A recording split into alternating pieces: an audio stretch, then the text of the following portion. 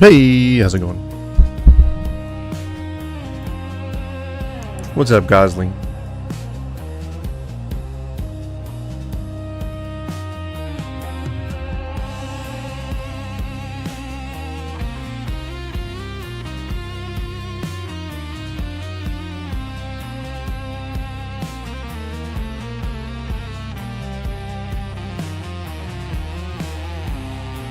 Hope y'all are ready to listen to some pretty interesting opinions from a world-famous actor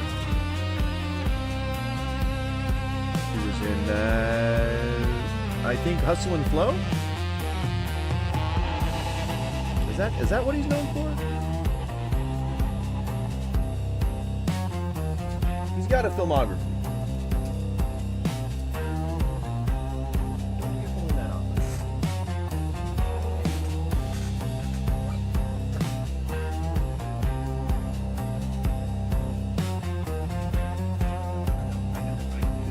Don't look at me like that. She's looking at me like I'm some kind of asshole.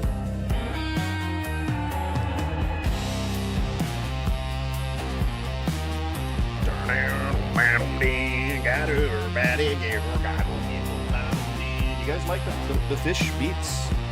PHIS, not FIS.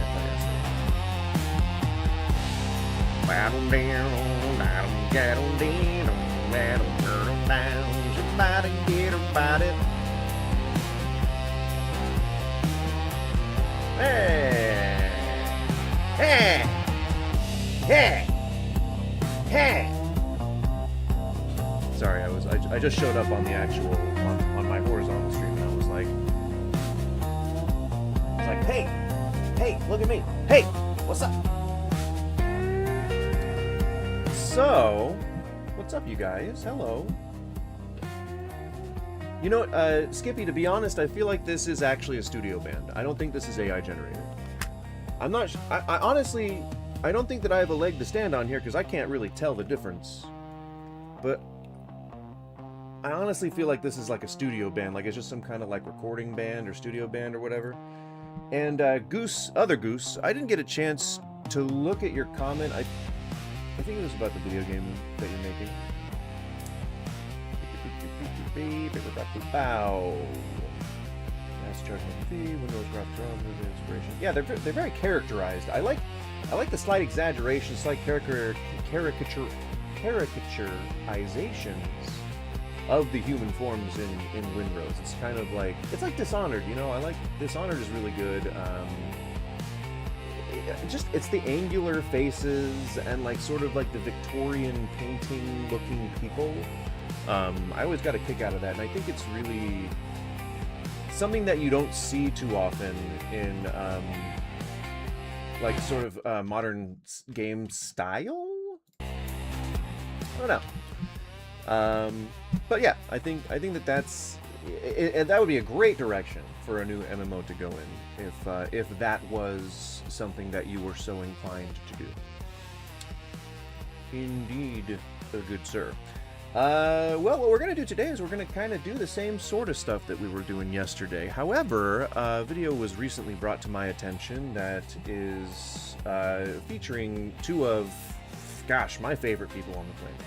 You know, this guy is a well-known, you know, this is James Rhodes, okay? I don't know if you guys read Marvel Comics, but James Rhodes is kind of a big deal, okay? And James Rhodes is like a sidekick, but not really a sidekick. He's more of a friend or a compatriot to a very well-known hero and figure of the comic book world known as Iron Man. That's right. He is a friend and, you know, he's a friend and confidant of the well-known Man of Iron. And I think that probably one of the best things for us to do in terms of recognizing who Terrence Howard is and what he does, I think the best way that we're going to be able to frame this is by just kind of like understanding that he's on a different plane. All right? And maybe literally. Okay? I don't know for sure, but he's on a different plane of, I guess, reality. I guess you could say that he's not really in touch with this specific reality. And it could just be that we are not necessarily in tune with whatever kind of radar dish he's got, whatever kind of, signals he's picking up from the Anunnakis. We may not know. We may never know. He may take these secrets to his grave. No, wait, he's sharing them on podcasts. So apparently, James Rhodes, the very well-known character from Marvel Comics who plays Iron Man's best friend and confidant, War Machine, in the Marvel films, in one Marvel film, is going to be talking to us today about how he made up a new form of mathematics. Now, he's done this before. This is more of an update. I don't know if he'll give background on his 1 times 1 equals 2 or 1 times 2 equals 3 or whatever the fuck his whole philosophy is. But it's not rooted really in anything.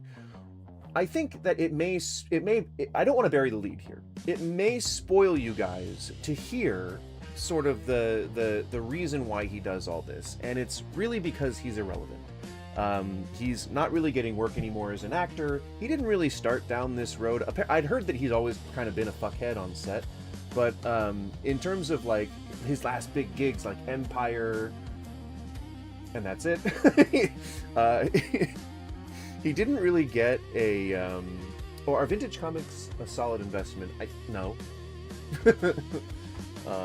Yeah, I guess if you have the money you have to have money to collect, right? And so if you have the money to collect, then you're probably doing okay for yourself, and therefore you don't need to make those investments. And if you're spending more money to collect than you have to pay bills, then you've got a problem. So I would say that for the average person, no, comics are probably not a solid investment, nor are cards. But for a person who has money to play around with, money to gamble, if we're being honest, then I would say then it's a solid investment. Because those kinds of things appreciate over time. I don't think that people without money to be making investments should ever really make investments. I think the only investment that a poor person can make is time. And I guess emotional and mental real estate. But outwardly, to just people in general, I think that the most investment that poor people can make is time. But before we get to Terrence Howard, okay, before we get to Marvel superstar, internationally acclaimed celebrity, all right, multi-millionaire, maybe 1 million, maybe he's got about $1 million left in the bank. But if Nicolas Cage can be a multi-millionaire, then so can this guy. Before we get to him, I want to continue what we did yesterday, which is at least looking at some of the last little random bits of the UAP disclosure videos that I kind of happened upon. I did pick these randomly, and I didn't pre-watch them, so I'm not sure what they're going to have in them. Obviously, nothing that violates the TOS or anything like that, so it ain't going to be anything like super saucy or delicious. But what I'm hoping is that we'll get some insight into what people are feeling on the ground level about this new disclosure push that's happening within our government. Let's hope that we hear something that makes sense. Is it? There we go.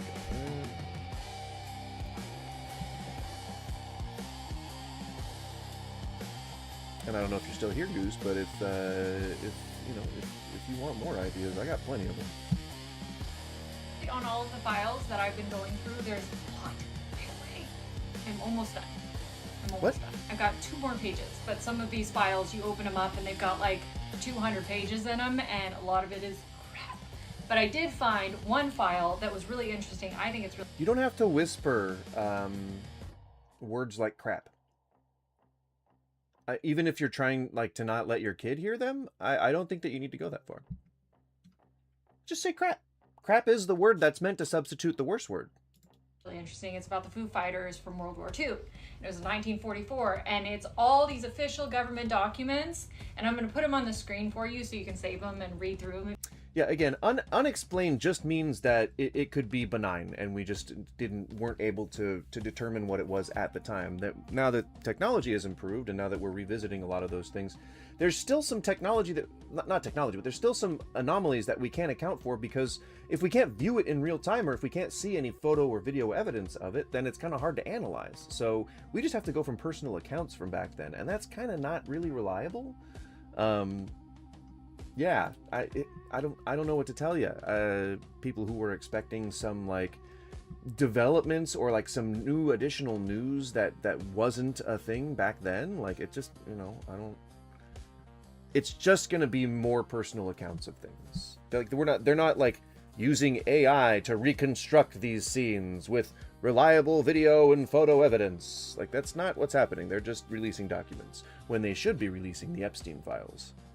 If you want to, but it's describing all of these different UFOs that they witnessed. They called them the Foo Fighters because they didn't know what to call them, but they had red orbs, and then there were orange orbs, and then there were just flying craft that were cylindrical in shape and that were making crazy maneuvers, and they didn't know what they were, and they were asking the government to assist in what they should do while they were overseas dealing with these, what they called Foo Fighters, or... Yeah, I mean, and yesterday we saw some of these, lights and anomalous orbs and things like that. And to my eye, two of the instances were very easily explainable, and one I could offer at least 3 different explanations that are plausible, way more plausible than aliens. The first one was a laser. It was obviously a laser designator. It wasn't going behind anything, even though it was projected onto the ground. And there was no, like, in-between. It was moving in real time, like, with the camera lens. So if your laser can go like this and not lose any speed, then either we're dealing with aliens or we're dealing with a laser. And it was very clearly just a targeting laser or a sensor or something like that we were seeing through the infrared. The other one was that sort of chaos sigil looking. It looked like, what? Do I have dog food on my shirt? It looks like that. This is the flat plane that I know is facing the camera. For some reason, I cannot orient my wrist correctly.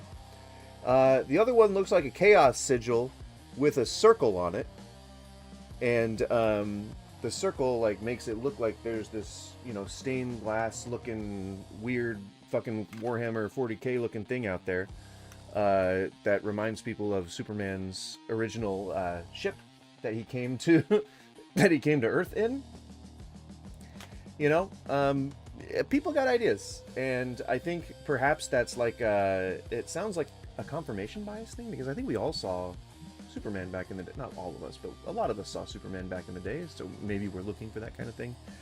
Whatever. The point is that it's rare. It's not rare. It is as of yet unconfirmed that there's any kind of existence of evidence or aliens or anything like that.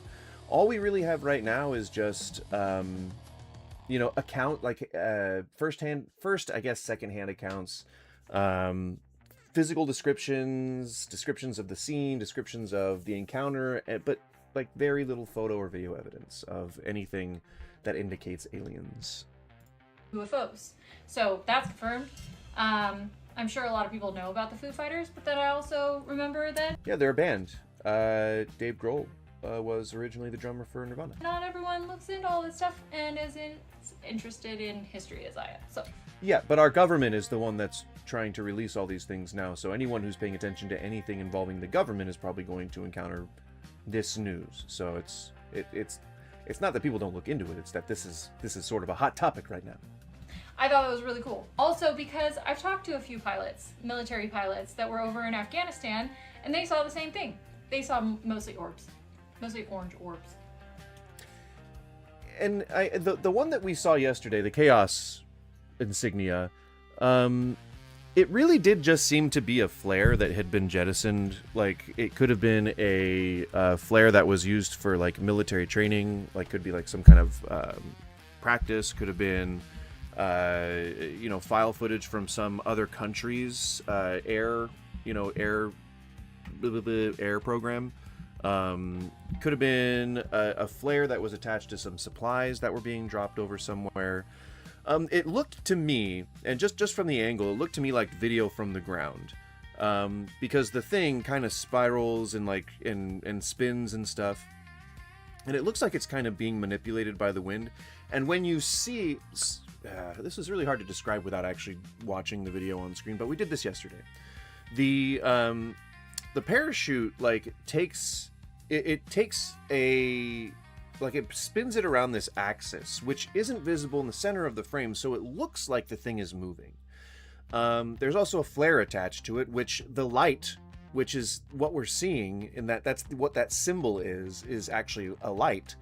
And it's shining just really bright, which would happen if you were to light like a phosphorus flare, or like a flare that had like ultraviolet or infrared light spectrum or whatever. I don't know the technical terms, but it shines brightly enough to leave a coronal lens flare, which is what we're seeing when we see that thing. And so it's as if we're looking up.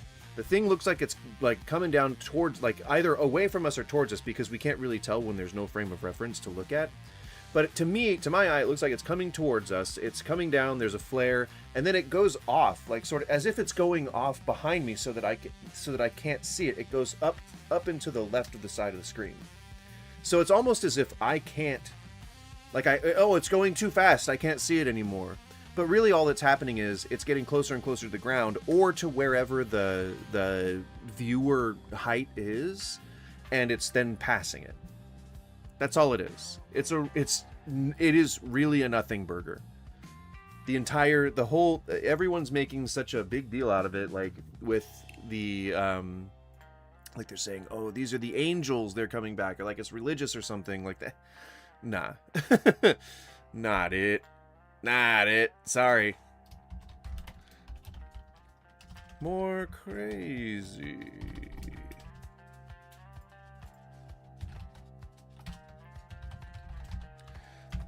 Or...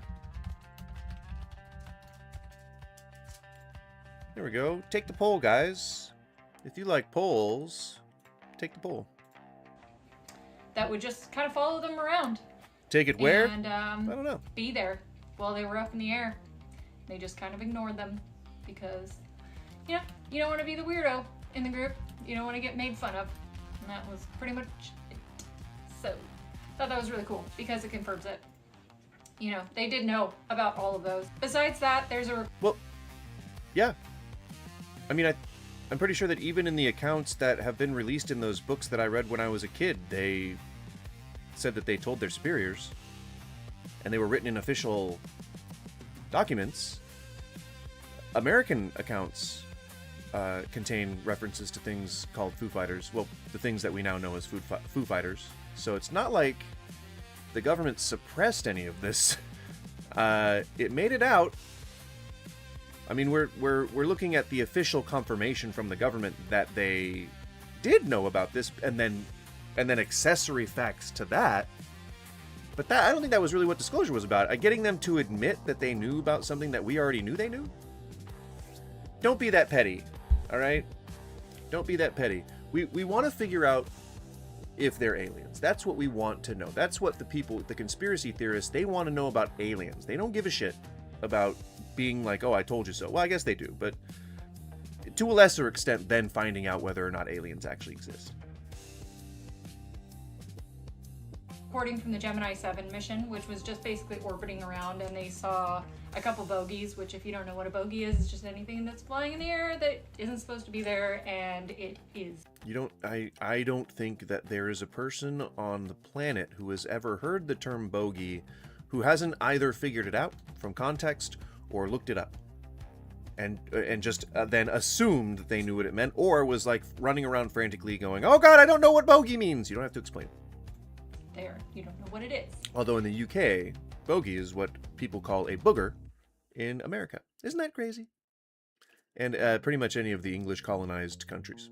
And so they went on a tangent about that they were seeing them there and that they saw particles, but it wasn't the particles, it was aside from the particles. They don't know what it was. They never knew what it was. So don't reference things that you need context for in your video, because then it makes you sound crazy, because I don't know what you mean, and you're just sounding like somebody who is really, really sure of what they're saying, and so it to me lowers your credibility, and it also makes me think that the people that talk about this kind of stuff are just really crazy, and if you want credibility, you don't sound insane. It remained unidentified for that. And we are now prepared to play it for you. It contains references to sighting not only some particles, but as well as an unidentified object, plus the booster. Here's that tape. We'll play it for you now. Hi, Gemini 7 here. You listen on your 8? Loud and clear. 7, go ahead. Bogey at 10 o'clock high.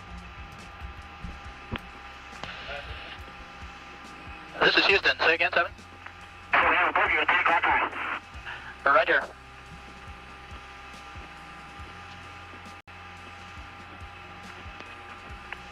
I don't know what we're supposed to be hearing. Gemini 7, is that the booster or is that an actual sighting? Say again, 7. Okay, we have several, looks like the 3 up there, actual sight. You have any more information, estimated distance or size?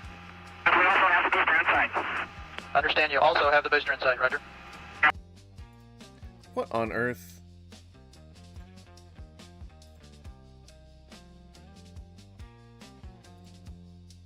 I didn't even see this discussion you guys had in the beginning. Father Goose, wonder who the mother is. Geese are monogamous. The topic appears to be dating habits of the majestic goose today. What the fuck, Skippy? Goose, man. Why were there 3 of you here earlier, right when we began? And then you all left. What is this weird? We have very many, Why can't they just release? I don't want to sit here and listen to a recording that I can't speed up. That's just, I want evidence, or I want to hear like that person's take. So if you don't know who this is Mayim Bialik. I'm pretty sure. No, I know that it is, but she had some pretty interesting views on vaccines, which I think lost her the spot on Jeopardy.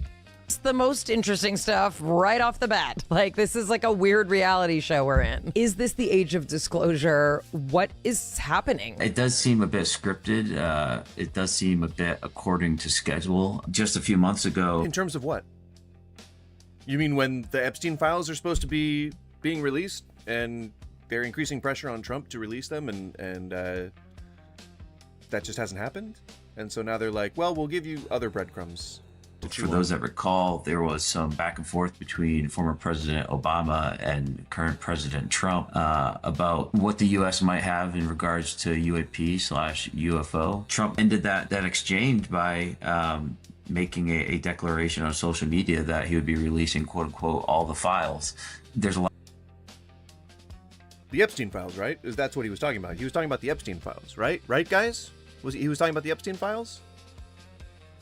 Is that the one that he kept promising that he was going to release? Is that what we're talking about? A lot to unpack as far as what that might mean. However, I have been following this topic closely, as one might imagine, and I am aware that there has been a lot of effort within the government, within different agencies, the FBI, the intelligence communities writ large, specifically. Why are these videos all so long now? ODNI. And there has been infrastructure that has been stood up, governance boards, if you will. Is there anything that you feel we should be concerned about in terms of the timing, in terms of the other things going on in the world? Is this a distraction? You know, is this... Yes! When it's clear that something else is going on, when a worldwide cabal of PDF files is about to be, like, revealed to the world, then, yeah, I mean, releasing alien footage and data and details seems to be a bit of a distraction. Some sort of entertainment or theater, because I want it to be real information, but not all information is created equal or presented equally, right? Yeah. Including the video that they showed at the beginning of this clip was definitely not real. Goose, you going to release the files? I'm not in charge of the files. If I was, they would have been out already. I think I would have made arrests already. people are always going to bring up the concept of this being distraction, and perhaps it might serve that in a secondary fashion. For all intents and purposes, from my vantage point, it does seem like there's an honest effort that has been invested into in order to gather and bring forward this information. Now, there are two... I mean, that's not much different than kind of how things were going back a couple of years ago. Like, we all, a lot of us saw the hearings. Like, we saw the UAP disclosure hearings where David Grush was there, Jeremy Corbell was there, that dude who kept, like, smiling through the whole thing, talking about his experience with the Foo Fighters, or that one water UAP, he was there. Like, all the big wigs were there. And, it's not like we didn't go like, oh, yeah, aliens are real, here they are. We didn't do anything like that. It was more like, we're no longer denying that UAP exists. And then they come out there like revamping we've got a new office of the UAP. We've got a new, a joint staff of people who are going to be researching all this stuff. I mean, it was more distractions, right? Like, what was happening at the time? When was the last UAP hearing? September 9th, 2025, took place in the House Oversight and Government Reform Committee's Task Force on Declassification of Federal Secrets in Washington, D.C. It focused on UAP. And who was the chair of that? Let's see, hang on, let me...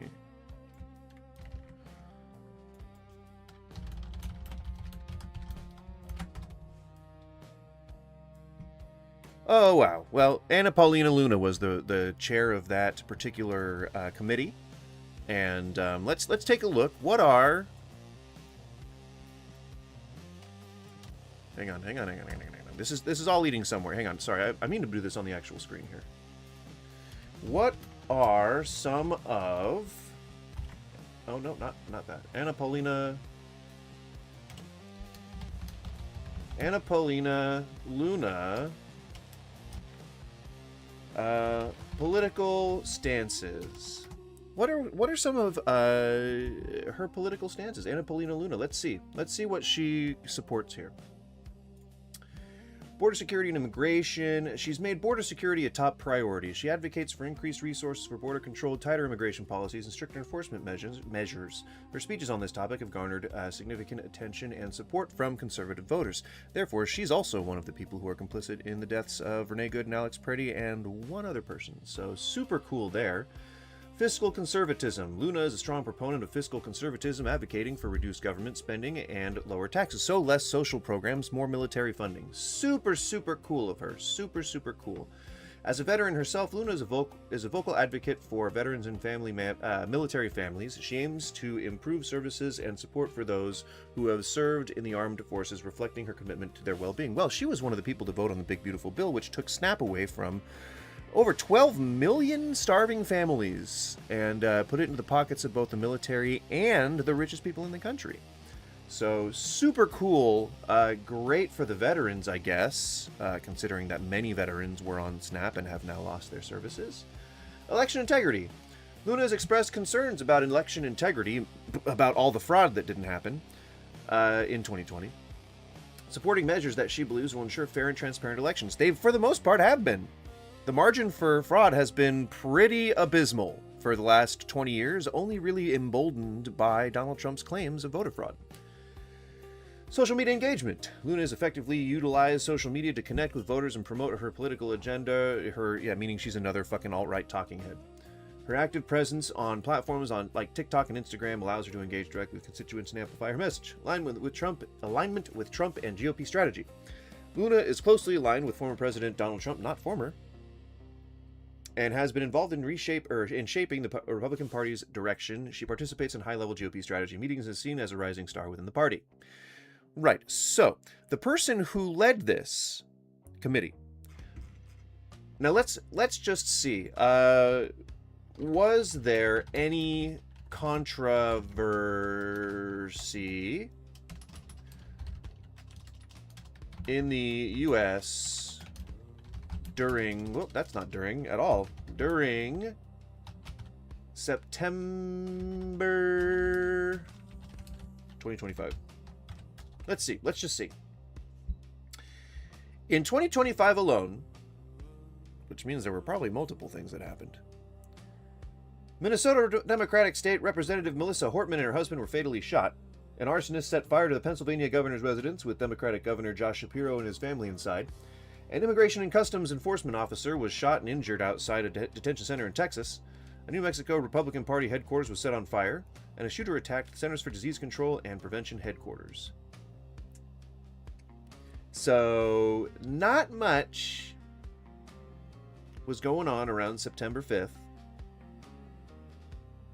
Oh, here we go. September 4th, Trump administration news. Hell yes. Yeah, I agree. Okay. All right.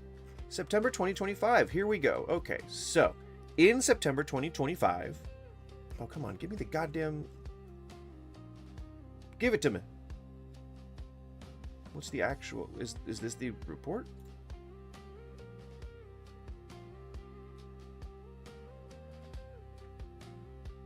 Like, I just want the actual article. President Trump, you have so much influence and power in this situation. Please use that influence and power to help us. Please, President Trump, pass this bill and help us. Make us feel like our voices are finally being... Wait a second. So you're saying that there was a bill that was trying to be passed in September? So Wait, so the bill to release the files... Hang on.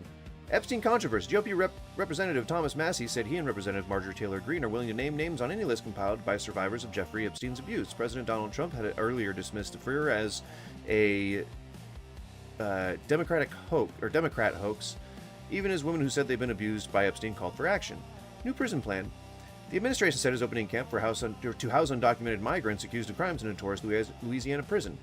Trump urged the Supreme Court to step into the fray over his emergency tariffs, pressing the justices to overturn a lower court ruling that found his administration acted unlawfully by imposing many of his important taxes. So it seems pretty obvious that that last push for UAP was kind of targeted. There was a bit of a distraction there too. It's weird. It's almost like this keeps happening. Like there's every time that there's some important thing happening in the government that might actually put Trump in jail, it gets distracted from. It gets deflected by some new release of UAP footage or new release of UAP information or disclosure or something like that. What do you want to see in the files? Real raw one. I don't care what's in the files. If it's incriminating enough to get members of, the people in power in jail because they've been abusing and trafficking children, anyone really would be bad, but children specifically makes it even worse. I would just hope that they get arrested and prosecuted to the fullest extent of the law. They should all be in jail. And if they were accessories, if they knew this was happening, they should be in jail. All the talk about draining the swamp, and he filled the swamp with more shit. You know? It's never going to be that. Well, yeah, because rich people control the government. Of course it's not going to be that. I'm not delusional. I know that they're going to do everything that they can to keep people from being held accountable. At least you'll get or at best you'll get some references and mentions. Well, duh. I mean, I think that there's plenty of incriminating material in the testimony from the victims that can be corroborated by elements in the files themselves. There are people who have yet to have been named in the still redacted released elements of the files, the versions that have been released thus far. So there's still some transparency to be had. I think the fact that it was so hard to get what is released in the first place says that somebody's trying to hide something. And if we know that rich people run the government because rich people are the ones who afford the lobbyists, then of course they're not going to want their names mentioned. Of course. I'm sure that they were horrified the first time that they were accused by people who had read the files. I'm sure that they were like, fuck, how do we get ahead of this? But they can afford publicists and shit, so.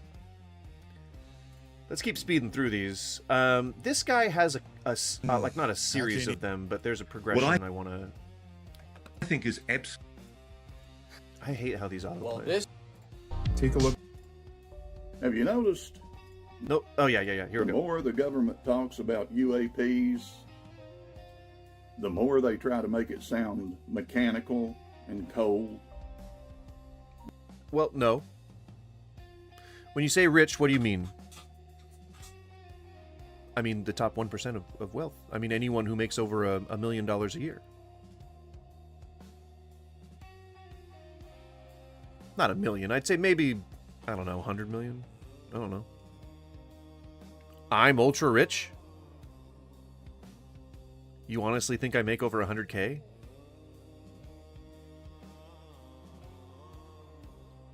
I need this community to grow. So I clearly am not making 100K.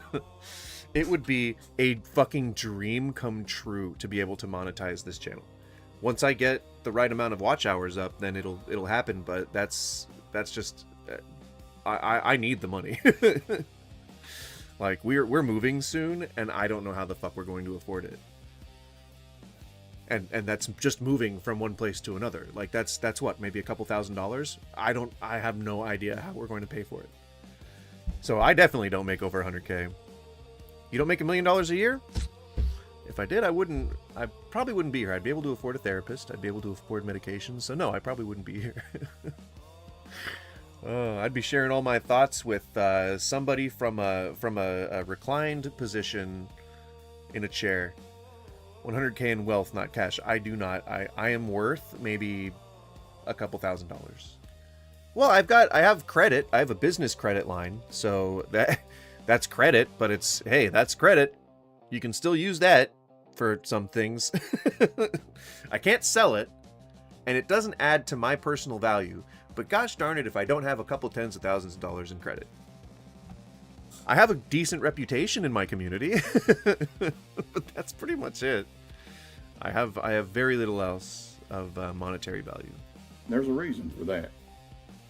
They don't want you to know the Gnostic truth. Okay. Instantly, we're taking a left turn here. I'm willing to bear with it, but let me grab some water real quick. I want to stay hydrated for this. BRB.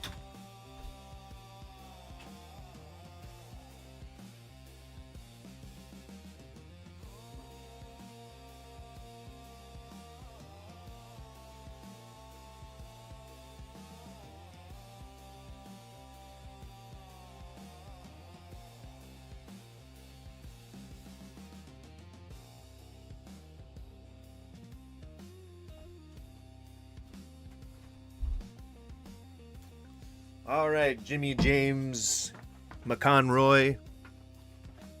That's his name, Jimmy James McConroy. I'm guessing. My credit is all minus billions. Ooh, you got some debt?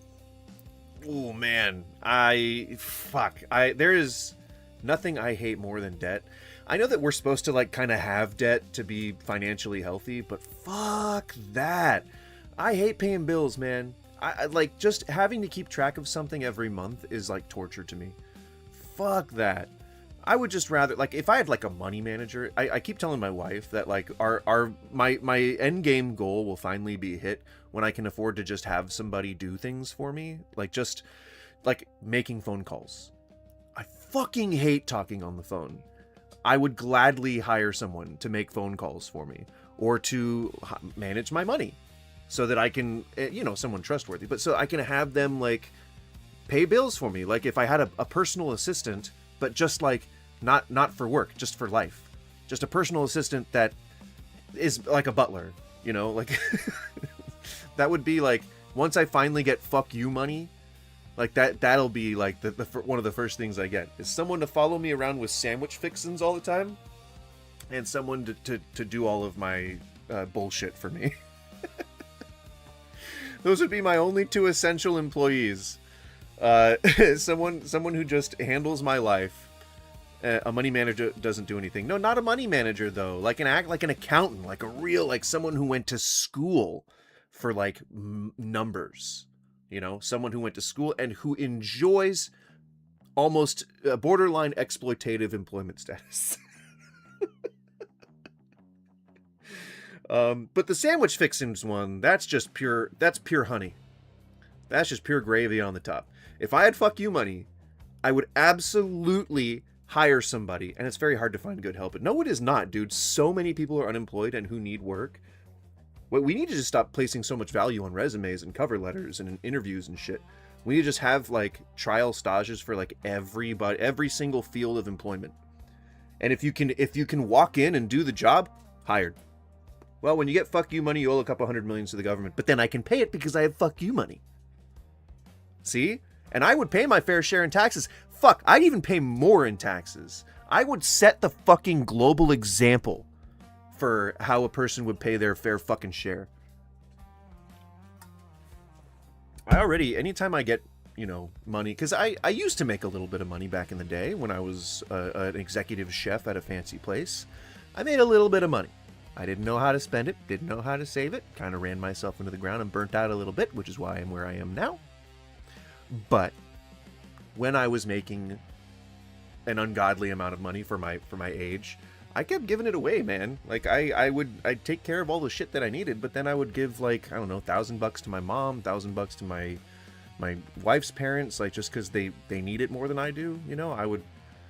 Back in the day, I would buy whatever substances I want, but when I was not needing those, I would typically just buy some booze and buy some, like, adopt a dog, buy a new shirt, shit, I don't know. You went full on into feudalism and credentials. Nah, fuck that, dude. Fuck the Department of Labor. What do you guys call Ministry of Labor? Fuck the Ministry of Labor. Fuck all that. Fuck all that. Fuck most governments. You're into food? I was a chef for like 20 years, and I own a catering company currently, so I'm pretty into food. Commercially. The Gospel of Thomas tells us when you come to know yourselves, then you will become known. That's what it says on my Thousands of wrists. years, the rulers of this world have kept That's us what it says on looking my at wrists. the sky, Know thyself. wondering if we're alone. Wandering if So we we're would forget alone. to look inward at who we actually are. So Gnosticism, I don't know if you're familiar with Gnosticism, but Gnosticism is a religious dogma. It's a set of dogmatic beliefs that aren't necessarily their own religion, but kind of dovetail with Christianity a little bit.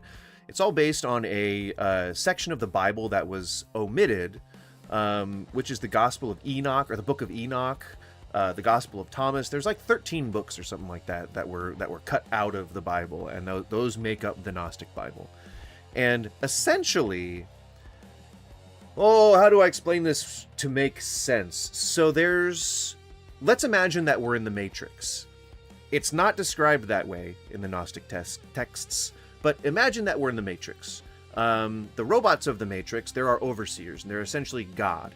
And they're the ones that are like trying to know thyself was written on the entrance to Delphi. Yes, I know. In deference to the evil eye and the scions of Delphi. Dude, symbolism is fucking awesome. Gnosticism is the original Christianity. A lot of people argue that. But so, like, the robots of the Matrix who form this reality. I'm not confused. I'm just trying to put it into words that people who don't know it would understand. No, I know it's the demiurge. Shush, just hang on. I'm getting there. So imagine that they build your world, and they are able to manipulate reality, and they can make it into whatever is pleasing to your eye. They then have you living in this world, but they don't want you to know that they exist. They don't want you to know that anything outside of that exists. They just want you to stay in your own contained little world. And let's just call the director of this robot force Loki. Just for shits and giggles, okay? Let's just call him Loki. And the desire for humans to want to break out of the simulation, let's call that the demiurge, okay? And so what we want to do is we want to seek knowledge, and we want to know ourselves. But it's reversed. Sorry. Loki wants us no, he's trying to protect us. So no, it would be right. See, I'm not confused. I'm just trying to organize it in a way that it makes sense. So Loki's a god.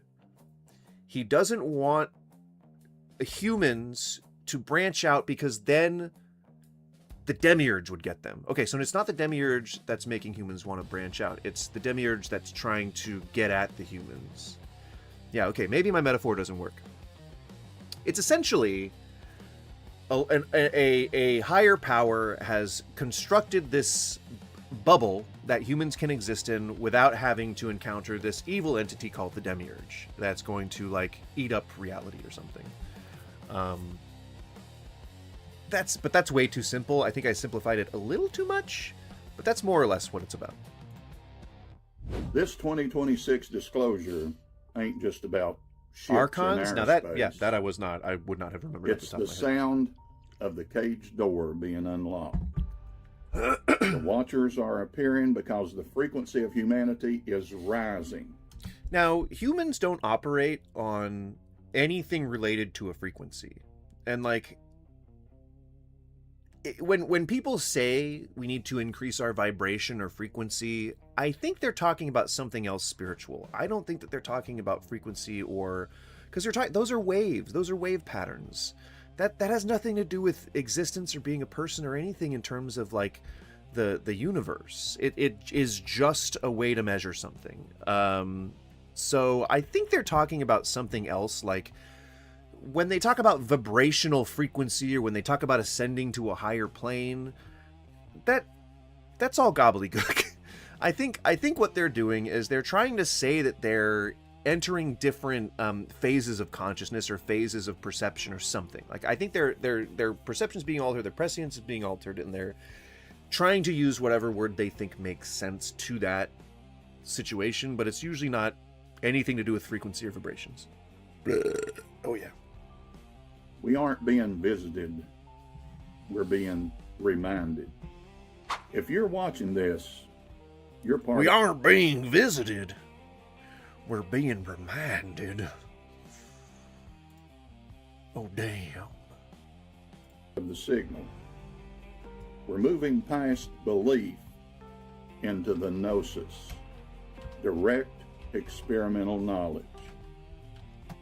Are you ready to drop completely? Tap that follow button over there and let's walk through this together. Everything is a way to measure whether it's frequency. Have you noticed the frequency? See, the that's the thing. That's the thing that I'm trying to describe to you. That frequency and time domains aren't a thing. Time is not a location. Frequency is not a location. You cannot visit frequency. You cannot change your frequency. Like, that's not a thing. Time does not have time and space are both intrinsically involved. Like, you can't have a domain of time.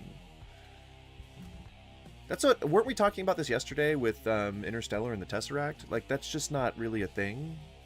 Or the government talks about UAPs, the more they try to make it sound mechanical.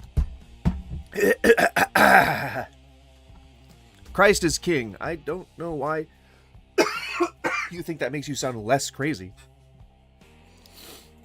And do people think that there's one type of non-human intelligence that's visiting the Earth, or is there many, many types? People who have been involved in recoveries have...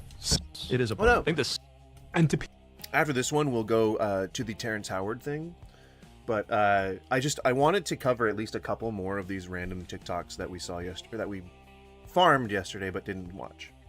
People think that there's one type of non-human intelligence. Let me see if I can identify these. So that's a gray, that's a gray, that's a reptilian, that's a gray mantid, that's I'm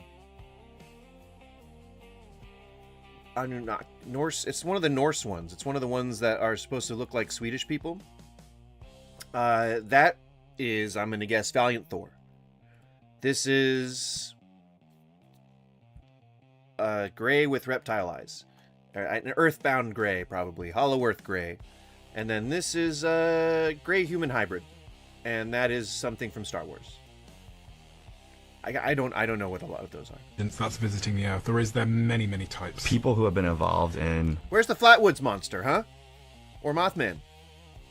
Aren't those supposed to be aliens?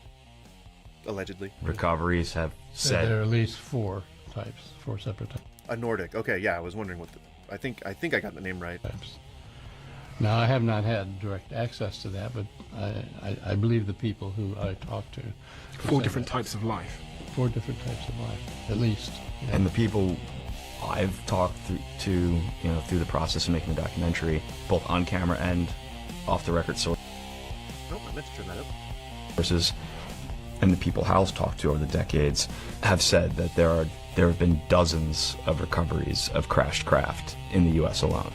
Dozens of craft of non-human. Yeah, but the accounts are really only talking about a couple different,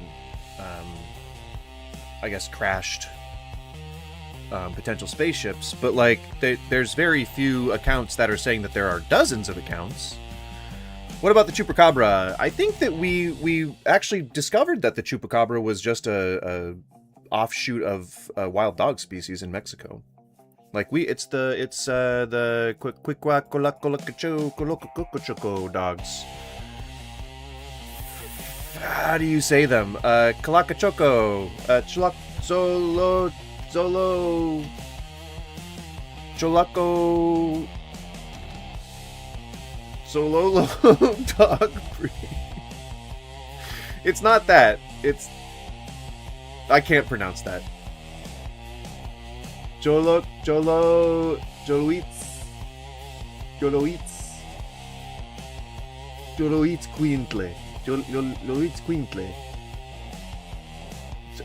I don't know how to pronounce that.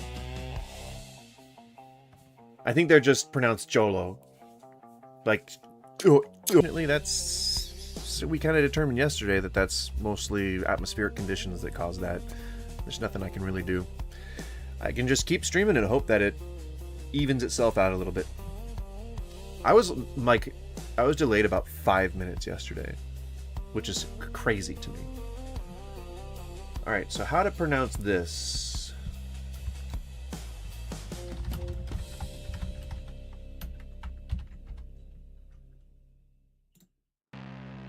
Jolo eats Quintly. Jolo eats Quintly. Jolo eats Quintly. Jolo eats Quintly. Oh my god. I'm putting my ancestors. I'm causing them to roll over in their graves right now. I can't fucking pronounce that.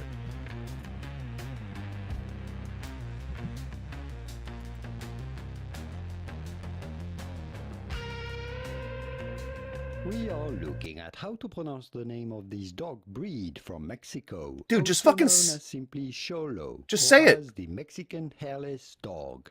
It is one of several breeds of hairless Dude. dogs born in the same litter. We are H. Xoloids Quintle. Xoloids Quintle. Xoloids Quintle. Xoloids Quintle. Quintle. Xoloids Quintle dog. Jolly's Queenly. Jolly's Queenly. Ugh, that is a mouthful. That is just crazy. I don't know how I would ever pronounce that reliably. Jolly's Queenly. Jolly's Queenly. Jolly's Queenly. Jolly's Queenly. Anyway, that's the dog that they assume is the Chupacabra. Like an offshoot species or a subspecies or something like that. And because it was observed for such a short period of time, they think that it could have been like an emergent speciation that just never panned out. Pretty cool if so.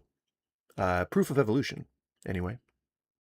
Sorry, so let's finally get to Terrence Howard. I've built it up quite a lot. He's a big celebrity. You know, if you like Hollywood movies and BET TV shows, then you will love this guy. No, he was on Fox. Which network was Empire on? Was that Fox? Anyway, it's on syndication on BET. I know that for sure because I've seen it. That's right, I watch BET. You can take the black neighborhood out of the white kid, but you can't take... Oh, wait, no. You can take the white kid out of the black neighborhood, but you can't take the black neighborhood out of the white kid. That's just how I done been raised. All these producers want to do is they're trying to open your hand so they can put money in. But you won't do it. You're in Hollywood. It's a hookup culture. I've dated them, but I never slept with anybody. I ain't never slept with anybody, but nobody. Fucking lie. What a fucking lie. Just a straight up bald-faced fucking lie that he's never slept with anyone in Hollywood. A healthy male still produces about 1,500. Why? Why? I think this is all like the coming up. Like, get it? Get it? No, but I think like this is all like the thing that we're about to view, as opposed to the actual like stream itself. Yeah, it's the show intro. Fuck you. I hate that. I swear to God, if you are a content creator and you do this stupid fucking thing, yeah, exactly. Look at that guy's face. If you do this stupid fucking thing where you have like a coming up in the video, don't fucking do that. I will not watch your videos. I'll probably dislike it and I'll hide you from my feed because it's stupid. You don't need an intro. I can just seek to any moment in your video. So if I see, like, you don't need a sizzle reel. If someone's going to your video and they're clicking on your video, they're either familiar with your channel or they're willing to take a leap of faith. And you don't have to put your best foot forward in the first 30 seconds of the video. They can seek to anything that they want. I seek through videos all goddamn day. What's your favorite Wu-Tang track? Shit, I don't know, man. I don't even remember what Wu-Tang tracks there are. I'm going to look up some of the best known ones and see if I recognize any of the names, but I'm going to say I doubt it. I know that Killer Bees was their not debut album, but their seminal album. Yeah, Cream, I guess, Shimmy Shimmy Ya, but that's Old Dirty. That's not like Old Dirty with the Wu-Tang. Protect Your Neck, I guess. Wu-Tang Clan ain't nothing to fuck with. Like, none of those are really that good. Cream is okay, I guess. Nah, not really, no. I don't know. I don't like. I'm usually not a big fan of singles, you know? They tend to be shitty. I don't like hooks. I don't know. I'm like weird. I'm like reverse of the Triumph is good. Can you give me some advice about hemorrhoids? Yeah, stop pushing so hard. Eat more fiber.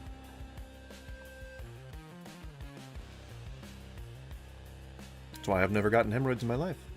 It's because I eat plenty of fiber. A good rice bowl with some brown rice and black beans. Usually avocado or some kind of healthy seed oil or fat. Pretty good for your colon health.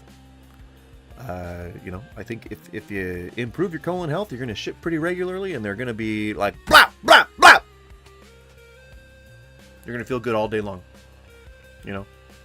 And all you got to do is just take a fiber supplement. You could even have like a fiber gummy, just like 2 times a day, and your shit will be popping. All right? I know you were trolling, but I hope you take that advice to heart. Didn't mean to hit spacebar on that panel. Adam, what's your point?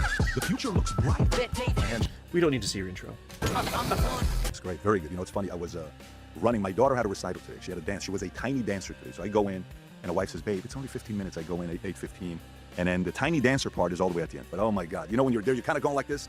You're trying to get your kids to see you, and then she finally sees me. She runs up, and I'm driving down here. School is a couple minutes away from here, and I know you always talk about being a father. And it's typically, you know, last time we did the conversation, we didn't talk about this at all. It was a completely different conversation. We had a scientist from NASA with us, which was a great combo. How important is it to you to be a father? Why? The hardest thing about being...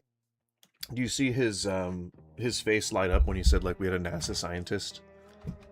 You know, last time we did the conversation, we didn't talk about this at all. It was a completely different conversation. Look at his face change. We had a scientist from NASA with us, which was a great combo. You see, he almost smiled there. How important is it to you to be a father? The hardest thing about being a dad is not being a hypocrite, not being a phony. You know, you try and I realize. Ooh, okay. Let's just take note of that. Let's take note of that when he says, "I try not to be a hypocrite and I try not to be a fake or a phony." Just hold on to that, I guess, and keep that under your cap. We're gonna pop it right under there. We're gonna keep that under our cap for now. But he says that the best part of, or the most important part of being a parent is to not be a hypocrite and to not be a phony. All right. Okay. Noted. Thank you. You watched me put it under my cap. Son about things that he's watching, but at the same time, I'm hearing that for myself about things I shouldn't be watching. You know, I'm telling him to maintain his majestic comportment all the time, or telling both of them. What the fuck is majestic comportment? Are you Hungarian or just by Twitch username? Just by Twitch username. Actually, I might indirectly be on Hungarian. I know that my family came from Gypsyland, the Romanian area. So there could be, you know, there's Hungary's right over there, but Turkey's over there. Even like Germany's over there, like little back further to the east. Like, I don't know. My family, I think, had the farthest name, or the name that they can trace it the furthest back to was Hufnagel. Hufnagel. So I don't know. But I just really like a line in the show Frasier where he is shouting the phrase, "Has nobody heard me say I've ordered an Hungarian goose?" It's just a really funny timing. It's funny. It's well-written show, and it's good joke. Very poignant for the time. Poignant. Relevant? Not relevant. Relevant to the character. Very funny. Romania used to be owned by Hungary for most of the Middle Age. That's where they mined gold for the empire. Well, that's what I'm saying. Like, I don't know. Like, it's possible that there's some Hungarian in my blood. Fallen are aliens. The green are Nephilim in skin suits, as stated by multiple abductees. Okay. You know that even if, like, 10,000 people walked up to me and told me they literally personally saw Jesus walking on water, I wouldn't necessarily believe them. Like, that's not comprehensive proof or anything. I get what you're saying. And I hope that, you know, we find out exactly the truth someday. But don't trust what people say sometimes, you know? There's all kinds of stressors and all kinds of, like, emotional triggers and things like that can cause people to... you know, recall things differently and inaccurately. And then there's always the game of telephone that comes into mind. And then plus, like, if people think that they might be able to sensationalize an account that was very real to them, then they might embellish details or make things up. Like the Fire in the Sky story with Travis Walton. I mean, he sold that shit to, was it Warner Brothers? Or Amblin or something like that? So, I don't know. If I was to read something just from some random person I never knew anything about, UFOs or anything like that, and I heard the phrase, "Fallen are aliens, the green are Nephilim in skin suits as stated by multiple abductees," I'd need a little bit more than that. But I mean, I know what I know, we know what we know, and you know, there's skepticism out there, and there's believers out there, and gosh darn it, I like to hear all of it. You know, rule number 5, 6, and 7, respect yourself, respect others, respect people's privacy, and then rule number 4 in our family is don't be obnoxious. Well, respecting yourself and respecting others also kind of, like, would indicate to me that you're not going to spread lies about, well, vaccines for one. I think the thing that I don't like about Terrence Howard is that he wraps all of this in vaccine insecurity. And so, like, I'm if that wasn't a part of it, I'd be way more on board with learning about why 1 × 1 = 3 or some bullshit. Whatever the thing he keeps pushing forward. I'm sure it wouldn't make any sense if I was to actually understand any of it, but that at least gives me a good faith reason to want to listen to him, other than that he sounds crazy. Like, I'd be like, okay, this guy's reputable, he's an actor, he's been around for a while, he knows maybe what he's talking about, maybe he's a genius, maybe he's the next Einstein. I don't know. Maybe not. But his whole thing is about how he's invented this new math, and oh yeah, vaccines are evil. He even equates them with, like, being demonic. You're vaccinated. I think most people are vaccinated, typically before they go to school. Are you talking about the COVID vaccine? Yep. Vaccine, 3 different boosts, I think, or whatever boosters. I got all the stuff that you're supposed to get when they come out with new stuff, or they did come out with new stuff. It's been for a while, or it's been a while. The lips, the teeth, the tip of the tongue, the tip of the tongue, the teeth, the lips. I need to do warm-up exercises before I go on stream, because I find myself getting mush mouth. What is it? An hour into it. And I used to have some very good vocal constitution. I used to have some pretty decent vocal constitution. I used to sing whole sets. Whole damn song sets. I had some breath control, you better believe it. What happens when you receive 5G instructions from the government? Well, then I guess I'll just have to comply, right? They injected their shit directly into my veins, so I'll have to start, you know, subverting trans people? What do you think the government would tell me to do?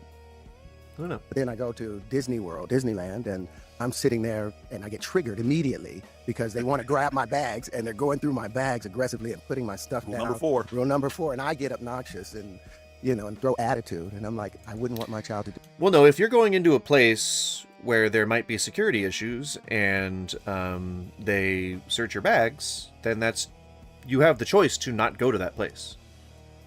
You're putting yourself in that position. That's like what a fucking Karen does. You know, that's like what all these male Karens do when they walk into these places like, oh, what? You don't want to let me in because I'm not... Well, you just said vaccinated, so I that's on my mind. What, you don't want to let me in because I'm not vaccinated? Oh, I'm not wearing a mask? Oh, fuck you. Oh, freedom of speech. Well, it's my body, my choice. Do that. That's not what we talk about. Yeah, they called me out about it. Not the kids didn't call me out, but the people they almost threw us out of Disneyland. You know, only I didn't curse or anything like that, but I was angry. Bullshit. He absolutely raised a fuss. There's no way that an actor who is as douchey as Terrence Howard is, that's not going to be like, you know, do you know who I am? Even the tame ones do that. They take the bag when you come in because someone's recently got stabbed at Disneyland. Yeah, right. This is LA. This is in LA. So they're going through your bags literally like it's a serious search. Yeah. And you know, measles is out right now. So at the time I'm sitting there like, wait a minute, you're taking the rags that I'm going to blow my kid's nose with and you're putting it on the same counter that you put everybody's bags. I was like, don't do that. He was like, don't. Mesos? Oh, measles. I didn't understand what you were saying. Measles, I get it. Give me attitude. I was like, everybody's got attitude. He told you don't give me. Yeah, and I'm like, and instead of taking a deep breath, like I do in Did he know who you were or no? Did he recognize? No, he didn't know. Okay. But instead of taking a deep breath, Yeah. you know, and thinking about maybe he's having a hard day, I took it personal. I got triggered. And then I'm like talking to everybody out in the world about maintaining a majestic comportment, being calm, ABC, always be cool. What the fuck does that even mean? Majestic comportment? I need to look that up.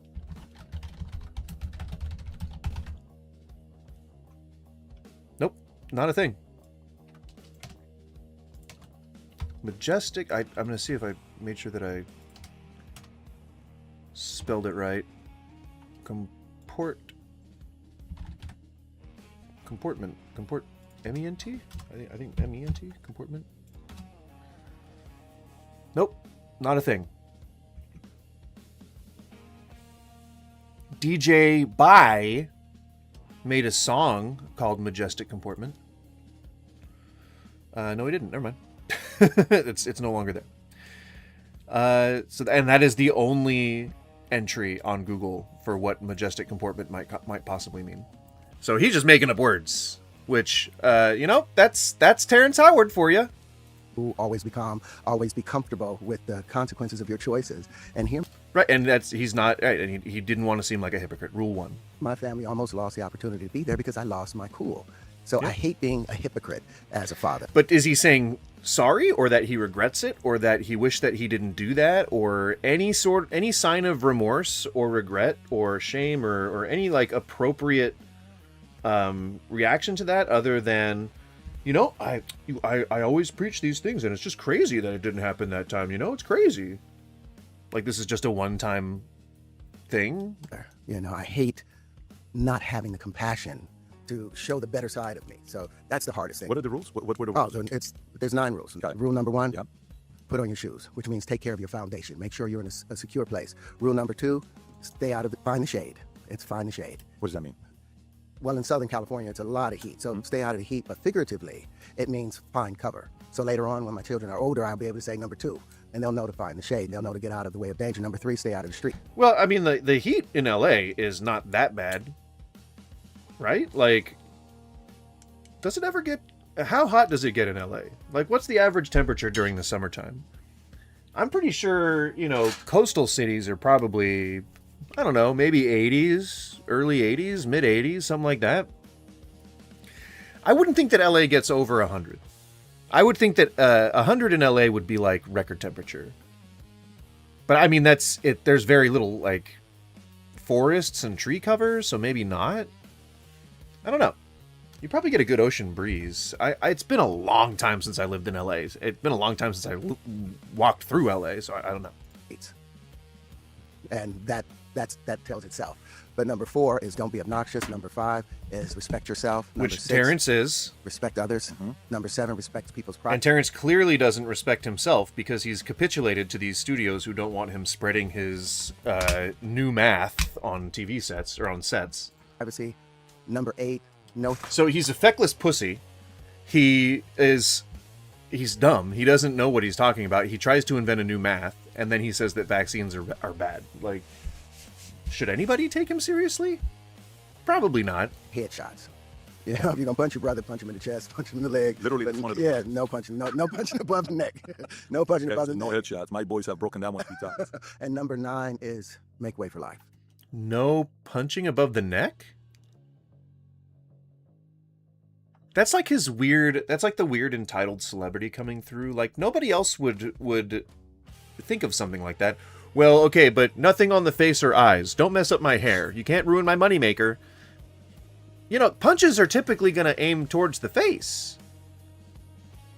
Jabs, haymakers. They're usually going to come at you in the face because that's how you discombobulate someone. You know, respect all living things. And I follow that. Respect all living things. Gut punches only. Like, that's all you can do. That's the only thing you're allowed to do. That would make for a very boring fight. That's like a hockey fight. For the most part, a lot. But, you know, I sometimes disrespect myself. I sometimes... So what you're saying is, you've made these rules and you don't follow them. Sounds like God. It sounds like you think you're God, Terrence. That's the only entity that I can think of that is able to make rules that does not have to follow them. Or Trump. I wouldn't try to emulate either of those guys. But that's just my own personal opinion. If this is your first time in the stream, I am just going to go ahead and turn the face cam off. I am not leaving. I am still here. We're still going to let this play, but I do smoketh of the cannabis for my own personal health, and if you like to do so as well, please feel free to sync up, though you do not have to. I will turn the face cam back on when I'm done. Trump had Topuria and Pereira at the White House earlier in prep for the UFC. Yeah, he's turning it into like a TV studio, essentially. That's super cool of him. All right, we're going to let it play. Don't respect people's privacy, you know, so I try my hardest not to get caught up in gossip about somebody else all the time. So I'm learning. These are my own rules that if I can live by them, my children can live. What was it? But you don't live by them! You don't live by your... You are a hypocrite! And this is totally one of those do as I say, not as I do speeches. Fuck, man. Because growing up, how many siblings was it? Was it you and your 2 All right, brothers? lifting off in 3, 2, 1. Cheers. Smoke them if you got them. Names that I looked up. So 11 total. 11. Same mom and dad? No, only 4 of us from the same mom and dad. 4, same mom and dad. Okay. What experiences as a kid growing up changed the way you said, I'm not going to parent like this, I'm going to be a father like this, or I'm going to be a father just like I was fathered? What experiences impacted your parenting? Well, my father, I mean, I was incorrigible. I was indomitable as a child. So you tell me to do something, I'm going to do it just because you told me not to do it. You know, you don't have authority over me. So yeah, that's pretty I obnoxious. got whooped. Violates one of your rules. So I told myself, when I have my children, I'm not going to whoop them. I'm not going to use corporal punishment on them. I'm not going to do any of that. But that's not what I ended up doing, because you start talking to them 1,000 times and they don't listen, and then immediately you go back to the slave days and you're like, well, let me go get the whip, let me go get the belt, let me do all of this other stuff you're not supposed to do. But you find yourself still back into those places. Okay. Wow. This is going to get much worse. But he just said quite a lot there. Hang on, let me clean this out.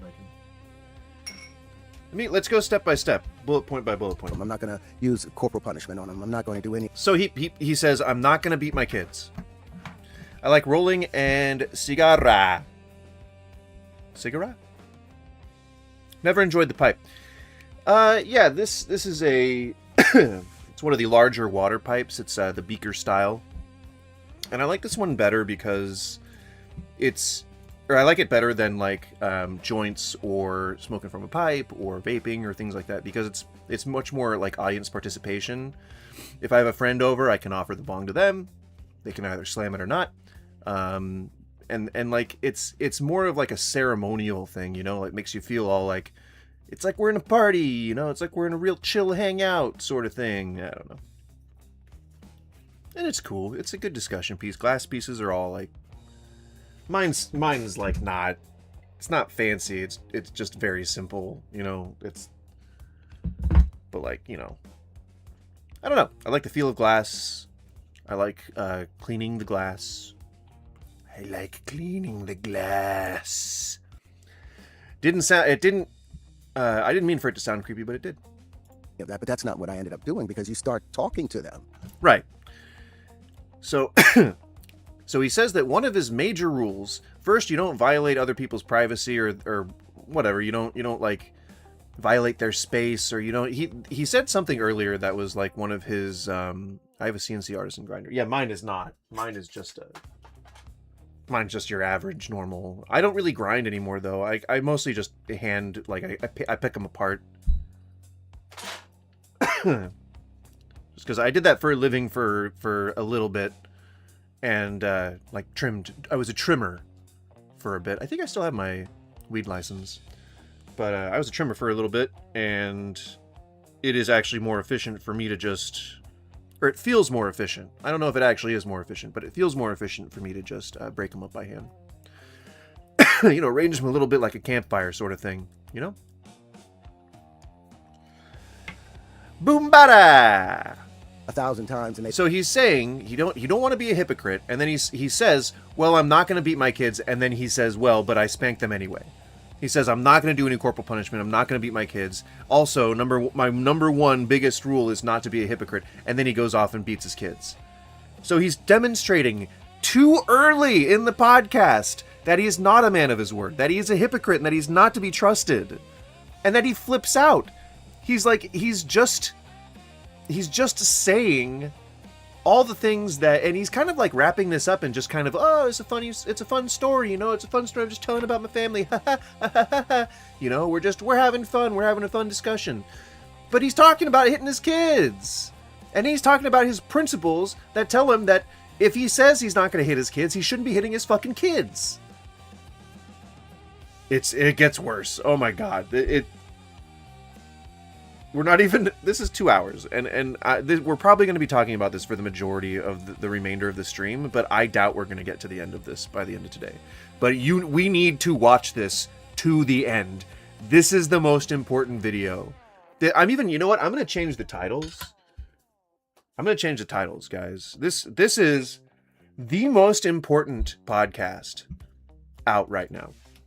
The most important podcast episode ever. I did 4 exclamation points. I never do 4 exclamation points. We're doing 4. You know what? I'm about to go nuclear. You know what? We're gonna do 5 exclamation points. We're going for 5 fucking exclamation points. And the only word in the title that I didn't capitalize was the. That's right. We're playing in the big leagues now, guys. We're playing in the big fucking leagues, okay? All 2 of you. But that number's about to go up, okay? This is the cinematic event of the century. All right? I won't have you say otherwise, because that's cyberbullying. And I will not tolerate that. I was cyberbullied within an inch of my life last night. And I'll not have it. Don't listen, and then immediately you go back to the slave days, and you're like, well, let me go get the whip. Let me go get the belt. Let me do all of this other stuff you're not supposed to. And then we're kind of getting a little hint of like a white slaver fantasy sort of thing. Like what's prompting him to talk about going back to the slave days? Let me go get my whip? Like, what the fuck, dude? Nobody, I mean, I know that Paul Bet David would absolutely own slaves if he could, but, like, we're not talking about that right now. Nobody said anything about slavery days. Terrence Howard kind of does this a lot. He does this whole like sort of borderline militant black power thing, but it's more accusatory instead of empowering. It's more like, oh, most people just want to put me right back into segregation. Most people just want to shut me up because they don't like that I'm black. Dude, no, you sound fucking crazy. And people feel uncomfortable about that. Your fellow actors, they don't want to hang out with you because you sound fucking crazy. So they avoid you. So you stop getting gigs. And then you go on these podcasts and people make videos about you, which is how I found out about your math. But you sound fucking crazy. So people want to avoid you. Supposed to do. But you find yourself still back into those places, and you have to catch yourself, especially with the laws that's out here today. So now... So the only reason he doesn't continue to beat his kids is because of the laws. Let's just... I know that this is annoying, that I keep going back to these points, but I need you to hear these. You people in the universe, I need you to hear the things that he is saying. And you're like, well, let me go get the whip. Let me go get the belt. Let me do all of this other stuff. Sorry, let's make sure he mentions the slave days. And you're like, there we go. Let me get the whip. Perfect. Let me go get the belt. Let me do all of this other stuff you're not supposed to do. But right. You find yourself still back into those places, and you have to catch yourself, especially with the laws that's out here today. Especially with all the laws that are in place now, Gosh darn pesky laws. If only I could beat my children. So now, because I got had the benefit of, doing some discipline before. Now, if I'm walking upstairs to get the belt, then they straighten themselves out. Yeah, on threat of painful abuse. Yes, fear's a good motivator. That's how my mom taught me, and we don't speak anymore.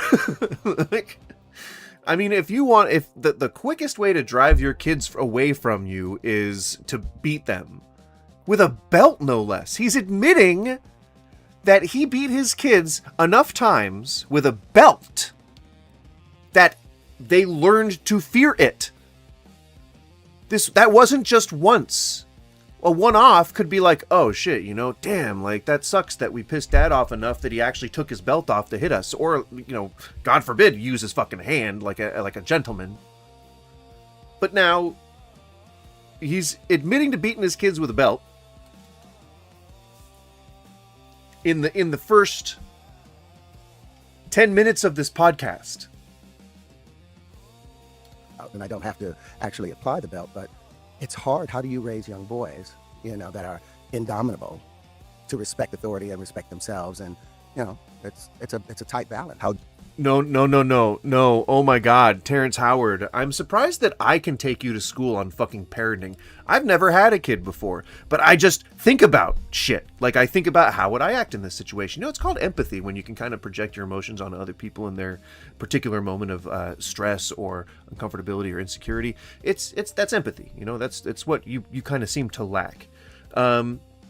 The way that you teach your kids to respect authority and to behave correctly is by fucking doing it yourself, you piece of shit.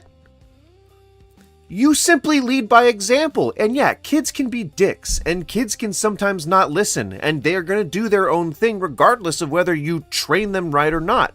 But the entire idea behind being a good parent is being the fucking person that your kids come to when they're stressed and when they're worried and when they're concerned and when they have questions, instead of the person that they run away from. Because where are they going to go? They're not going to go to you. Where are they going to go? The good parents are the ones that don't freak out in public places over minor fucking issues. They're the ones that their coworkers actually want to work with because they are pleasant to be around, because they're warm and because they're tolerant, because they actually do their fucking jobs instead of try to convert people to some new fucking form of math that doesn't even make goddamn sense. That's not a good parent. That's not a good example of a well-adjusted person in general. And it's certainly not a good example to be setting for your kids. God damn it. Like, there's a little fucker that lives above us who, like, just I've left notes up above there to say, like, you live above someone, please, like, stop stomping around all over the place. And it still goes on daily.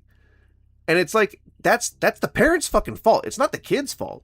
I mean, sure, like, the kid's annoying because he stomps around all the goddamn time. And I hope they hear what I'm saying right now. But, like, it's the parents' fucking fault. The parents are the ones who are supposed to be raising the goddamn kid. And if they set a good example, like if they're around and they're teaching their kid how to behave properly, you know, having discussions with your kids. See, that's the thing. That's the reason why there's so few good parents out there, is because they don't want to do the work. It's because they're lazy. This work is hard. Training a human being how to live life, if you're not using religion, because that can carry a hell of a lot of the weight for you.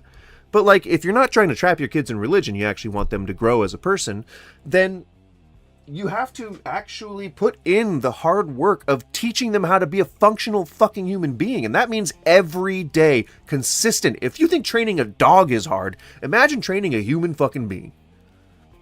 Even just as an employer, it's difficult. I can't imagine having some of my employees as my kids. Oh my God, if I have to be responsible for their fucking behavior.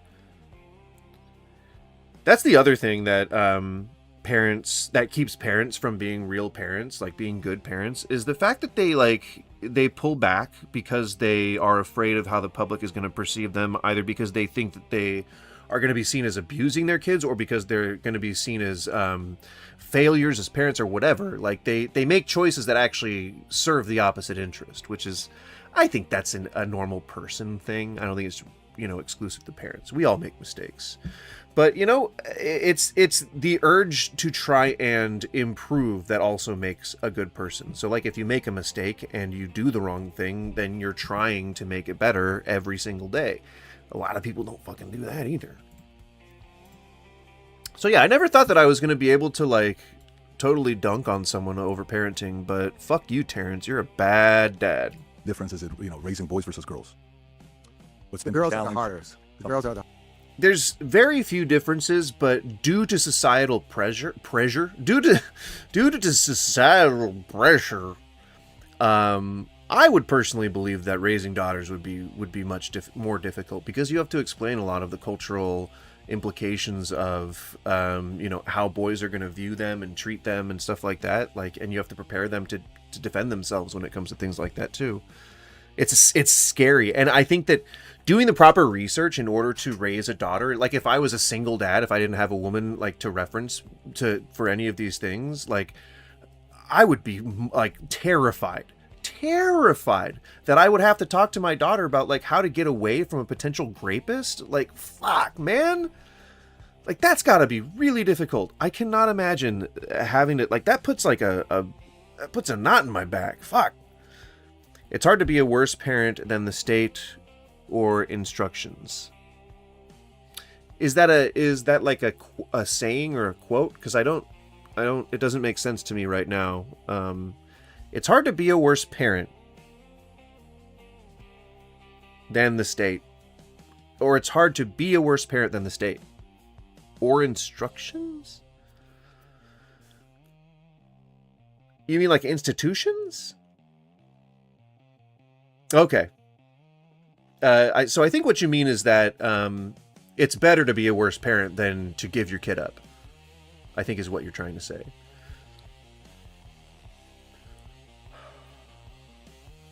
I mean, I think if you're unsure that you're going to be a good parent, don't have kids. Like, you have that choice. You can choose when you put your penis in something. You can choose that. That is an active choice that you can make. You can choose not to do it. And even if you're in love, like you can still choose to protect yourself or to take action after, you know, an accident happens like that. Imagine living without religion or strict views on abortion. Imagine. It's almost like you could do anything you wanted. Crazy, right? Christians hate this man. Christians hate these atheist men. They can just do whatever they want. How dare you have a fulfilling life? How dare you be happy? Finding joy? That's for demons. All right? Only demons are happy. Okay? God makes you happy. And I know that because he told me that. All right? God makes you happy. You're not allowed to be happy any other way. Now eat your manna. Do people eat manna? Is that a thing? Come on, Terrence. Bonds with chlorine, and in the next octave, the chlorine becomes potassium. I'm sorry, what? Male to female, and if bonds with chlorine. Hold up. That's just looking at the. We were only 8 minutes into this. There's 11 of you. How did we get? How different is it? Raising boys versus girls. Jesus Christ! What's the He was. I would not have been surprised if he had just gone into that tangent from here, like that. I was about to say, like, this is exactly what Terrence does. Like, I don't know how we somehow got like to 25 minutes into this, but I was about to say this is so unsurprising. But it would be really unsurprising. Sorry, continue, Terrence. Sorry. Because they're a little more manipulative. They're smarter. Oh, okay. Well, I wouldn't have thought that would have been the reason he said that girls are harder to raise. See, I was thinking about being like trying to be the best dad that I could, as a girl dad, and how difficult that would be. Because I would care so much, because I'd be so scared, and like I probably love my daughter so much that I want her to be like just have the best life ever. But like he's saying that they're harder to raise because they're more manipulative. What the fuck, dude? You shouldn't have kids. The child inside the womb, the moment that the woman's body recognizes a little girl, about 3 months of gestation, it floods it with estrogen.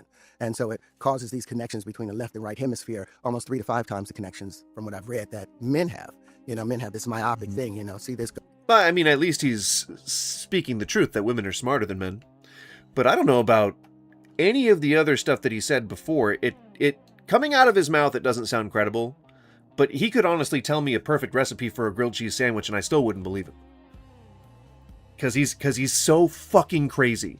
Go and do it. But girls and he just makes shit up. Girls are so much smarter naturally than the men, and they learn how to manipulate. They learn to cry, they learn to smile, they learn all of that. And then they're gullible because they think they mastered men by mastering manipulation. Okay, so they're both manipulative and gullible. Interesting juxtaposition. But hey, people, that's not necessarily opposite things. People can be naive and people can be two different things at once. So, okay. I mean, I guess, I don't know why you're, by default, when your wife pops out a girl, you think, oh no, that's a manipulative ass bitch. Ooh, she's making me think that she's a cute baby right now. How fucking dare you, you fucking manipulative ass motherfucker.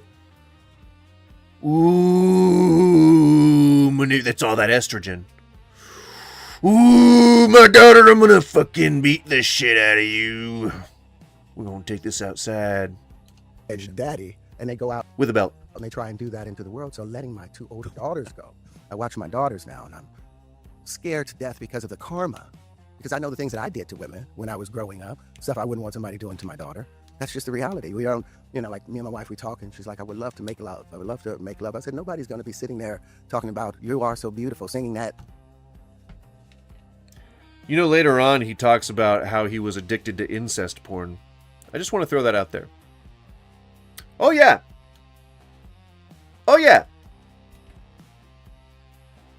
He's just getting started. I would love to make love. I would love to make love. I said, nobody's going to be sitting there talking about, you are so beautiful, singing that while they're making love. I said, it's more of an aggressive act in some way, and maybe it's the things that I've watched. But Terrence, I'm going to tell you, people probably don't want you singing over them while you're having sex with them. I can only speak for myself, but it would feel distracting if you were singing, like, let's say that we're making love, Terrence. Okay, let's say that we're making love. We're face to face, and like we're hot and steamy, we're getting into it.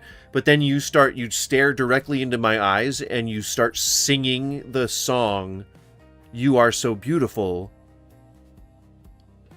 to me while we're making love. I would not get a kick out of it.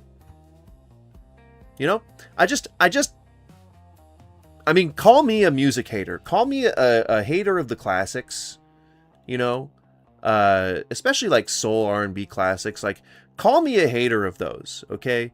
But I don't think I'd like it. I don't think I'd like you to sing "You Are So Beautiful" while we are making passionate, steamy love together, staring into each other's eyes. I would not find that romantic. It would be distracting. And I'm a power bottom. All right, Terrence? So I hope you're ready. Strap in. Strap on. Singing while making love. Yeah, I'm just trying to visualize. Yep. Man, you think some of these R&B guys could? Oh pull yeah, it off he like thinks Tevin he's weird Campbell or too. Pete Sweat or But something. nobody's doing that. That's impossible to be able to do it. You're not. You know what? I'm going to talk to my wife. I'm going to try this weekend. I try. What a task. I try it, I but mean, your voice is going to Yeah, because he only has sex with his wife once a week. crack though. No. yes, but figuratively, the singing, the And she makes him beg for it too. Like on his knees beg for it. We don't know this for sure, but sources have said. Rob, what do you think? Are you thinking about it? Like, is this a challenge for you as well? Can you sing? no, but it's not the singing. It's not the singing, but it's the. It's the foreplay, and that's something that I have to learn to do. The foreplay is It's fucking hard. Right. But then when you get to the penetration, that's a different kind of act. Okay, That's- all right, sir, you're gonna have to calm down. You're on a podcast,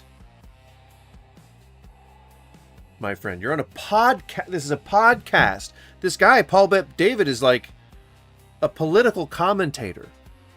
What did I just stumble into? Oh, you know what you stumbled into. Helmet, I think you know. You know enough now about what's going on here to know what you've stumbled into. I don't think it's any mystery. That's a Focus. testosterone. That's Yeah, intentional, intense. Yeah, there's no Keith Sweat playing in the back of your head. There's none of that. There's No music. Joe Cochran. Nothing. The dun rubbing it. So it's that balance. Men have this expectation because I watched a bunch of porn growing up. Dude, what the hell, man? Oh my god. Okay. Fuck! Terrence! I wonder why people won't work with me anymore. Terrence! Is the lovemaking. Right. But then when you get to the No. that's something- Hang on. Do you guys want to hear about Terrence talking about his sex life? Guys, do you want to hear about how Terrence likes to make his fuck? Do you guys want to know exactly how Terrence does it? Terrence Howard, the multi-million-dollar celebrity and co-star of Marvel's Iron Man? Well, here you go. It's not the singing. It's not the singing, but it's the it's the foreplay, and that's something that I have to learn to do. The foreplay is the lovemaking. Right. But then when you get to the penetration, that's a different kind of act. That's that's a Focus. testosterone. That's Yeah, intentional, intense. Yeah, there's no Keith Sweat playing in the back of your head. There's none of that. There's No music. Joe Cochran. Nothing. The dun rubbing it. So He's probably just thinking about beating his children with a belt. it's that balance. Men have this expectation because I watched a bunch of porn growing up. So I had an Speak for yourself. Hey ho! natural expectation of what should have taken place. I grew up so did he. Fuck, man. Like, I grew up in the day and age where, like, I had to just imagine shit. Like, I couldn't, you can't just go online and look at whatever the fuck you want. Like, you gotta, like, let's see, what does a naked woman look like? Hang on. What is it? Naked woman. You know what I mean? Like, that's difficult. That takes imagination. All right? I was running down a country road for cross-country practice and we stumbled on a huge box of pornography in a ditch.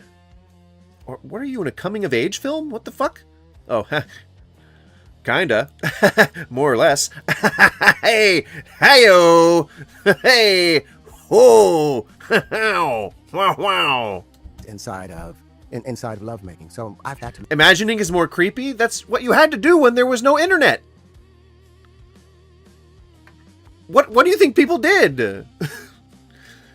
Cave drawings can only take you so far. At some point, imagination has to come into it. You know?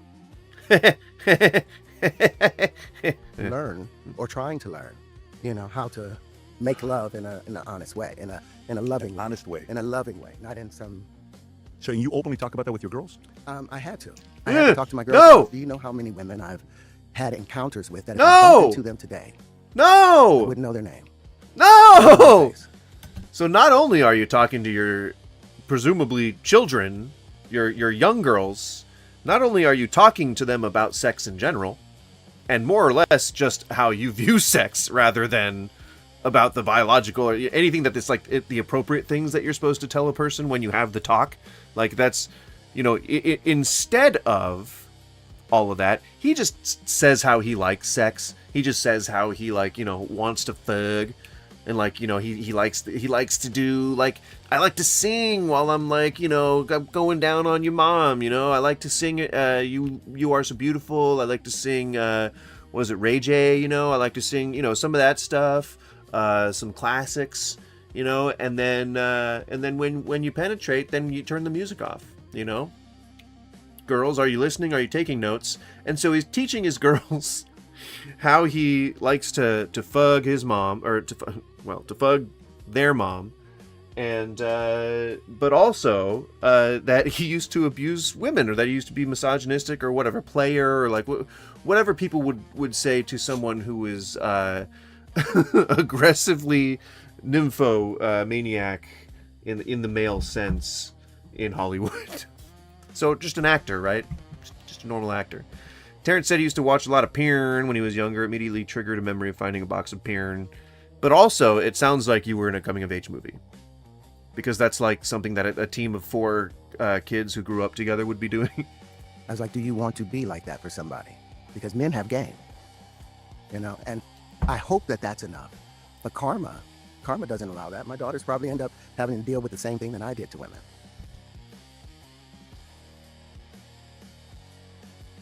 And so he's resigned himself to the fact that the way that he treated women are exactly what's going to happen to his daughters. Like he's not going to try and use any of that knowledge to inform them of the risks, or try to just let them know that, you know, he's made a lot of mistakes in his past, but he's willing to be there for them when they need support in case anything should happen to them. He's not supporting them in the back end. He's trying to say, well, I'm going to try and set them up on the front end, but if they don't grasp what I'm trying to teach them immediately, then it's just gonna happen. I just gotta accept that, you know. What can I do? 1 + 1 = 3. You know. So the karma scare you? Yes, it does. But it actually sobers you. You know. Wow. And you know, the other day we went to. Yeah, you know, you gotta harden your heart to your daughters possibly getting sexually assaulted. Apparently, according to Terrence. One of our friends, his daughter, which is kind of like my niece, we're together all the time. She's got a first boyfriend, so she's in college. He flies in with her, and they bring her over to our house, and we're having dinner, and we're playing a game, and I'm watching him, and I'm like, this guy is nice, because the dad is a little bit of a brilliant guy, very technical. He has a side to him that he could be an asshole, and he was too soft, like he can be pushed around. Do you sit there and... It was 3 of us that found it. One dude took the box and ran home with it. So that's so coming of age, Helmet. That's so Spielberg. Don't you dare doubt that. You lived an epic journey. Okay, I mean, you know, and if you, and then later on you went off to the military, you know, see, there you go. That's all American. That's a Spielberg pick right there. Maybe even Coppola. Think about, like, you know, daughters typically date their fathers, you know, date a man like their fathers. Is that what scares you? Like, they can date you? Yes. And I know how manipulative I was. You know, my uncles were pimps, so I had it. When I was in high school, girls used to date middle-aged cab drivers, probably Epstein-related. What the fuck are you talking about, Raw? Middle-aged cab drivers. That is part of a funny coming-of-age story. Yeah, see, there you go. Different understanding of how you dealt with women. Now, that was the pimp that I played in Hustle and Flow. Too natural. Too natural. You have to learn not to. Did I say he was in Hustle and Flow? Did I get that right? I'm pretty good when it comes to recognizing crazy motherfuckers that have been in movies before. You don't... I mean, he was an Iron Man. He's James Rhodes, you know? I've got this rule, like when Satan asked Jesus to turn stone into bread to feed himself. I took from that, you do not turn stone into bread to feed yourself. You don't take a gift that's been given to you, you know, for selfish purposes. So if I had the proverbial gift of gab... What the fuck? That doesn't sound like what that means. Let me hear you say that again. To feed himself. I took from that, you do not turn stone into bread to feed yourself. You don't take a gift that's... Well, it sounds to me like Satan was trying to get Jesus to prove that God's love is, like, you know, powerful and shit. And that so that he could use his divine power, and that he was divine or whatever, that he had I have the power to actually, like, you know, turn a rock into bread. I think it was just a simple test. I don't think that there was, like, really too much metaphor in there, but I could be wrong. Been given to you, you know, for selfish purposes. So if I had... And even then, his interpretation sounds ridiculous. A gift that's been given to you, so the gift to turn rocks into bread I think really if he needs sustenance, then that's not really using a gift that's been given to you, the ability to turn a rock into bread, for selfish purposes, because you're trying to survive, dude. Like, do you just lie down and die? What? The proverbial What's up with that? jab. It wasn't to be used to talk somebody into a threesome. Something I wouldn't want somebody talking my daughters into. Just casually bragging about a threesome to his daughters. But I've done that, you know, in the growing up stages, and Yep. that is something that it hits you. It constantly comes back. I'm psychic. I was able to predict that. He just casually glorifying the way that he did that. But okay. Constantly comes back, and that's the hardship of raising daughters over raising sons, you know. But nowadays you have to worry about, you know, sons being overly aggressive and getting killed, you know, because the men in my family are very aggressive. I mean, you went from 0 to 60. Now they're being overly aggressive and getting killed? By who? Terrence, you're not a hoodlum. You didn't grow up in the hood. You grew up in like fucking Beverly Hills, dude. Well, no. I think he's Middle West.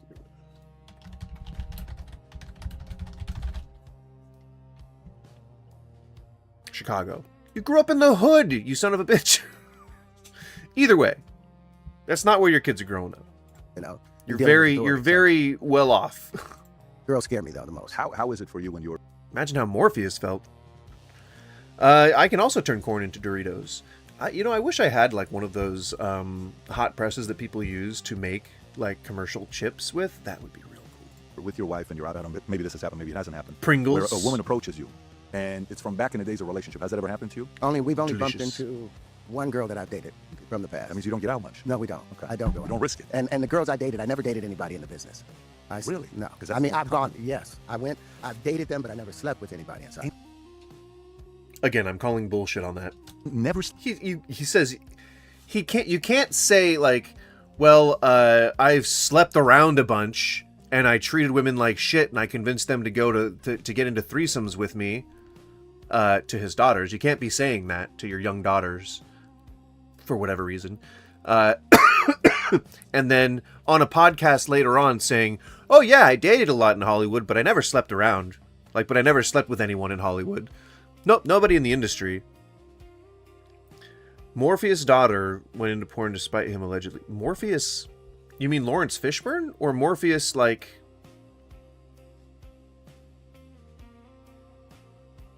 Morpheus in the Matrix? Or which Morpheus? Slept with anybody? Nobody. Lawrence Fishburne? Inside of it. Never. No, nobody. I dated Naomi Campbell. I've gone out with. I'm not even going to run the list, but I've gone out with a lot of girls. Yeah, I don't. Morpheus the actor? You're starting to confuse me even more. I think you're talking about Lawrence Fishburne. Girls, I've slept in the same bed with them. But oh my God! You can't go right up to the edge and then keep stepping back. That's not how stories work. You're just leaving that part out. You definitely slept with them. You definitely slept around in I would guarantee you that there are probably articles. I'm not going to look them up because we're running short on time. I really want to keep playing this, but I could look up articles. I guarantee you, I'd find someone who at least accounts for having sex with you once during your career in Hollywood. You lying motherfucker. Would not, I don't know why. I'll do that when we're offline. Fuck you. You're in the business. You're in Hollywood. It's a business where you see everybody as, for the most part, you see they hook up. It's a hookup culture. You're shooting a movie. You're gone for 30 days. Paul Bet-David doesn't fucking believe you. And he thinks there are fucking angels and demons in our government. And he doesn't fucking believe you. I think it was Burt Reynolds. Who was it that wrote a book? Jolene. Who's the singer of Jolene? What's her name? Dolly Parton writes, I think in a book, she says, we're doing a movie. You could fact check this, but I read this either in her book or somewhere. Her and Burt Reynolds are doing a movie, and they had never been together before. And she just says, listen, let's get it knocked out of the way so we don't even think about it. And my nipple they itches. handle their business, and then they do the movie. Could have been her or him or somebody else. But for you to say nobody ever, it's not like you didn't have the chances. I would say that's just a baseless rumor. My nipple still itches. I would say that that's a baseless rumor. Dolly Parton would never have done something like that. I mean, she wasn't really a big, she never slept around. in Hollywood. Like, she got out of Hollywood because of all the just rampant, like, sex parties and shit. Exploitation. Sexploitation, if you will. That's right. You guys can take that term and you can use it if you'd like. You have my permission. I know that I just invented an amazing new word, and it's going to be used for generations upon generations. So feel free. Please. Angels and devils working for the state, probably true. You cannot... Sure, we'll call them angels and devils. You're a good-looking guy. I dated a lot of girls. I dated a lot of them, but at the time, still, I was latent homosexuality. Between being a Jehovah's Witness or trying to study as a Jehovah's Witness. Not an accusation, just an observation. But there's a feeling of what is your prey. You know who... Dude! Do you have to frame it like you're a predator? Why be so overt? All this stuff, it's supposed to be, you may be proud of all the stuff that you did when you were, I guess, growing up. I mean, of the shit that you did throughout your entire career in Hollywood. Is this like a power fantasy? Like, are you reliving it? Are you reminiscing? But you framed it like a predator just now. And then when you said that you were talking to your young daughters about all the sexploits you got up to, that's another word you can coin. There you go. Enjoy that word. We've entered that into the historic dictionary. Sexploits. Enjoy that. Use it at your discretion, however you want. You don't have to ask permission from me for that one. You do, however, have to ask permission for sexploitation, and you have it. Interaction with you, and the girls are beautiful. No fantasy of wanting to be a Hollywood couple, like what if her and I, you never thought about it that way? No, that was never on the table for me. You see Jay-Z with Beyonce. You see these couples where it's like... I had a chance to date Beyonce. God damn, dude. And then we just have, like, the lies. Like, just the random lies. And, like, maybe once he might have spoken to her, but I wouldn't say that he had a chance to date her. She doesn't date crazy people. No, early on, and we had a conversation, and I ended up talking to the other girl inside of, Destiny. Denise? I think it was an SH name? Sharon Charbonis?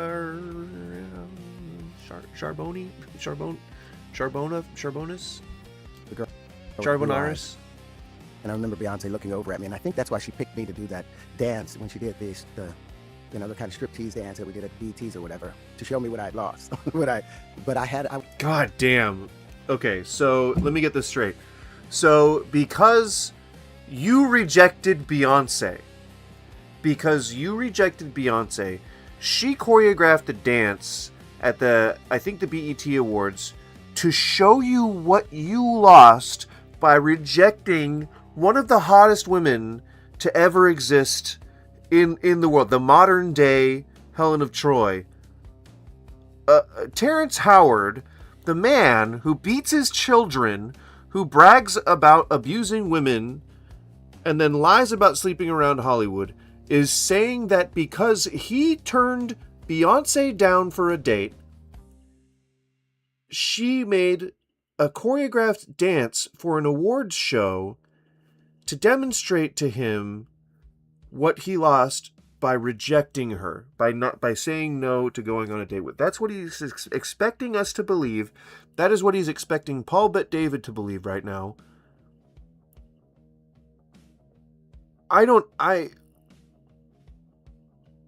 know what's happening in reality right now. Am I in the Truman Show? Is this a prank? Was attracted. There was a moment in which I felt something there. With Beyonce? Yeah, but that was long before she was with Jay-Z. That was very, very long ago. I mean, they were big back then when they were coming out. They were very big when they were coming out. Destiny's. Yeah, and within the same circles for a very long time. Destiny's Child, yeah. That's what it was. Beyonce, yes. I'm actually very surprised that that's not something you ever did. So it was always girls. So how did you protect yourself? Yep. Paul, I'm right there with you. I normally disagree with you, but you're asking all the questions that I want to be asking right now.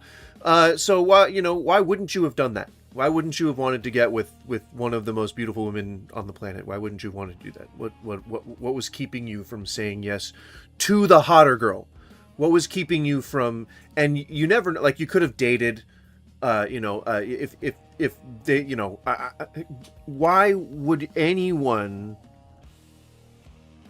believe that you rejected Beyonce? So as a guy that's in movies, you're famous, you're a celebrity, girls are throwing themselves at you. How do you protect yourself from not getting in trouble the way a lot of the other guys got in trouble? Well, you don't crap where you eat at the same time. Yeah, it's always good to see dating that way. It's always good to equate women with taking a shit. Yep, that's really romantic, Terrence. I think that it's really unsurprising that women were throwing themselves at you. I knew that all of those things come back, and the people inside the business, how many of them were hooking up. I didn't want to get involved with that. I didn't want somebody. Was a girl ever surprised when you said no to her? Yeah, a few girls was like, one girl was like, "Don't you want to know what it's like to be inside of me?" And I said, "I'm already inside of you." He was probably wearing that stupid fucking hat when he was saying that too. That stupid fucking cigarillo hat. That, oh my God, what a douche. We're already communicating, I'm already there with you. But it wasn't we didn't have that passion. The passion wasn't there. When I met my wife, the entire world came together, and, I understood eternity from meeting her. I didn't feel that with the other women, So I had girls that I would hang out with. Everybody has when you're growing up, you got some. And today I said, What does that mean, Terrence? Do you have a? Can you elaborate on that? What do you mean that you had girls that you hung out with, like multiple, like you got some? It sounds like you slept around, and it sounds like the earlier stuff that you said about abusing women was more true than your then hypocritical claim that you didn't sleep around in Hollywood, which again I'm calling bullshit on. Back, and I think that's somebody's mother now. That's somebody's grandmother now. And the stuff I was asking. Yep, and all the girls you abused were somebody's daughter, somebody's sister. Asking them to do. I mean, that's the regret. That's the regret. You just, but you deal with it. Yeah, does it at all bother you when he talks about this stuff, or no? Not at all. I'm amazed by that. Okay. It's because she sees the paychecks too, you fucking goon. No, people don't say goon anymore as a derogatory. They use it to describe spooging. You dork? Yeah, that's good. You dork. Yeah. Take that, you dork. Today, they hit on it with you there. How do you react to it? How do you handle it? I mean, I handle it with grace and a smile, I'm like flattered. guys trying to talk to her. I mean, you have a beautiful wife, so it's not like, both of you guys are. Yeah, guys trying to talk to her, meaning that he's still open to threesomes. I think he was even saying that he was, like, down to have, like, orgies. Like, he was a free love kind of guy in the podcast with Joe Rogan, where he originally unveiled this whole, like, 1 times 1 is 2 thing. Terrence Howard isn't a cool dude. Yep. Seemingly less and less as time goes on. And we're not even married. We got divorced. What do you mean? What do you mean he's not a cool dude, right? Like he's Iron Man's sidekick, He's in Marvel movie. He's in Marvel movie. He was in Hustle and Flow, all right? He was in a TV show. All right? How dare you? How dare you say he isn't cool? All right? Celebrities are cool. All right? And they're all smarter than we are. Okay? So, how dare you? How very dare you? 12 years ago. Told me last time. Yeah. It's pretty much, you guys are together. This is my one. Yeah. Yeah, this is my one. So it's not the main squeeze. Right. So the fact that they're not together means that he can just sleep with whoever he wants or bring whoever he wants in the bedroom and she can't say shit about it. Guarantee you that's why they divorced. It's the only squeeze. Okay, that's good. It's the only squeeze because we're starting to look like each other. She's actually become more me. That is so funny. You see couples. Yeah. I've never seen any of the Iron Man movies. Iron Machine Man. There is a Marvel guy. Is Machine Man Marvel or DC? I don't remember. But yeah, there is a Machine Man, and Iron Man is a staple of the Marvel stable. people with their dogs. Yeah. You know, that's The a law of dogs for reflection. sure, yeah. You look like the person that you are with. You behave like the person you're with. Yeah. So she's. You ever heard of the swingers conspiracy? What? You can't ask me if I've heard of it and then not explain it, because I may not have, and then I won't know what you're talking about.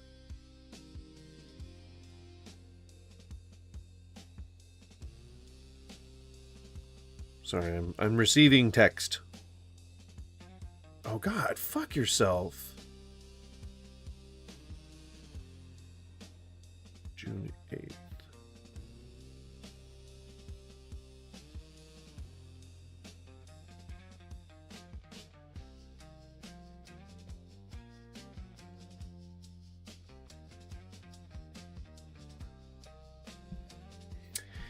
Text received. Changed me a lot, but you know, guys come up and try and flirt with her at other times, and she's so kind about it. She's like, "Wow, you're handsome, but not in this lifetime. Maybe the next one. Maybe." She'll say that. Yeah, maybe the next one. Not in this lifetime, maybe in the next one. Yeah, and it's a nice Right. So they're both seemingly terrible people. way of, you know, being flattered and also being let down gently. Yeah. So marriage and parenting, both questions. You know, when I'm building my national business, I was building an insurance agency, so I was on the road 4-6 months at it. We're gonna jump ahead. You commit to the character. You're trying to, but you come home and you're not able to completely commit to the character. You're trying to, but you come home and then you have to be husband, you have to be father, you have to be all of those things. But when you don't have your family there, you're kind of open to the wind. You know, everybody wants to hang out with you. So I've had to, my wife, she'll let me go to the job the first few days by myself so I can lock in, maybe a week. But then after that, she comes. You know, but she... Why the fuck are we talking about how you guys arrange your marriage around... This is supposed to be about math! gives me a lousy back. I have a delivery to make. How do you manage? It is a real thing. I mean, if you're a man, it's a real thing. My guys would ask me, Pat, how do you manage to, you know, when you have to empty the storehouse? How did you do it? You can either take the route of Yeah, mortality is you good. end up despising yourself afterwards, you know, or you can Early all right, sex? go work out, Oh my you know, God, or I need dude. my wife to be here. So you This go is the home. longest You know, I'm portion quick of to fly back this, home, is but early most of the time, sex. you know, my one stays with me, you know. And it's not like we get to play every day. fuck, dude? You know, you get older and you just, if it happens once a week. And now then we spend so it much goes more early time sex, then Robert communicating, Redford in you know. Stars. Just touching her leg on my leg at night is what will help me go to sleep, you know. Hollywood Maybe Blacklist, at and then 57, Epstein it's in just what Politics happens, is towards you the know, end. but God! It's a good thing now. How do you deal with your mortality? Does it mess with you? Are you accepting it? Are you cool? You know, we just saw recently, is it James Van Der Beek that we lost from Dawson's Creek, and he made a video about getting closer to God. I'm Eric sure you saw Dane. Eric Dane, Robert Duvall. Yeah. And I saw a video of Robert Duvall back in the days of him doing an interview about Godfather and Marlon Brando and how opinionated he was about the role. But how do you deal with your mortality? I recognize that there's no such thing as death because the energy, you know, the wave crests up and then it drops into a trough and then it reforms up again. But even when it drops in a trough, it's still there. Complete gibberish.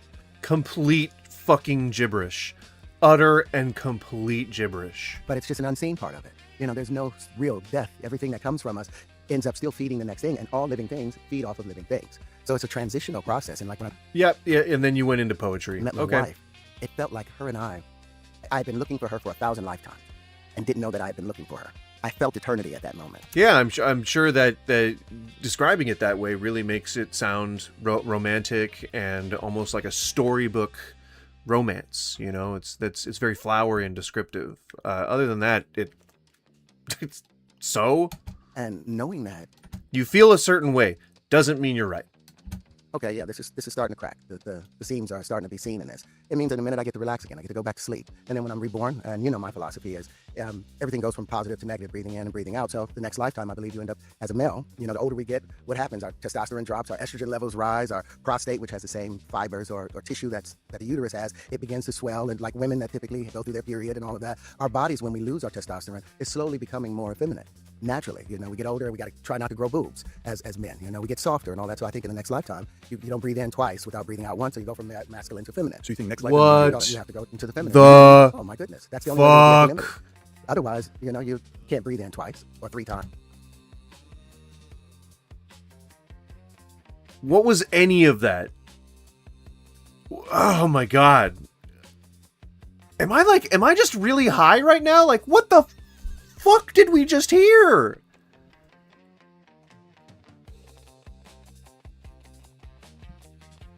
Let's hear it again. Typically, go through their period and all of that. My philosophy is everything goes.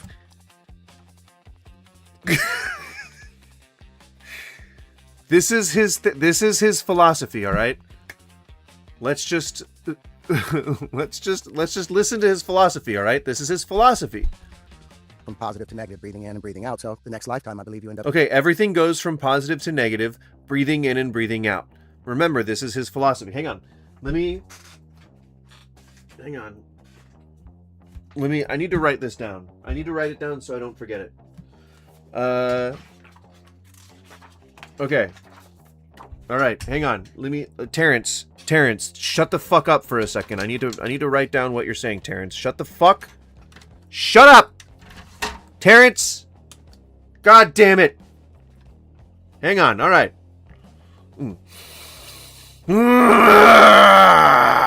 Come on, Terrence. And you know my philosophy is... All right, yep.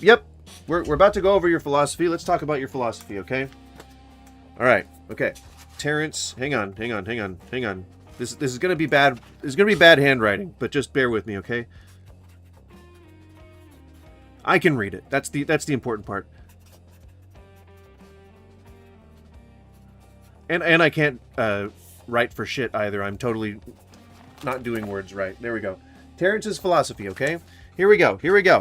All right. I'm gonna write it down. We gotta write it down. Hang on. My philosophy is everything goes from positive to negative, breathing in and breathing out. So okay, everything goes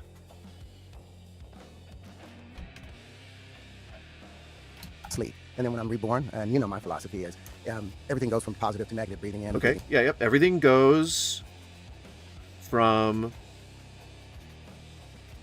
Okay, so from positive to negative, right? Right? Okay, right? Positive to negative? Oh, you can't see that at all. Breathing in, and breathing out. All right, good stuff. Go on, Terrence, go on. Out, so the next lifetime, I believe you end up as a male. You know. Okay, so in the next lifetime, not this lifetime, but the next lifetime, okay? So in the next lifetime, I believe you end up as a male. I believe you end up as a... All right, good stuff, Terrence, good stuff. I'm writing this down. We're going to build the Bible together, okay? You and I. You and me. You and I together. I and you. We're going to learn. Okay? What do we get? On Monday, let's study Terrence McKenna, the guy who does drugs to discover God. Where's the zero origin point, though? Cursed to be a white male. What? What happens? Our testosterone drops, our estrogen levels rise, our... Okay. This lifetime, I believe you end up as a male. You know, the older we get, what happens? Our testosterone drops. Right, okay. So, older...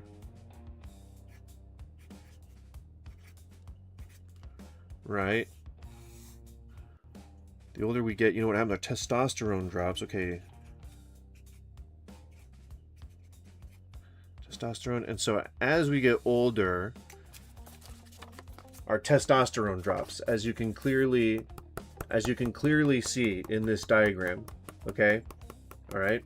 So as you get older, right? As old grows, right? Your testosterone drops. Okay? So what we have so far is everything goes from positive to negative. See, look at that. Look. Positive to negative, right? Positive to negative. Breathing in and breathing out. So in the next life, I believe you end up as a male, right? There we go. You know, and the older you get... All right, so, right? And the older you get... Estrogen levels rise, our prostate, which has the same 5... Our estrogen levels rise.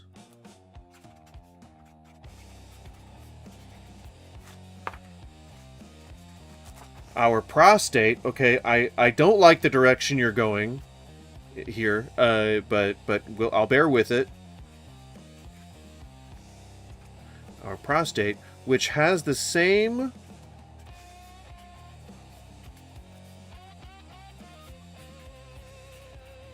fibers. We're learning a lot about biology from Terrence right now, okay? We're learning quite a bit.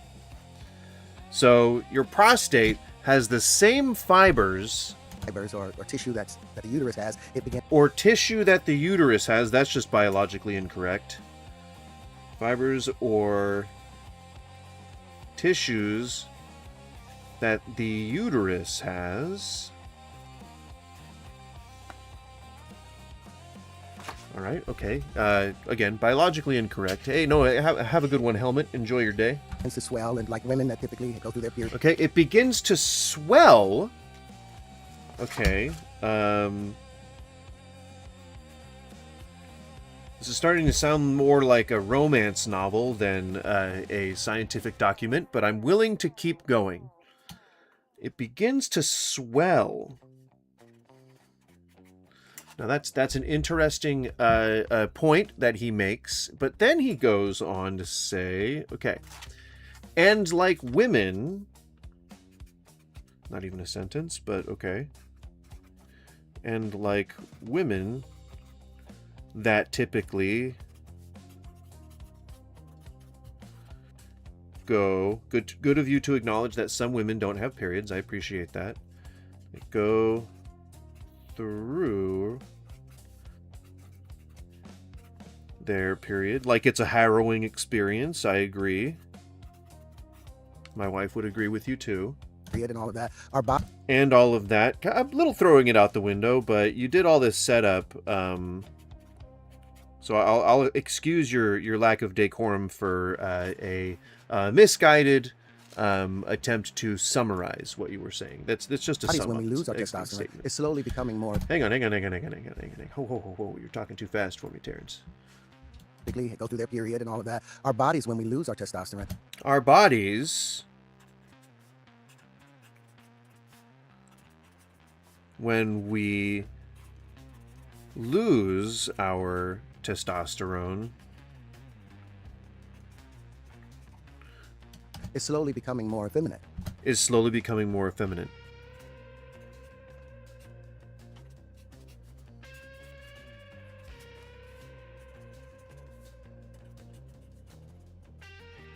Okay, now this is starting to sound a little bit almost political, but still just kind of biologically incorrect. But let's bear with him. He's still laying out his overall philosophy. Now, he set this up by saying, now you know what my philosophy is. So I'm assuming that this is just his general philosophy for life. So it's probably going to make sense in the end here, but let's bear with him. Naturally, we get older, we got to try not to. Naturally. You know, verbal run-on sentence. We get older. You just said this. And we got to try not.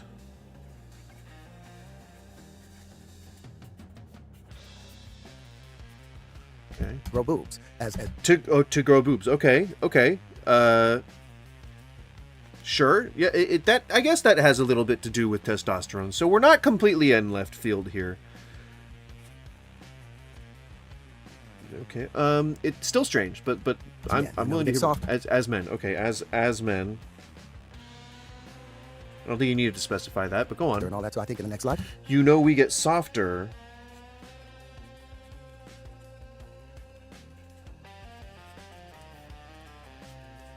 Okay, good. You know we get softer and all that.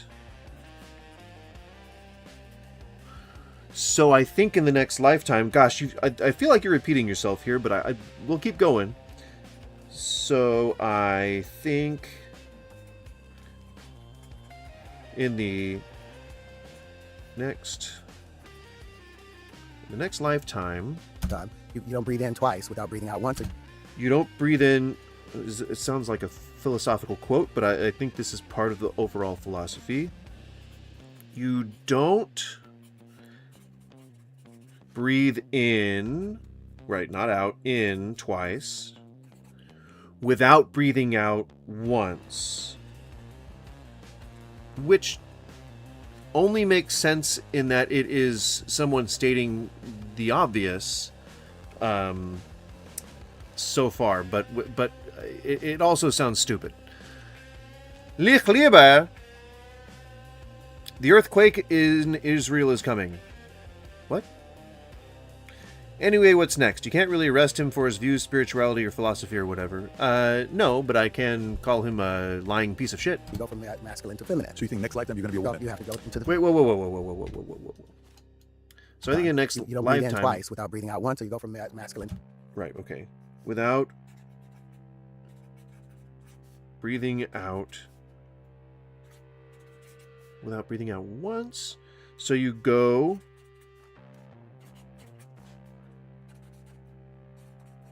from masculine to feminine. And this was about mortality. To feminine. So you think next lifetime you're going to be a woman? You have to go into the...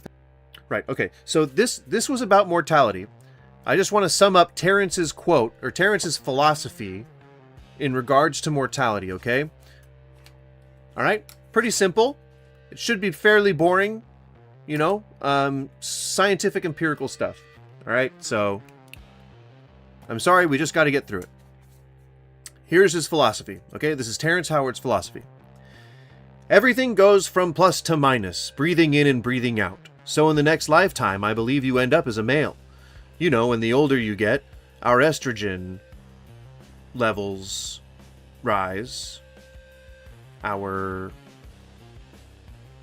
It's nothing. It's nothing. It's all nothing. It's just gibberish. This entire thing was gibberish. I don't know why I wrote this whole thing down.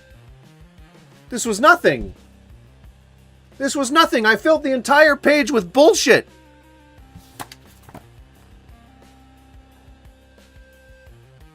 Our prostate, which has the same fibers or tissues that the uterus has, it begins to swell. I think that happens to all men. Everyone with a prostate, at least.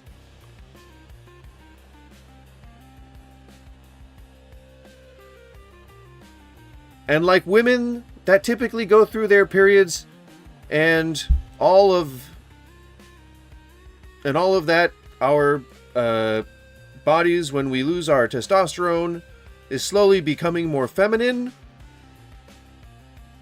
You know, we get older and we gotta try not to grow boobs as men.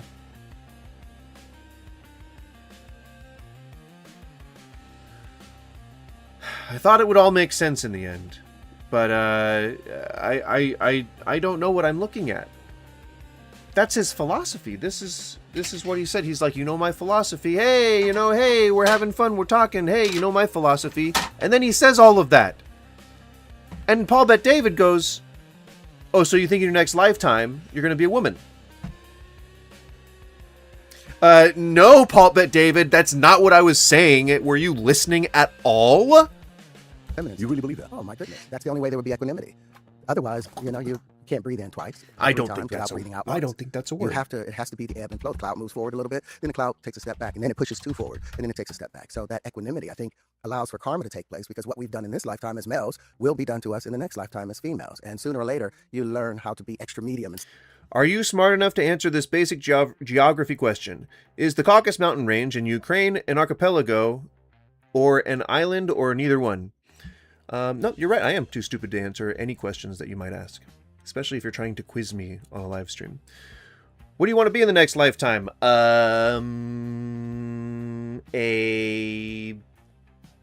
Maybe like a flying thing? Maybe like a dragon of some sort? Or a transforming robot? Now, those are questions I like to answer. Stay right in the center and not do too much. You really believe this? Honestly. When did you come to this conclusion? Maybe about 10 years ago. 10 years ago. Just yeah. What prompted it? What? Just 10 years ago, he came to the conclusion that I believe, or in the next lifetime, I believe you end up as a male. You know, and as the older you get, our estrogen levels rise. Our prostates, which have the same fibers or tissues as the uterus has, it begins to swell. And like women that typically go through their periods, all of our bodies, when we... Apparently, Paul Bet David is just on board. Which, you know, hey, that's good to see that sort of that amount of coming together over this topic of mortality. Electricity into magnetism. Electricity does the same thing. It's always seeking that higher pressure condition, and when it gets to the very center, like it comes in through the North Pole and through the South Pole, and when it gets to the center of the Earth, it has no place left to go, and it keeps still trying to spin right, and there's no room for it, so it's forced to spin to the left, and it comes out as radiation, as magnetism at the equator. That's just...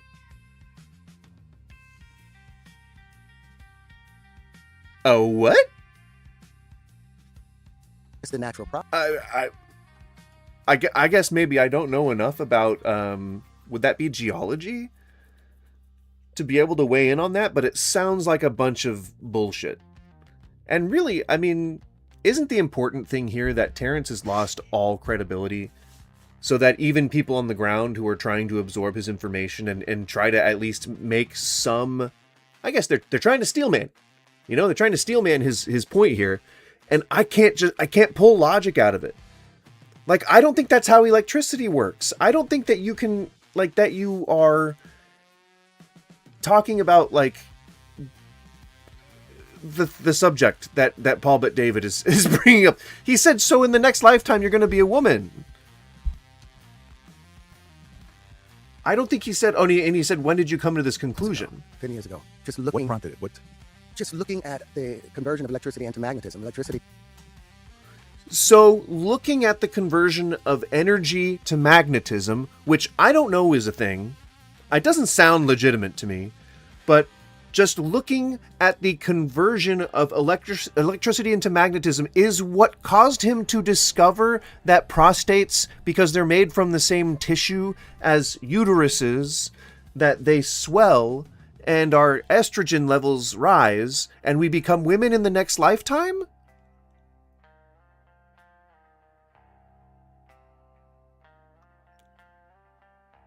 What?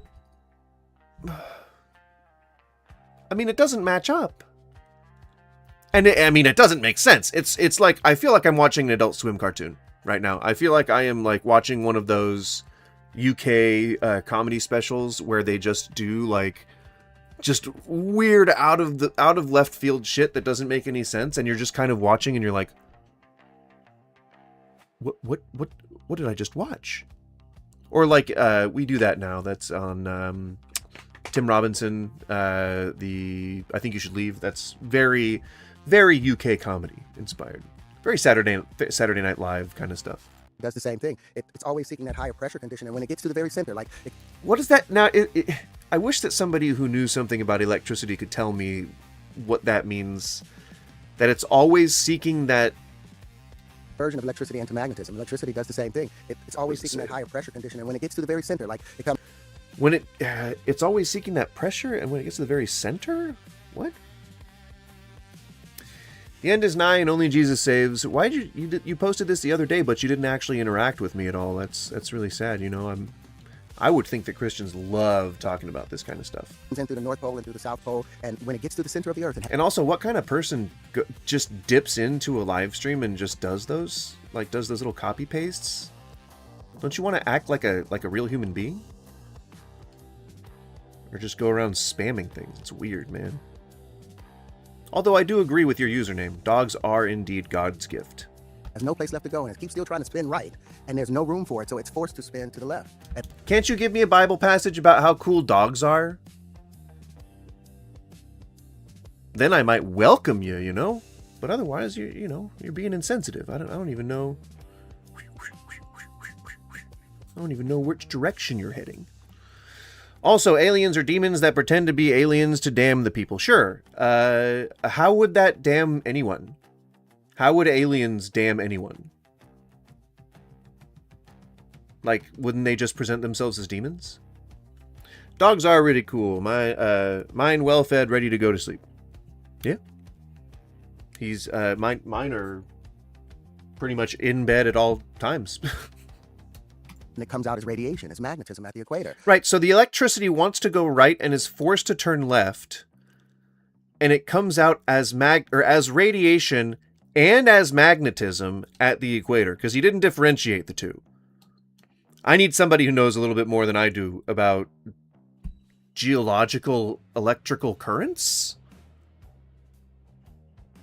And why do they have anything to do with the prostate swelling? Because our estrogen levels fall as we get older, or rise as we get older. That I don't even know if that's true. He just said a bunch of stuff. And like women that typically go through their period in all of our bodies when we lose our testosterone is slowly becoming more feminine. That doesn't even make any sense when I repeat it. I wrote it down. I wanted to try and piece it together. It makes no sense. I have a lot of space. They're free to go outside or inside whenever they want. Oh yeah, I got one of those doors, so they can move about freely, but they choose to be in bed most of the time. You know? Manipulation. Why does that have anything to do with bringing people away from God? If they pretend to be aliens, they give validity to atheism. No, they don't. How does believing in aliens reduce your position as religious people? Can't God have created aliens too? Seems weird. It seems like you're limiting yourself. And I don't know. I don't know that I'd want to follow a religion that makes me so limited. That's just the natural process. And if elements do the same thing, they start off with lithium as a +1 and you get into the next octave. At the very end of it, it's made as fluorine. What the fuck? You're talking about musical terms.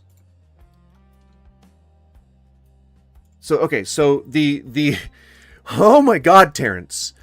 So electricity goes into the center of the earth. The last question that was asked of him was what made you want to think about the idea that you end up as a male in your next lifetime, that the older you get, the more your estrogen rises and testosterone falls, causing you to have to avoid trying to grow boobs when your prostate swells because it's made of the same tissue as the uterus. Why is any of this related to electricity going through the center of the earth, Terrence? And it goes in through the center of the earth, and it spins right, even though it wants to go left, and so spinning right causes the electricity to come out as radiation and magnetism. That's what drove you to learning about women that typically go through their periods in all of our bodies when we lose our testosterone is slowly becoming more effeminate.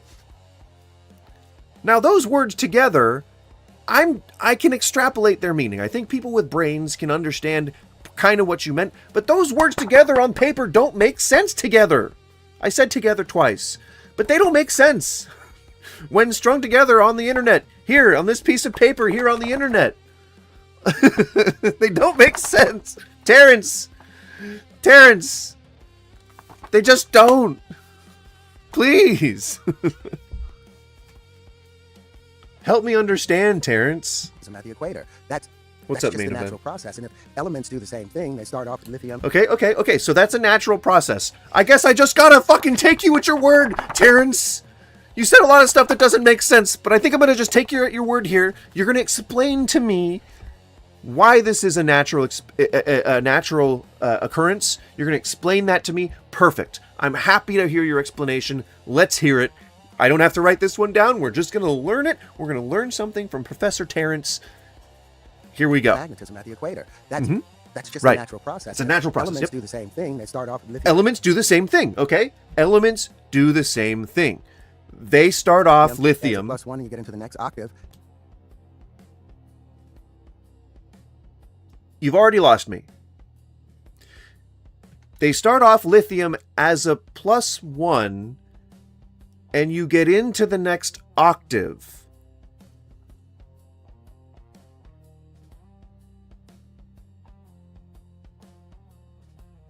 Do scientists agree? Does octave have anything to do with elements? Is that a thing? I'm gonna look that up. I don't know what I'm gonna type in though. Elemental octave. Elemental octave. Nope, that is not a thing. I'll type this in. Can lithium have a +1. Okay, it can have a +1. Okay, so that part isn't bullshit. We've determined that at least one thing that Terrence is saying is not bullshit. Okay?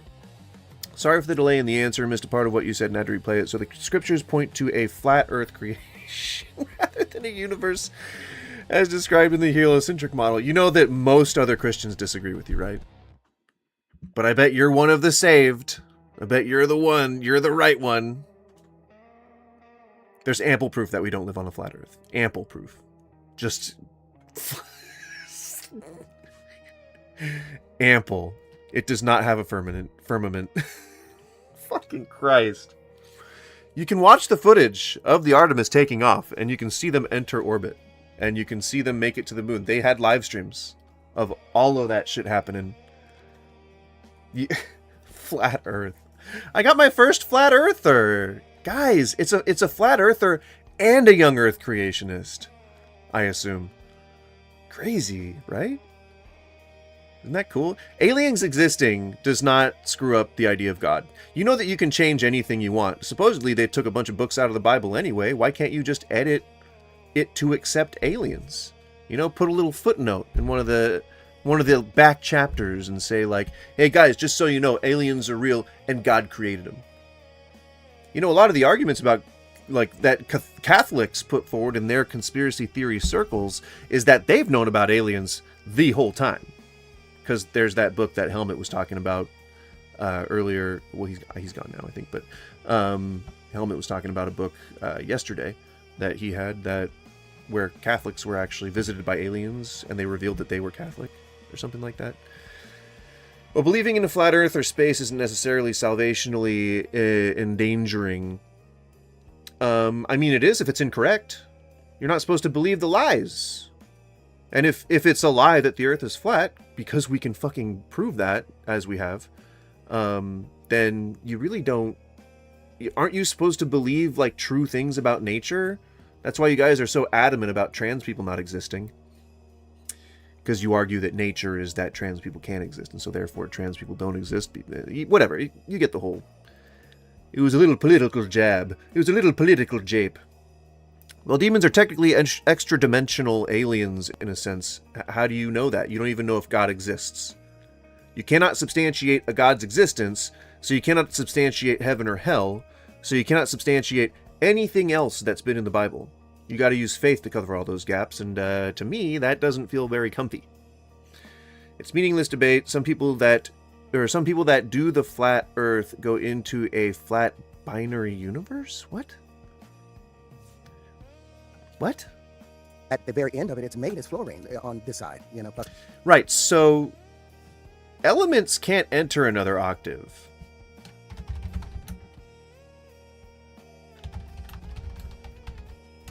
I want to make sure that I look that up before I actually say that.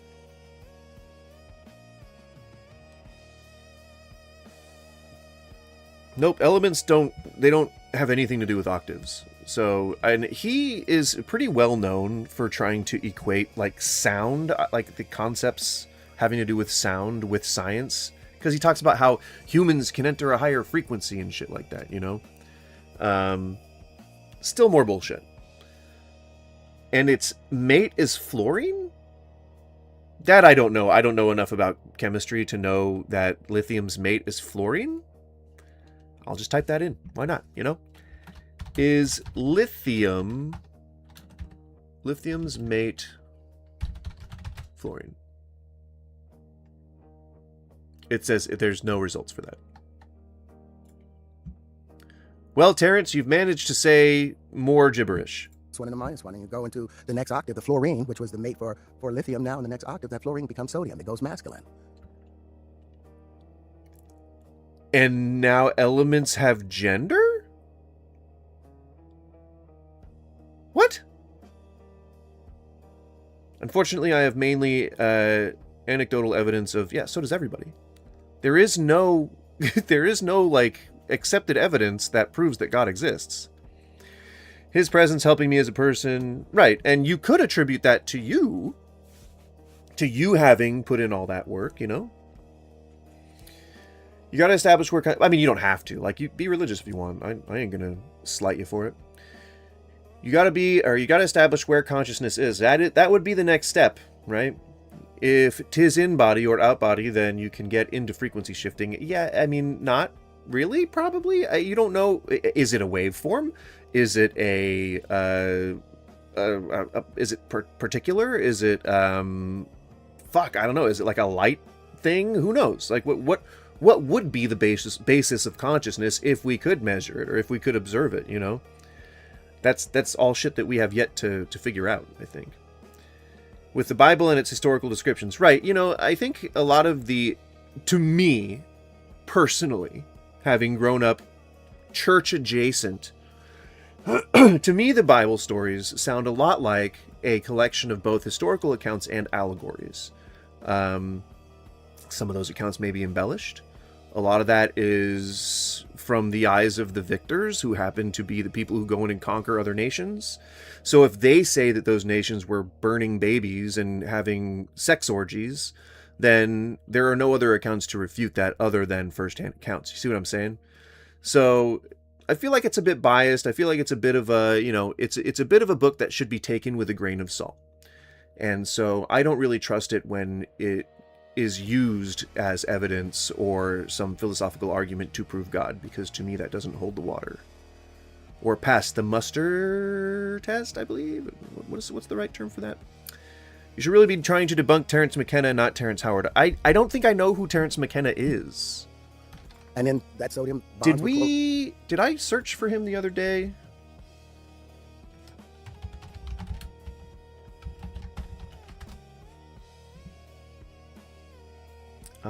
He doesn't look familiar.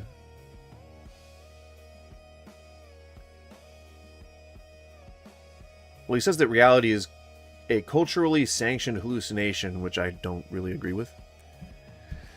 The vessel of consciousness is the soul. I think our souls don't have any material existence. Well, that would be, I think, the most modern interpretation of what the soul would be, is like just the whatever human consciousness exists when we're not alive any longer, or when we're like, I don't know, transiting space, or, you know, in those like crazy drug trips that people take when they see the face of God and stuff. Terence McKenna is the DMT philosophy of the 90s. Okay, so he's the guy that was all like, oh, we gotta take DMT to see God and shit. Yeah, I mean, I don't know enough about him to debunk him. Chlorine, and in the next octave, the chlorine becomes potassium. So it's going from male to female, and if none of this is anything. I'm sure that he's rehearsed his spiel enough to make it sound like he's not making it up as he goes, but I feel like a lot of this is made up just kind of in the moment. If as above, so below, you know, and if A is equal to B and B is equal with that, okay. To C, you're inserting biblical and witchcraft phrases into things, but go on. Find the common factor and multiply and divide. So if we're made up of all these elements, these chemicals. That doesn't make any sense! What did you just say? A is equal to B and B is equal to C, then if A is equal to B and B is equal to C, then A is equal to C. Find the common factor, multiply that, and divide?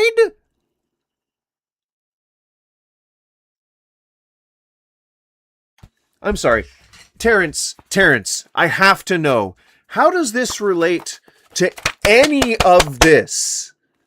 How does that relate to any of the stuff you just said? How our prostates swell because we're being inundated with estrogen and because our testosterone is falling. How does any of this have to do with fucking women that typically have their periods and all of their bodies, and when we lose our testosterone, they're slowly becoming more effeminate? How does this have anything to do with pluses minus? How does anything have to do with breathing in and breathing out?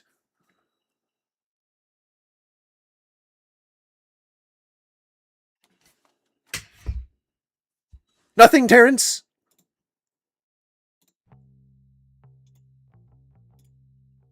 Of all these elements, these chemicals, that's doing these things. And as for the Bible not seeming to be reliable, that's because a modern worldview has been engineered to intentionally conflict with the Bible from a seemingly empirical point of view.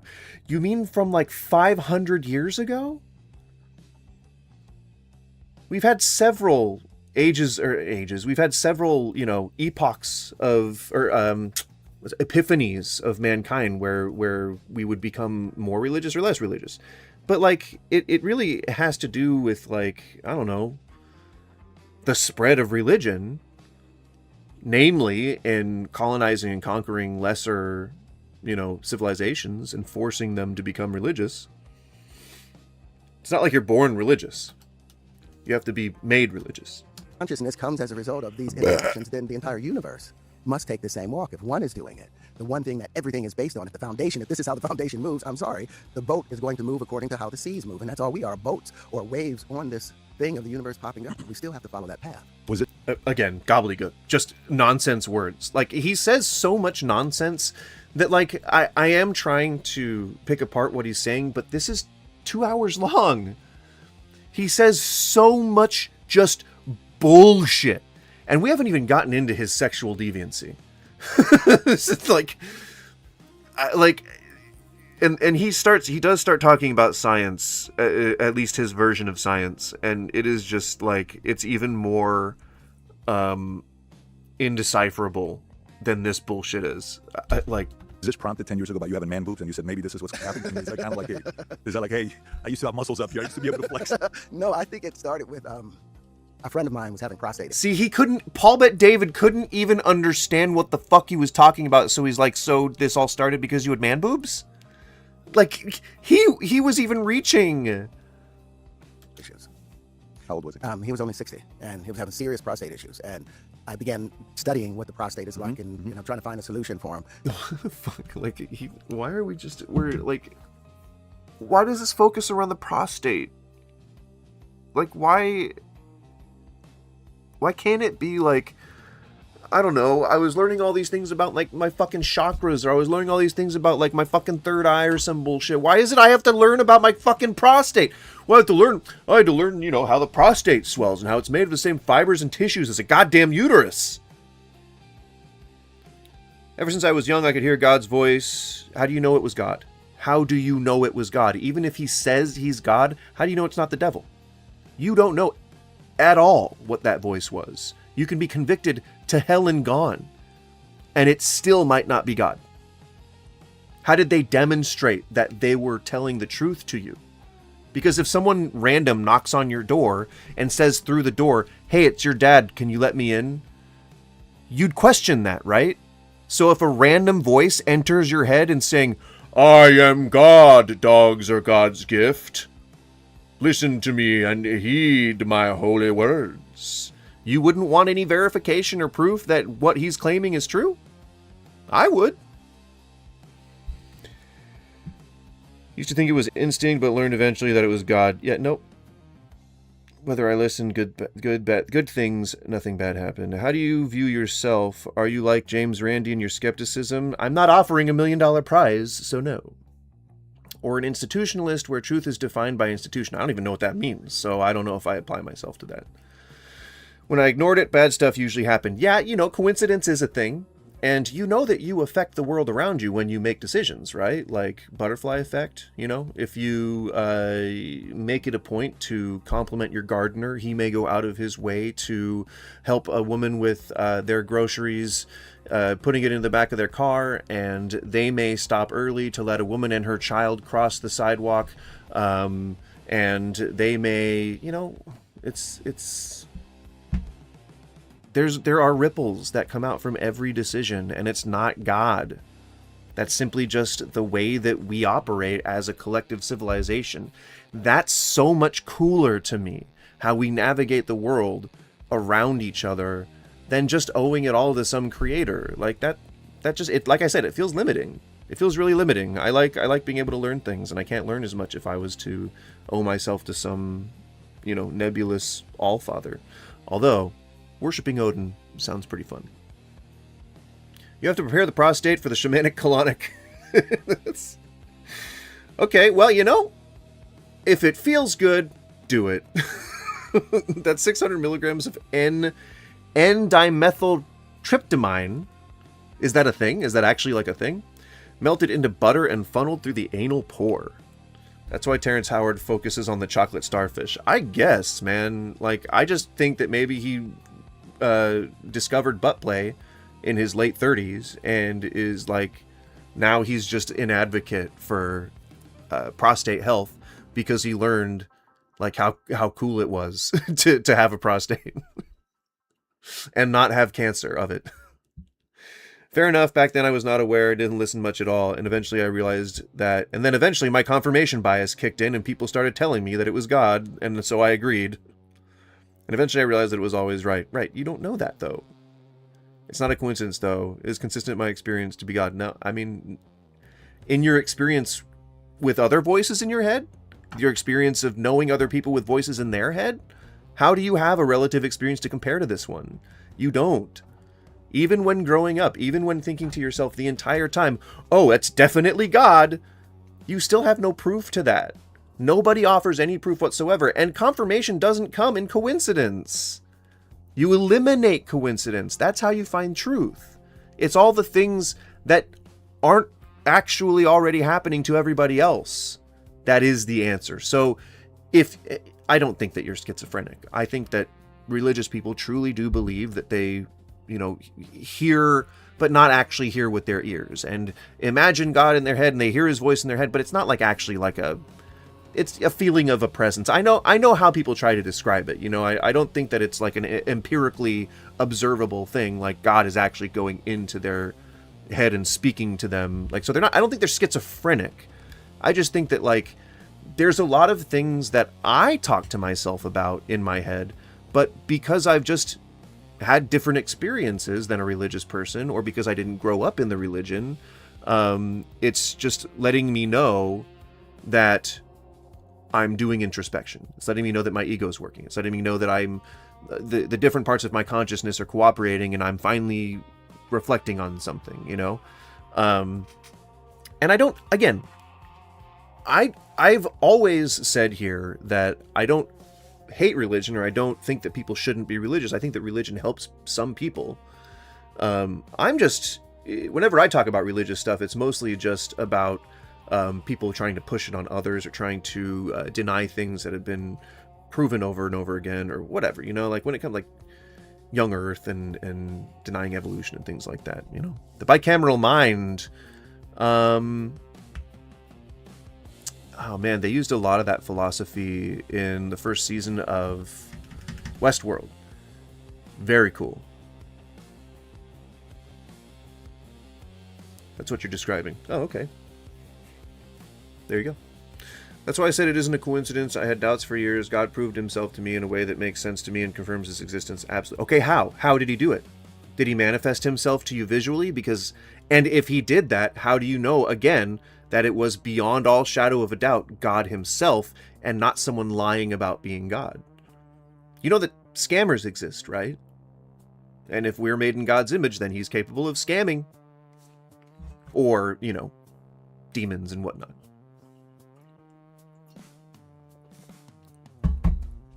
Because there is, qualities of schizophrenia, so that could manifest both auditory and visual hallucinations in the person who's afflicted by it.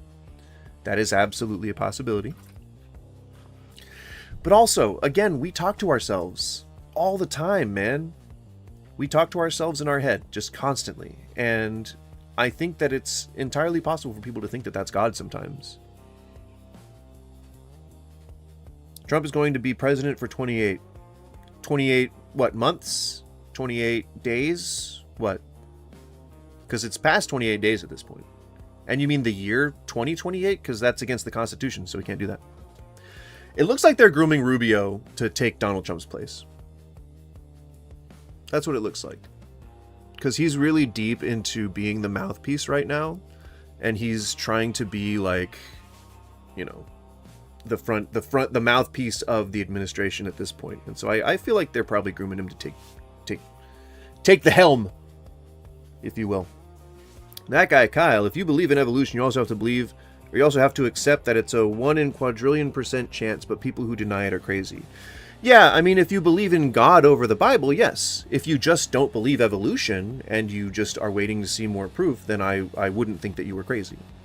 I would think that you just don't have enough evidence to believe that evolution is the case.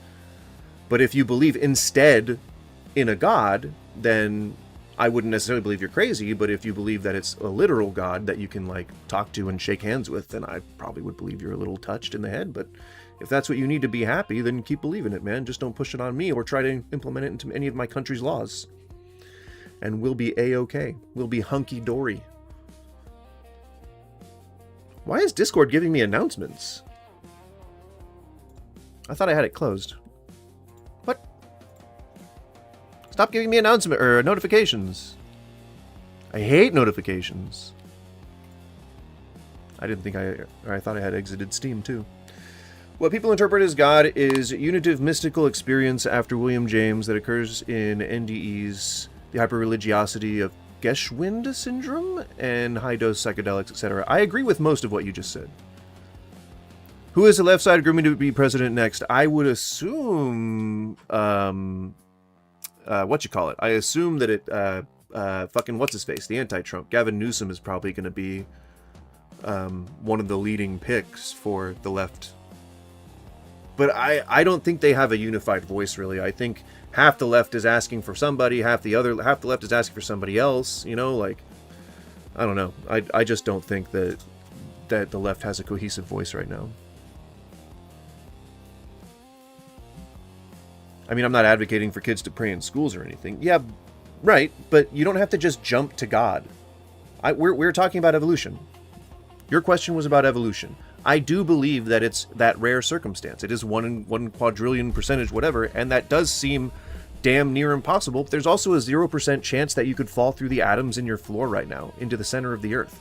There's a non-0% chance that the universe could collapse in on itself at any moment. Like, there's a bunch of different things that could be possible that aren't necessarily happening, but I think we happen to be that one offshoot, that one off-chance thing that happened, that one slam fucking dunk, where all that necessary shit came together and we just somehow made it, you know? I think if anything, that makes me more proud to be a human being. It's pretty fucking cool, man. Makes me feel even better about evolution, you know? So it isn't an environmental cause that made me Christian or spiritual. I would not suggest that. I don't know you. As for what seems to be God could be something else I'm convinced within my soul. Right, but you know that you can be convinced of something that isn't true, right? It happens to people all the damn time. People are catfished, people are scammed, people are sold things that they don't need. Your solar panels, they won't do shit for you because you cannot sell that power back to the power company. They will not buy it. Those window blinds that you got from that company that makes sure that the replacement parts are only available through them, that's deceit, man. People are deceived all the fucking time. When the meat department puts those stickers on that say it was packed that day, when they're actually just rewrapping it because it didn't sell on that last sale that they had. People are very easily deceived, man, and I think out of the trillions and trillions of possibilities out there, I wouldn't be thinking that it's just God unless that idea was already planted in my head. Indoctrination, maybe? Britt Hartley is an atheist, and she'll admit to the spirituality as studied within the neuroscience of religion. She defends this view against Matt Dillahunty's attitude of, oh yes, you linked me a video in my DMs on Discord, and I was supposed to watch it.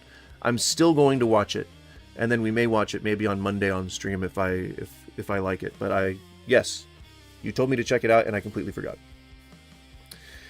But I do see your point of view purely logically. Well, that's all I can apply to it. I never have had a religious experience, so I cannot speak from personal experience that what you experienced was legitimate or not. So all I can do is apply my own logic to it, you know? Logically, it is definitely possible to be deceived by something pretending to be God, but I am certain that it is God. And I mean, conviction is a thing too. So, I mean, maybe if you are convicted that it is God and it ends up being God at the end of time, when you get to those pearly gates, then he will reward you for your conviction. I just am not sold. I need to know all the things about a product, and if that product has a history of bad behavior, then I need to know that it's absolutely, like they would admit that it's indefensible, even take those parts out of the holy text. When God says that it's okay to own slaves and then it's okay to beat them, and that you need to be like stoning innocent women to death, and taking child brides and treating people as property, all that kind of stuff. If that was amended out of the Bible, I think Christianity would be a lot more appealing to a lot more different people. But in general, being able to be like, hey God, it's pretty cool that you guys owned up to all that shit, then he'd be a pretty cool guy, And then I think maybe I wouldn't be so scared for people who end up in that black void at the end of time. Because then they'd be in heaven, and then I'd be like, you know what? I'd be like in those 80s movies, where like there's always the main character like walking off with the girl, like, don't you forget about me. And then there's always like his friend that's like standing in the doorway, and he's always like,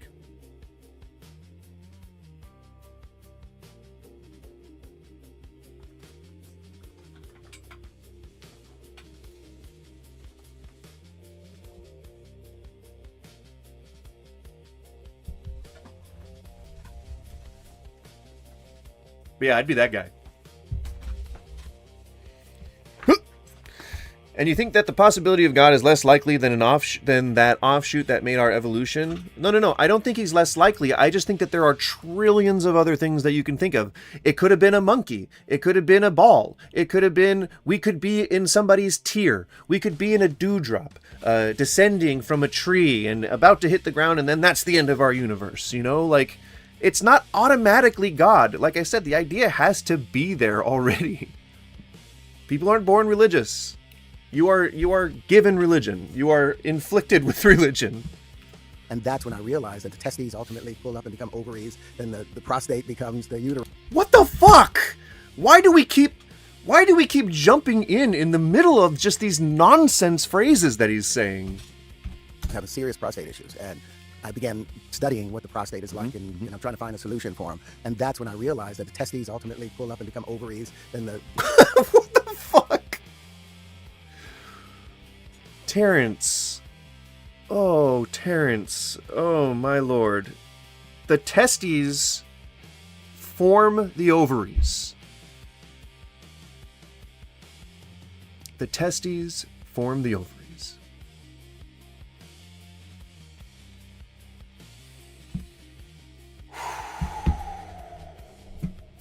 The words are there on the screen. You can see it. You can fucking see this man.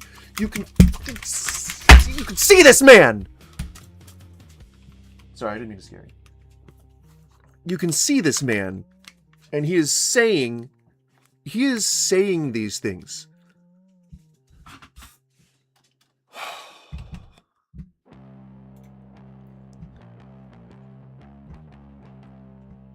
Well, I did turn it up, but that appears to have been the end of the song. We'll turn it up to this. I think it's better to have Terrence talking over this music. Like, it's almost like he's offering a voiceover track to it, like spoken word, The prostate becomes the uterus, and in the feminine side, the uterus drops down and becomes the prostate. The ovaries drop down and they become testicles. Now that was pretty complimentary, I'd say. Hang on. Prostate issues, and I began studying what the prostate is like and trying to find a solution for them. And that's when I realized that the testes ultimately pull up and become ovaries, then the prostate becomes the uterus, and in the feminine side, the uterus drops down and becomes the prostate. The ovaries drop down and they become testicles. The clitoris becomes the penis. All of that stuff, it's just an in and out process. The universe...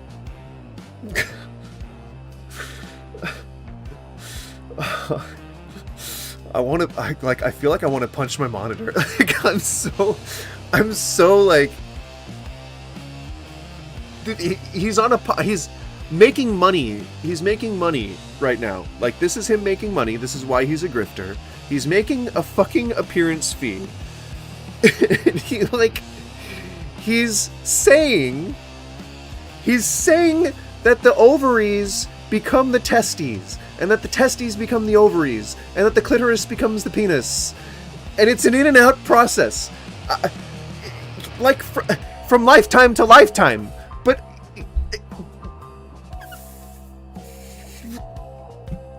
It feels like rage bait. This really does feel like rage bait. He's making money doing this. It's very simple. It's not complicated. Now we can throw all these other things, like you throw religion in there, and it tells you that you're going to die. And Terrence, 1 times 0 equals 1. Howard, folks. Terrence, why the poster boy of Dunning-Kruger? Yeah. You're going to float up into the heavens, but when have we seen that happen? How does that fit with the sustainability of our ecology, of our environment, of our universal flow? Still not There's making always sense. a It's still not making sense. It's still not making sense. With the sustainability of our... How does that... He has like a thesaurus, and like I think maybe he's a failed rapper because he just keeps trying to say all these words that he thinks have to do with whatever the fuck it is that he's saying. The other gibberish that he's piling this on top of. But he just doesn't have a fucking direction. It doesn't mean anything. How does this fit with the sustainability of our ecology, with the sustainability of our ecology, of our environment, of our universal flow? Of our universal flow. Is he just trying to increase his word count? There's always a back and forth. You know, how is it that a male god had a male son without a feminine counterpart, as above, so below? So he believes in God, but he also believes that God had a wife, or that God is both a man and a woman? That God's trans? Or non-binary? What's happening? Just want as many people as possible to hear about Jesus where I can. I don't want people to be eternally damned when Jesus is there to save them from it if they have faith in him to save him. Well, dogs are God's gift. I gotta ask, like, what kind of God would design a place like hell knowing that he was going to end up condemning people to it? That seems like a pretty sick experiment, man. And God doesn't really seem like a pretty cool guy. And so I wouldn't be a person that would go and spread the word of Jesus, because he seems like kind of a bad guy.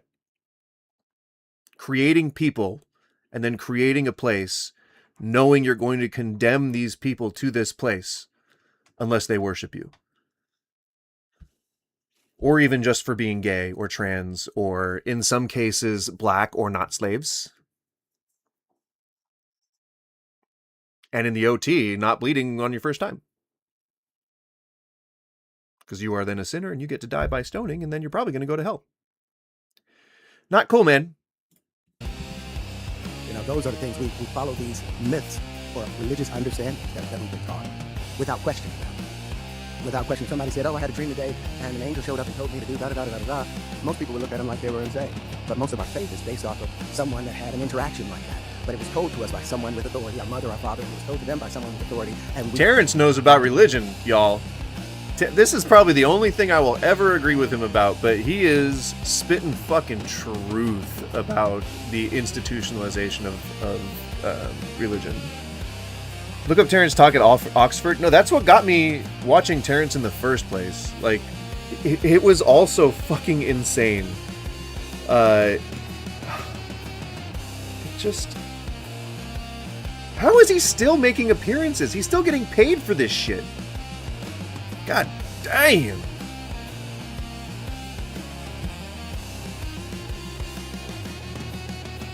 Give that authority, and wherever they got that information, whether it's from the Hebrew Bible, whether it's from the Quran, whether it's from the ancient texts of the Veda, we believe it based upon the authority that someone else has put in it. But many things we haven't questioned for ourselves. You used to be a Jehovah's Witness. Yes, I used to study as a Jehovah's Witness. I never got baptized. Oh, you never did? No, I never got baptized, but I studied for 25 years. For 25 years. Would you have considered yourself a Jehovah's Witness? Yes, I considered myself. We as humans never thought about questioning any of this stuff ourselves. I asked a question one day. Hang on. Hang on, I gotta open up the water. I gotta rehydrate before I start another fucking stream of bullshit. He wasn't Iron Man cynical. He wasn't Iron Man. And he wasn't himself Iron Man, but gosh darn it if he wasn't Iron Man adjacent. I have to drink some water for this. According... Don Cheadle is better, though. Not canonically. He got abducted by Skrulls, dude. He was a Skrull for like 4 fucking years, that dude. Gee. He studied everything and is an expert on everything, apparently. According to him, yeah. Were you here in the stream when he was talking about how he talks to his daughters about how he likes having sex? and then about how he had threesomes with like random women that he would pick up under the auspices of actually treating them right and then mentally abusing them later on. Yeah, that's what he told to his daughters, his young daughters, when he was trying to prepare them for how they were going to get treated by guys. And then instead of helping to prepare them for it, and like, you know, just help give them some kind of philosophy or something like that, what he did was he just accepted that that was going to happen to them, that they were eventually going to be just, you know, graped or whatever.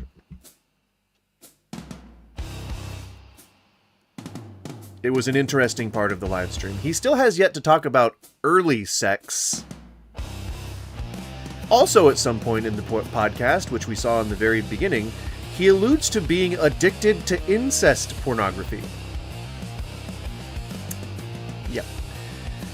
Well, because we deserve to die because of sin, nobody deserves to die. Dogs are God's gift. I would think that any follower of God would believe that nobody deserves to die. That's just a shitty stance to have. I understand that people find it jarring that it is a sin to not worship God. Right, you get condemned to hell. Thing is, if you don't worship God, it necessitates that you have something higher. No, it doesn't.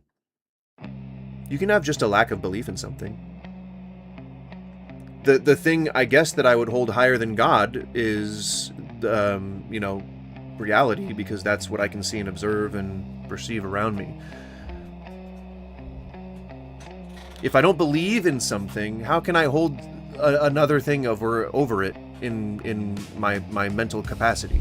You know, how can I believe in something over a thing I don't believe in to begin with? That's not possible. If I don't have a concept of something, I can't hold anything as a priority over it, because that thing doesn't exist in my world. See, I think a lot of Christians think that atheists have a lack of belief in God, but did believe in a God at some point. And people are not, again, they're not born religious. So, yeah. And even then, like, if I have something that supersedes God, meaning if I believe in reality as I see it, and then I don't believe that it was given to us by God, then that doesn't mean that I'm, like, worshiping the universe over God. It just means that I don't believe in God. So lack of worship is a sin because it means you worship something other than God. No, it doesn't. Again, it doesn't. That you can just not believe in something. You say you hold your reality as higher than God. No, I'm saying if I had to pick something that was higher than God. I'm saying that I don't have anything that's higher than God because I don't have a concept of God. I think, you can address that, right? That I don't have a concept of God, so I can't prioritize something over it? As an atheist, I don't worship anything. Well, yeah, me neither.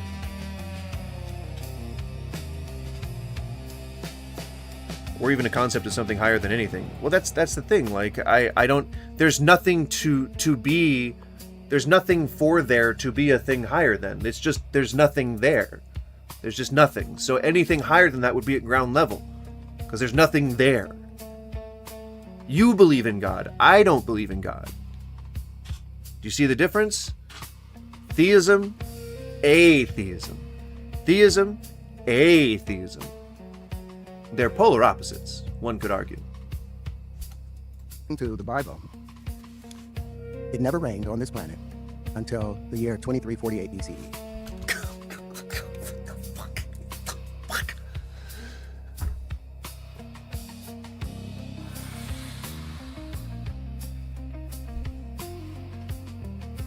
Guys, please tell me that was the date of the flood.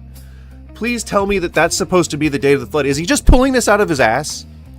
Please tell me that he's actually referencing something. He might just be pulling this out of his wife is there. His wife is there with him. His wife is in the room. When he was talking about having sex with other women, his wife was in the room.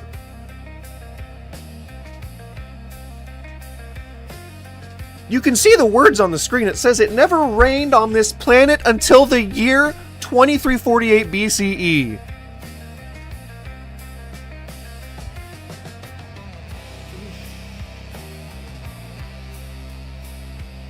Oh my god, I feel like I'm getting dumber.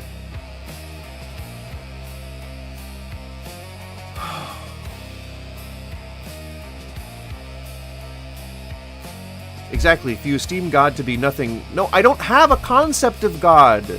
God can't be nothing in my world. There is no God. How do you fail to understand that? There's no concept of God in my world. It is not, oh, God is nothing. It's just, there is no God. It's not God is nothing. It's nothing is God. Then he doesn't enter the equation of priorities, thus everything real becomes higher than what you perceive to be fiction. No, you see, no, you're trying to apply yourself to me. You're projecting yourself onto me. I don't have to follow your beliefs to have a belief system. I don't have to assume that there's a God in order to say, nope, I don't believe in that. I just have heard the evidence and it's unconvincing. Lack of a concept of God in my universe. So I can't hold any priorities over it because that means everything starts from ground zero. You believe there's a God, so you're applying that belief to me. That doesn't make sense. We can't do that. You can't do that. You are not me. I am not you. It did rain, I would presume, because God designed the earth to have this cyclically. I don't think that very many people, even religious, would disagree that that it rained on the earth prior to 2348. Terrence is just insane. He's insane to both Christians and atheists, I think. Oh my god.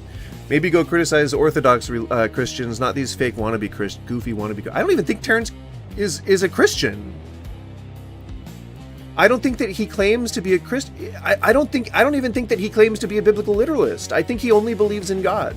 I don't think he believes in, like, Jesus and all that.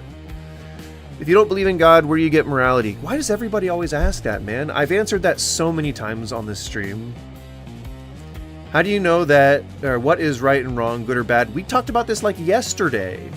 Are there things that are objectively wrong? Yeah, killing is wrong. Killing's wrong. Grape is wrong. Slavery is wrong. All of those things are pretty objectively evil. I think most people agree. Well, no, I'd say subjectively, because there are some people who believe that it is moral to take slaves. There are plenty of Christians who defend it in the Bible. And I believe as a result would probably take slaves were they given the chance. Answer it. Answer what? Okay, let me clarify. If you don't believe in God, then he doesn't exist as a consideration because he is below ground zero. No, he's not below ground zero. He doesn't exist, as you put it, which is why I mean by him being out of the equation. No, I'm saying that he doesn't exist. He doesn't exist. There's no concept there. How do you know killing and grape are objectively wrong? Because they increase suffering, and they decrease potentiality to influence the world in good ways. They reduce their ability to contribute to society. It is a natural thing to want people to prosper, or to want your fellow civilization mates to prosper. You want your tribe to prosper. You want your whatever, like your early human bros. Even if there is like intertribal killing and stuff like that, like that's all for dominance because you want your civilization to exist. And when we, damn it, Cynical was getting there. And when we eventually got to the point where we were able to develop those systems and like the laws that we come up with into place, backed by both philosophy and religion, which you can take credit for, you know. There were some religious people who had a lot of influence in developing the systems that we follow today and the moralities that we observe. But it was born out of a natural sense of wanting people to prosper, or wanting ourselves and our civilizations to prosper and benefit from the lack of suffering that would have increased by more death and destruction and grapages. And I have the capacity for empathy, which tells me that I shouldn't do things to others I wouldn't want done to me. Yeah, true. Empathy is a thing. But that is subjective. Yeah, morals are subjective. There are plenty of things that we thought were right, morally right 50 years ago that aren't anymore. We had Jim Crow laws, dude. Plenty of people supported those. The Civil War was fought over slavery, man. A lot of people use the Bible to justify it. Because there are people who would argue that it's good to kill people. But right, there are people who would argue that it's good to kill people, Christians included. My God only made one race, human. Are there other non-human races? There are people who would say it's a net positive to murder other innocent people. Right, because morals are subjective. Because of something like overpopulation. Right, because morals are subjective. How can you argue that that is objectively wrong? No, I corrected myself. I said it's subjective because some people actually believe that killing is right. Which you just got to listen to me to hear that. So God as a concept isn't there. If he isn't there, then he isn't a consideration, which means he was never in my head in the first place. You cannot consider what you don't hold as a concept. Right. Therefore, it doesn't equate into anything. Therefore, it has nothing to do with anything God related. So you can't, if a step isn't there, you can't step on it. If a step is not there, you just step on ground. Race equals white, black, but you're saying that there's non-human races, though. So you gotta be consistent here. Likely the way we treat animals in agriculture is a moral blind spot currently. The people that are 100 years from now will look back on that and think it's kind of crazy. Yeah, stuffing fucking chickens in a goddamn 3x3 square cube. Pretty inhumane. Pretty immoral, one could argue. And I think, the PETA people would agree with me. Well, there's many civilizations throughout history and even today who would disagree and say that those things are a moral good. Right. How do you say that they are wrong? Because that is how I feel. So if you want somebody to murder me, is it okay to murder? So if I want somebody to murder me, is it okay to murder? Why would you want somebody to murder you? At that point, I would think that it's sewer slide. We can say past things were wrong because we continue to evolve as a society. Was Jim Crow objectively wrong? Well, no, because morals are subjective. Why do you keep not hearing me? Yeah, but they are wrong. I have a source to prove how they are wrong. You don't. You have the Bible, which endorses slavery, and child murder, and child brides, and beating your slaves, and mass murder, genocide, ethnic cleansing. God himself killed the world at least twice. That's the issue with your worldview and why it leads to destruction and chaos. You haven't given me the issue. I don't know what issue you're talking about. There's a delay in the video, so I don't know which you're directly referencing. Yes, we do have sources that tell us that stuff was wrong. Yeah. All of recorded history. We can point out where, where Christians did genocides, like the Crusades and Spanish Inquisitions and the witch hunts of Salem, and when they used the Bible to justify slavery in America during the Civil War. There's plenty of things that we can point to that Christians have done that are pretty fucking evil. Yes, thing is, it automatically means everything in your life is an idol. Right, no, see, that's logic that you're applying to me. There's no God in any of that equation, so I'm not saying, well, I guess I'm holding this above God, and you can't tell me that I'm thinking things that I don't. Like that, that you can't tell me what's in my mind. Islam is a disease. Well, you're allowed to have that view, but I disagree with you, and you're probably not going to be welcome in my channel for very long. Dunning-Kruger, when you are too stupid to know you are stupid, can you point out an example? View. Book burning. I don't know what you guys are referencing. 4,370 years ago. Or 4,730 years ago, I think. Adam wasn't created. He was created in the year, depending on how you take it. The Masoretic text says that he was created in the year 4000. Masoretic? Is Masoretic something? Is that a thing? Is a Masoretic text a thing? How do you know it's inhumane? What's inhumane? Keeping chickens in a thing? Because the chickens are suffering that way, and I don't like seeing things suffer. I'm not saying that. Racist people say that blacks and whites are different types of humans. Right, and I'm not racist, so I wouldn't say that. I'm saying there's only one race, the human race. I'm not trying to gotcha to atheists. Right, well, you're just saying something that's in fellowship to all men and to all mankind. Which I guess is a wholesome thing to say. For something to be held as an idiot, I think you meant to say idol, above God, we'd have to believe that God is real and also worship that idol. We do neither of those things. Right. That was my point. Morality is subjective. Remember, yes, it is. Terry needs help. Has an intense mental health intervention. Yeah, unfortunately. Maybe someday he'll get it. That's how you feel based on what? My feelings. We can go around and around all you want, man. Why fucking care about other people's beliefs? Like, who fucking cares? Okay, then who fucking cares about your opinion? Who cares about mine? Who gives a shit about anything? If you're gonna take that approach.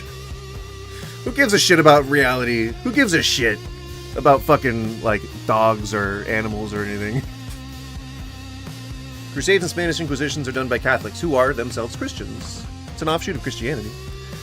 These Catholics also killed Christians. They didn't want to worship Mary and all the unbiblical things they do. Well, I mean, religious leaders themselves are often accused of being PDF files. That's not exclusive to Catholics. Masoretic text, basically the Old Testament as far as I know. Yeah, that's kind of what it sounded like, but I don't. It's maybe the caption got it wrong. 4 BCE. Other people have it at 4024 BCE. And if you look up then... Inhumane is what's bad for animals, inhumane is what's bad for people. We determine these things by observation of good and bad conditions as they're applied to. And like, there's natural processes in our brain that tell us that screaming is concerning and disturbing to us, you know? Like, there's like shit in our reptile brain that tell us whether something's good or bad. I don't know how that shit works. I'm not like a biologist or anything like that, but I just know that that's a thing. This ain't the 60s anymore, so get off the Jim Crow BS. Let's talk about Biden's recorded racist comments. I'm not saying he never made any. But when you're trying to take rights away from people, that would be trying to reverse things to Jim Crow laws. But I'm saying that they were immoral. And they were believed to be moral at the time. There's no really arguing with that. Sorry, Greg Watkins. Wait, MAGA says that immigrants are poisoning the blood of our nation, an explicitly Nazi idea. Weird! But wait, hold on, Somni. They say they're not Nazis. They say all the time they're not Nazis, okay? So why would you ever accuse them of something like that when they've said specifically numerous times that they're not Nazis, you know? What are you, cyberbullying? No, not all recorded history or worldview is flawed, is it? It's just that I don't believe in God. And you don't understand Christianity or philosophy or any of this. No, I do. I grew up quite adjacent to Christianity. Philosophy I fucking hate, so I try not to use it. How old was Muhammad's third wife? I forgot. I don't know, fucking... I think she was like 9? Was that Aisha, is that you're talking about? You know, one of the biggest proponents of the anti-Islam movement on YouTube is a guy named David Wood. And I was doing just like a normal reaction to like something that he had said about Islam. It was like, he said something about like Egypt smelling bad just because the people there are brown, some shit like that. And then he just, out of the blue, admitted that he had sex with underage girls after he tried to murder his dad.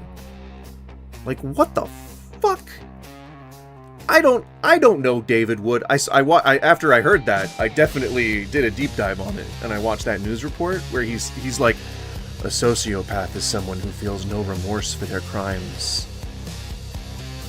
And then it goes like, David Wood was like, what the fuck, dude? And he talks about how he like shattered his dad's skull with a fucking hammer. What the fuck?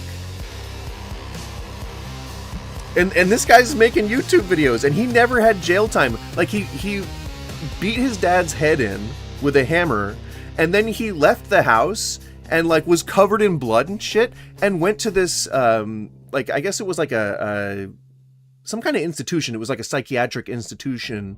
I think they maybe housed people there, but he eventually went to go stay there. So I don't know, like, maybe a hospital or something. But, like, so he went to his mom at this hospital, and she brought him to a psychologist who then deemed him too incompetent to stand trial or whatever before he ever turned himself into the police. And so then he went to the police, and they then arrested him, and he went to jail for something like 9 years.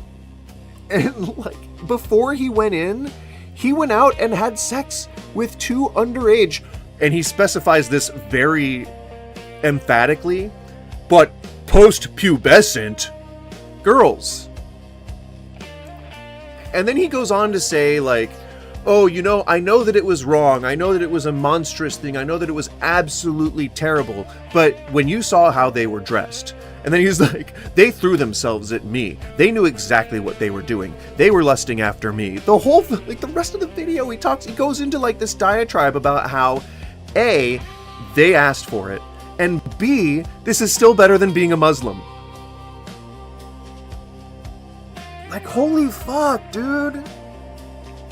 I get not liking religions when you perceive that they're like monstrous or evil or whatever, but holy fuck, man, like that just, why would you admit to any of this on a YouTube video? Like, you know, people are going to tear you apart for it, and it could end your YouTube career, because the guy is like, he's one of the biggest guys on YouTube for anti-Islam content, but he's also like in line to become one of the biggest guys on like the Turning Point USA Christian education front. So like that could have ended every single thing that he'd been working towards. I mean, I don't like the guy, so I guess, you know, I would have not hated that he would have been ruined, but fuck, man. Like, just knowing this as a person who like likes having a job, I would have tried to be a little bit more fucking careful. Fuck. Yeah, I guess it is a barrier to entry. TPUSA would benefit from more PDF files, I guess. Fuck. Again, that's all subjective. What might seem like suffering to one person may not seem like suffering to another. That doesn't prove objectivity. No one's trying to prove objectivity. You are. God is the one that has the that introduces objective morality. I think that everyone that you've been interacting with here is arguing for subjective morality. So I think you may have gotten your wires crossed here a little bit.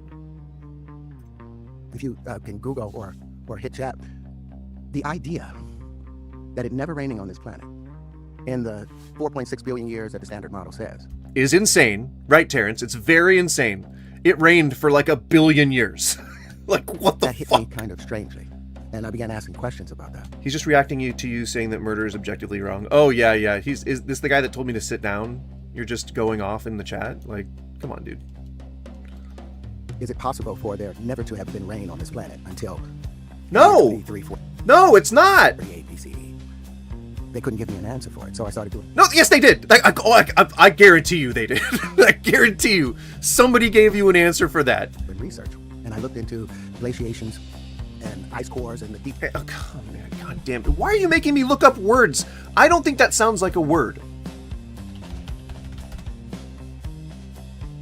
Okay, no. See, it is. See, you motherfucker! He keeps saying nonsense words with real words. So I keep having to look up the words that sound like fucking nonsense, and they end up being real. But what does this mean? What are you talking? I feel like I'm trapped. I feel like I'm trapped in another universe where words don't make sense the way they do in mine. So I started doing research. And I looked into... Okay, hang on. This makes sense. Hang on. I'm grabbing onto something here. He started doing research. And he looked into... glaciations and ice cores, and the deeper you look into the ice cores, you can go... Okay, I'm bearing with him right now. He looked into glaciation and ice cores. Back almost 1.2 million years, and you see the same recursive things that's taking place. And you know what? Okay, I mean, you don't have to say recursive. I mean, that's a little too much for the vibe that we're achieving here, but it's still a word that applies. To have glaciers in those places means you have precipitation. In order to have precipitation, you have a hydrologic system that's functioning. And rain, snow begins at... Is hydrologic true too? He was talking about the Masoretic text that some biblical literalists use the genealogies from to calculate the dates for things like flood and creation. I mean, yeah, but even thinking to yourself that there wasn't any rain for the billions of years that we were around, like, that's just wrong? Like, that, like, I'm trying to think of if I was in Terrence's place, having grown up as an actor, basically been isolated from any, like, real people for my entire life, or any real education. Oh, but he's saying that biblical literalists believe that. Okay. So he's not saying that he specifically believes that. Because he was talking earlier about how energy goes into the center of the earth and it wants to go right, but then it goes left, which actually changes it into radiation and also magnetic forces. And then he also said that lithium is a man, and that fluorine is a girl, but they can flip their genders as long as they're either +1 or +2, and they go into their respective transitional states? That's a thing, right? In Islam Egypt, the Nag Hammadi library was discovered by two brothers who just murdered someone in cold blood and ate his heart. Religious people can be violent. That is definitely something that I have heard before. So he looked into ice cores and found repeating ecological events, and that's how they found out how much CO2 is in the air. Rainfall, frozen, traps of things in the air. Am I drugs? He's saying that biblical literists believe that, or no. So he's saying that rain... There's rain initially, and it freezes. So that question right there made me stop. If you look at the... And mind you, Wait, so he's saying that biblical literalists believe that it didn't rain until 23-something, or is he saying that he believed that? Archaeological facts. If you look at the tree rings, they don't support the idea of a global flood. It supports the idea of perhaps a regional flood in a given... Okay. So I think he's saying that there are things that do not support what the Bible says. Ice core science somni, I agree. I just watched a way more well-known channel than mine that where the girl went to Antarctica and like pulled the core from where they drilled into the underwater lake.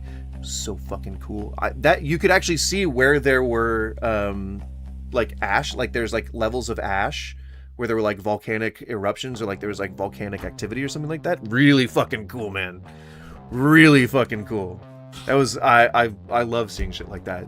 Science is so fucking cool, man. A global flood, all of those tree rings, for water to be on the earth for 150 days and everything's crushed underneath it, all the trees would die, so you would see a new growth pattern. But we still see tree rings that goes back 12,000 years. So there was a flood. There's a number of reports for a regional flood, but as I've known biblical literalists, and none of them has ever claimed it didn't rain on earth. No, that is a new one to me. I didn't know that. And Terrence, he's been making stuff up this entire time, so it's not outside the realm of possibility that he would make up the idea that biblical literalists believe that. But I've never heard one talk about how it didn't rain before 23 something. Like that's, hey, it's a thing as a reference in Genesis 2:5-6. Okay. I mean, yeah. I don't know that passage off the top of my head, but I'm assuming that it probably would convince a biblical literalist. Oh, and a mist water there. I gotcha. Okay. The deluge is a common trope in most religions, probably Ice Age related. Yeah, mass precipitation would, I guess, make sense if the Earth increased in temperature a couple of degrees. So I had to start created a little greenhouse effect. Remember, we were told that the Bible is the Word of God. God, cynical, I knew, I kind of knew that was going to be a thing, that some biblical literalists stretch it into it did not rain before Noah's flood. It's just so crazy. It's so crazy to me. I don't know. I really wish that people would start making sense. Like just start making a little bit of sense, I want to understand the scientific concepts that you're talking about, but it's really fucking hard to follow you, Terrence, especially when you start this conversation out by talking about how you like to educate your young girls on how you like to have sex with your wife. Okay, so if you guys weren't here at the beginning of the stream, let me just read you his philosophy real quick. Everything goes from plus to minus, breathing in and breathing out. So in the next life, I believe you end up as a male. And the older you get, our estrogen level rise. Our something, which has our prostate, which has the same fibers or tissues that the uterus has, it begins to swell. And like women that typically go through their periods, all of our bodies, when we lose our testosterone, is slowly becoming more effeminate. Does that have anything to do with it? Does that make sense? Did that answer the question? We get older and we got to try not to grow boobs as men. We get soft and all that. So I think in the next lifetime, You don't breathe in twice without breathing out once. So you go from masculine to feminine. This is the philosophy of Terrence Howard. I'm going to enshrine it. I'm going to type it out, and I'm going to post it in a doc link, and I'm going to make sure that you guys can hold on to this for posterity. But that's his philosophy. And the guy, Paul Bet David, asked him, what made you start believing in that? And he's like, well, I think when I realized that lithium's made as fluorine, and if you take the polarity and you charge it, and you like take electricity and it goes through the center of the earth, it wants to go left, but it has to go right. Thus it creates the radiation. And if you take lithium up an octave, its mate becomes fluorine. And if you take it down an octave, its mate becomes hydrolyzed, or whatever the fuck. I feel like this is a fever dream. Like I'm dreaming. I feel like I'm dreaming. To be quite honest. Jesus. People used to live on coasts and water levels rose a lot out of the Ice Age, thus a lot of flood stories. Well, yeah, because those inlets, like especially in the Mediterranean. I think I'd rather do you like everyone else has and just move on with my life rather than waste time with you. Well, thanks for the well wishes, Old Glory. I appreciate it. Many of the Christian literalists that believed this followed the whole Usher state chronology of the events in the Bible, which came from Archbishop James Usher. I didn't actually know that. I also have lost a lot of brain cells, Gunsmoke, I assure you. He's right, if I lose focus for 1 second, I start growing massive knockers. I know, we have to concentrate on so much. But I mean, just from basic Earth science, once you have oceans, evaporation, condensation, atmospheric cooling, and of course gravity, then you inevitably have precipitation. That's just how that shit works, man! It's so crazy to say it didn't rain for billions of years. I wonder if Terrence is doing an experimental work or just Googling. Oh, come on. You know he's just talking to ChatGPT this entire time. I feel like I can feel my brain cells committing Sudoku because of this. Yeah. Howard, not the host. I appreciate that. Rain isn't some fucking Bronze Age invention. No, Terrence thinks it was. Oh, no, sorry. Terrence? Sorry. This is so indirect and so fucking nonsense that I keep associating it with Terrence himself. Terrence has a claim that biblical literalists believe that it didn't rain on the earth until 23-something. But it was under inspiration. I was like, well, if I look at 4004 BCE as the starting point for man being here, well, that doesn't match the genealogical records of everyone coming up out of Africa and making their movement through Gobekli Temple. All of these places, they 13,000 years old. Other places showing that... It does. We actually recently found ruins that were over 120-something thousand years old. Pretty fucking cool, man. Pretty fucking cool. Why does everybody forget about Asians? Do we think that they're not, like, sentient human beings? Why do we forget about Asians? Asians have been here for thousands and thousands of years. And even then, like, the people in the Middle East settled here for, like, settled there for, like, thousands and thousands of years. Like, young Earth creationists, how do you explain that? You know? And on the seventh day, God ended his work which he had made, and he rested on the seventh day from all his work which he had made. It repeats itself there, huh? And every plant of the field before it was in the earth, and every herb in the field before it grew, and the Lord God had not caused it to rain upon the earth, and there was not a man till the ground. 6. But there went up a mist from the earth, and watered the whole face of the ground. Why would an all-powerful God need to rest? You know, he just wants to take a vacation every now and again. He wants to just, like, kick up his feet and let loose. Alright? Rumspringa, but like the holy version. Alright? So going fully literally, it rained on the seventh day of creation. So like, it was sections of thousands of years, right? I think was what the days supposedly were, or sections of billions of years. I think. I don't know actually what most people believe when it comes to that kind of stuff. But days are a matter of interpretation, since days relative to the rotation of the planet, which obviously doesn't exist before the planet was created. Well, yeah, that's what they're saying. Where did Earth get its water from, and how come it did not lose it in space to solar wind when it was hot? Well, we had atmosphere. I would assume we had atmosphere before we had liquid water. That would be my assumption. I don't know if it's true. I do not know much about the early Earth. I'm sorry, I made noises earlier and I scared my dog. I didn't mean to scare you. I'm sorry. I'm sorry. I am deeply apologizing from the bottom of my heart. I'm sorry, dog. I didn't mean to scare you. I'm sorry! she's looking at me like I am public enemy number one.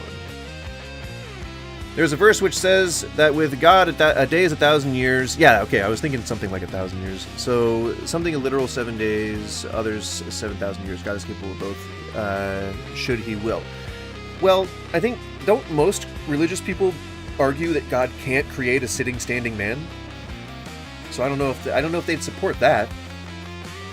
We don't know anyways, yeah.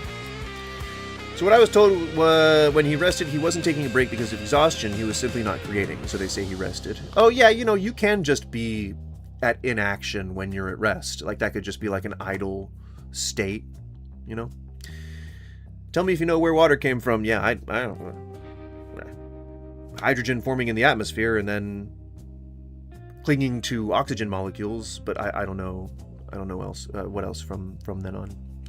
Fringe biblical literalist claims tied the Noah flood date do not make for a valid climatological claim. True.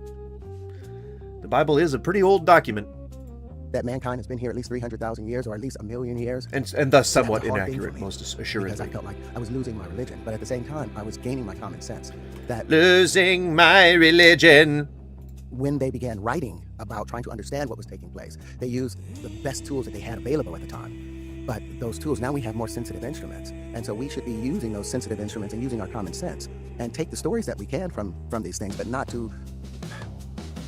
We have to walk away from fairy tales at the end of the day and hold on to truth and hold on to the God. When we pray, who do we pray to? Do we pray out there, or are we praying to a deeper place inside, the connectivity to the Creator?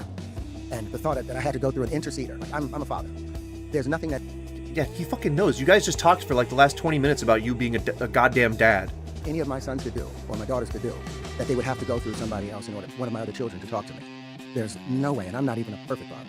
I'm a loving father and a just father, but there's nothing that my son could do that would make me throw him into a fire and burn him for, for eternity, for something he did for 30 or 40 years, or even 80 years.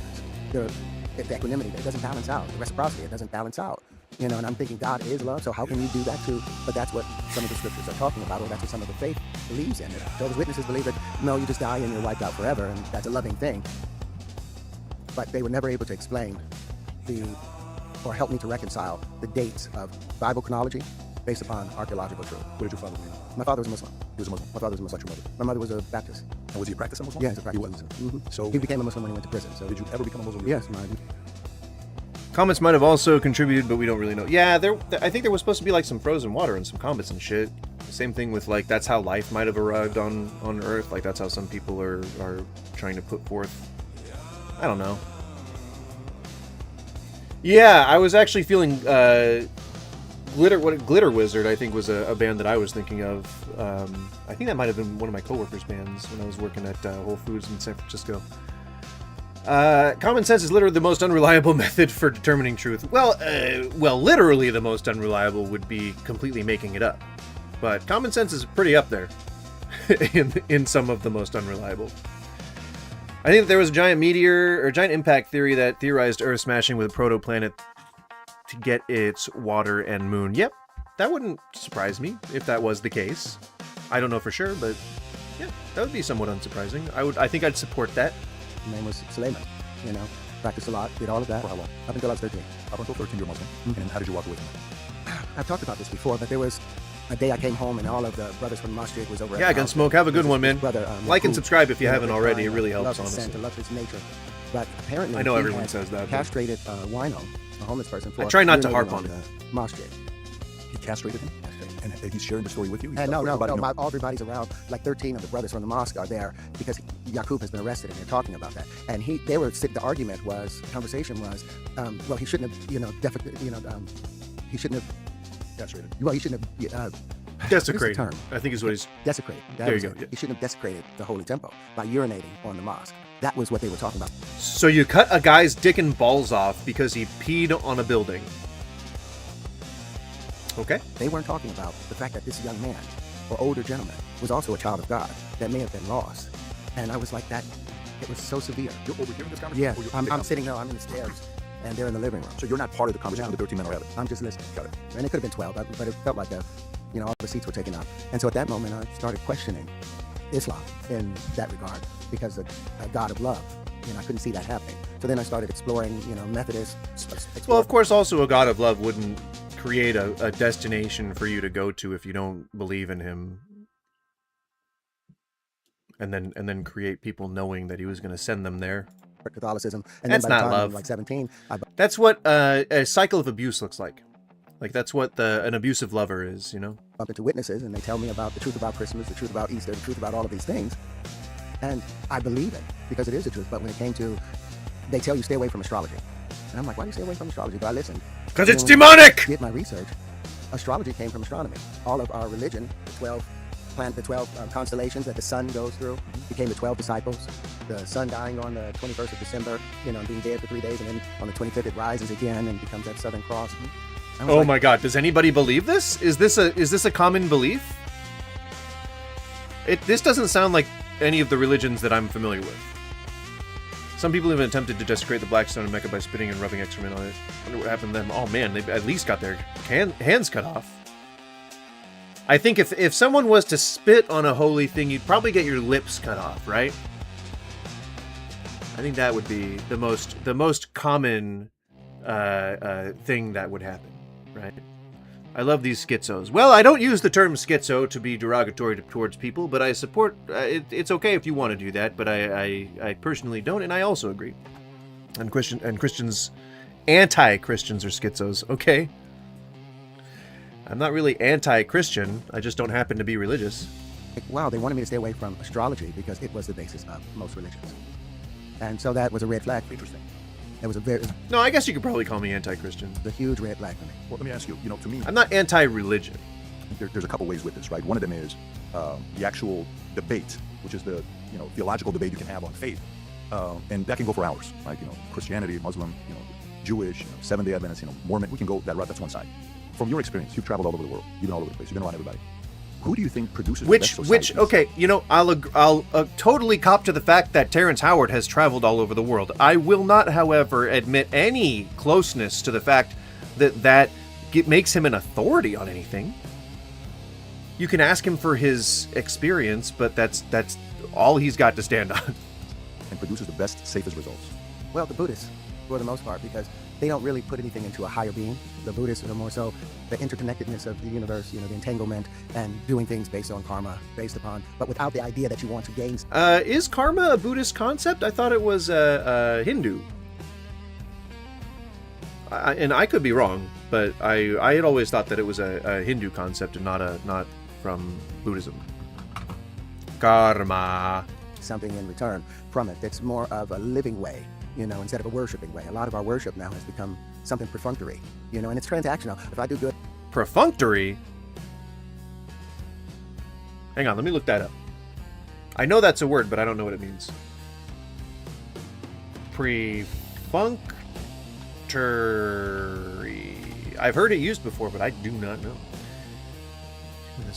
Characterized by routine or superficiality, mechanical, lacking in interest or enthusiasm. Alright, he's got his thesaurus out. He definitely has his thesaurus. Terrence is nothing if not a word user.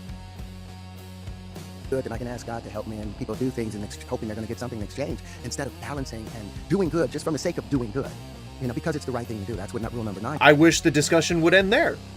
I wish that this entire video would end exactly right where he says you should just try to do good because it's the right thing to do. Wait, how long do we have left? Wait a second. Hold on. This is only 1/3 over? Fuck! Damn it, Terrence! Well, regarding damnation not being loving, people are free to choose God and reject him. No, you mean you're free to choose God. You're free to make only one choice. That doesn't seem like a strong arm tactic to you, like what a abusive lover would do. Oh, you can totally choose not to be with me, but I'm gonna fucking beat you. You think that sounds like a loving creator? Do I need anything from the grocery store, you guys? Hey guys, my wife's asking me, do I need anything from the grocery store?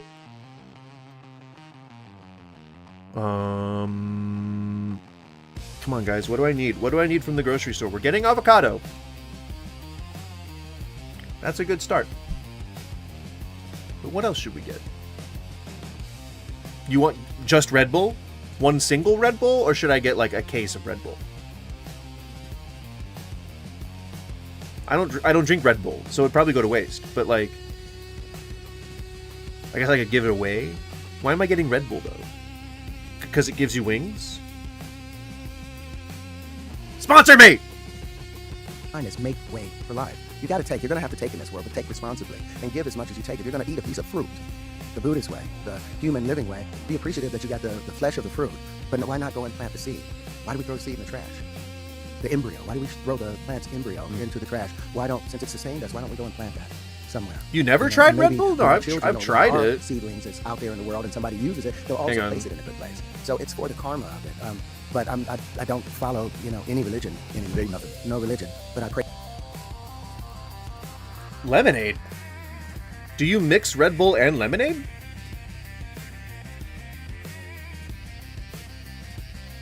Twizzlers and beer? We're a Red Vines household, Somni. How fucking dare you suggest that I get Twizzlers? Twizzlers?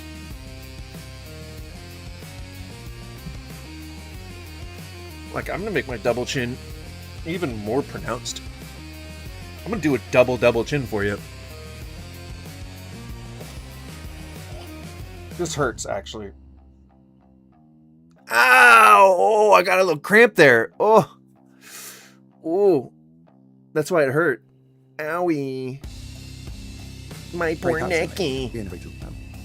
How does it start? The universe, because I believe the entire universe is God. You say, dear Heavenly Father, or what do you say? I have a name. You have a name. I have a name, but it's not dear Heavenly Father. No, it's because it can't just be Heavenly Father. It can't just be. It's probably like Yahevasha or Yahvahule or whatever the fuck. Like, people always make these like weird ass, their own like proprietary translations for what God's name is in Hebrew. Yevahwe Hashula, Yevahula, Yehava. It's always like some. It's supposed to be, I think, Yahweh or Yeshua, but like Jesus is Yeshua, which is Joshua. But like, it's not Yahavu or Yahuva or whatever the fuck. It's people just they want to feel special. I apologize, I'm a cretin. Yeah, well, most people are. At least 2/3 of the world. A male figure. It has to be both a masculine and a feminine side of the deities in order for there to be balance with it. But there's an energy, and the masculine has always been the electric. The feminine has always been the magnetic. The discharging. What the fuck does that even mean? You know, the discharging, the expansive. The discharging, the expansive? When I balance with that, and I see everything is God. There's no part that's Oh, okay. No, it's cool. Everything's God, guys. You guys can all relax. Hey, dogs are God's gift. I am not idolatering anymore because everything's God. You can rest easy now. My soul is safe. Everything's God. So if I was to worship anything, oh, wireless charger, you keep my phone alive. Thank you, wireless charger. It's God. I've saved my soul. Everything is God, according to Terrence Howard. Made from the Creator. It wasn't just man that was made in the likeness of God. Because when you look at at how everything is born, how it's raised, how it gestates inside of the body, it still takes the same curl. It's still in line. Okay, so it's born, it's raised, and then it gestates. Go on. It's the same way. The same thing in hemoglobin, same thing in chlorophyll, same thing in the blood of the cephalopods. One or two trace elements is changed in the center of the nucleus. So there is nothing that's not made from the Creator. And so except God living, where in the universe is God? Is He? Whoa. We moved very fast and very far in a very short time. It's born, how it's raised, how it gestates. Okay, how it's born, and then it's raised, and then it gestates, which is a strange order of operations, but I can forgive just a slight deviation from the normal route. That's fine. It's okay, Terrence. Keep going. The body, it still takes the same curl. How it gestates inside the body, it still takes the same curl. Now, this is where you lose me a little bit. This is where you lost me. Just a tiny... I kind of got hung up on this. What the fuck do you mean? It still takes the same fucking curl, Terrence. You're talking about the shape of a fetus? And that's God somehow? It still unwinds the same way, the same thing in hemoglobin, same thing in chlorophyll, same thing in the blood of the cephalopods, just one or two trace elements is changed in the center of it, the nucleus. So there is nothing that's not made from the creator. And so... Oh. Okay. So that's just not going to make any sense whatsoever. Hang on. It still takes the same curl. It takes the same curl. So how things are born and then raised and then gestated, for some reason, they all take the same curl, which I assume is just a shape that he's describing. I understand that. I understood all that. I grasped that concept. Still unwinds the same way.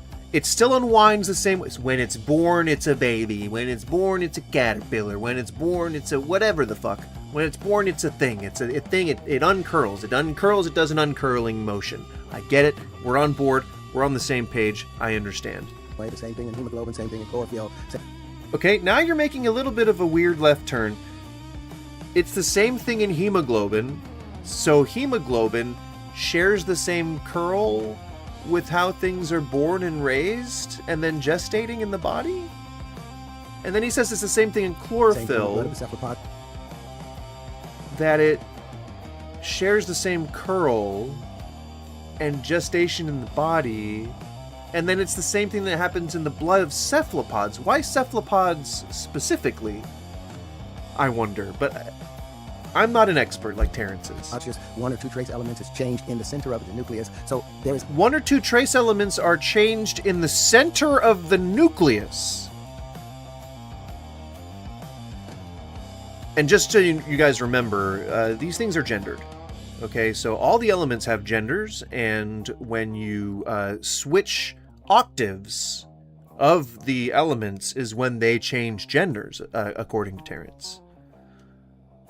There's nothing that's not made from the creator. Okay, so because you change a couple of base elements within the nucleus, you know that everything is made from the creator. The universe is God.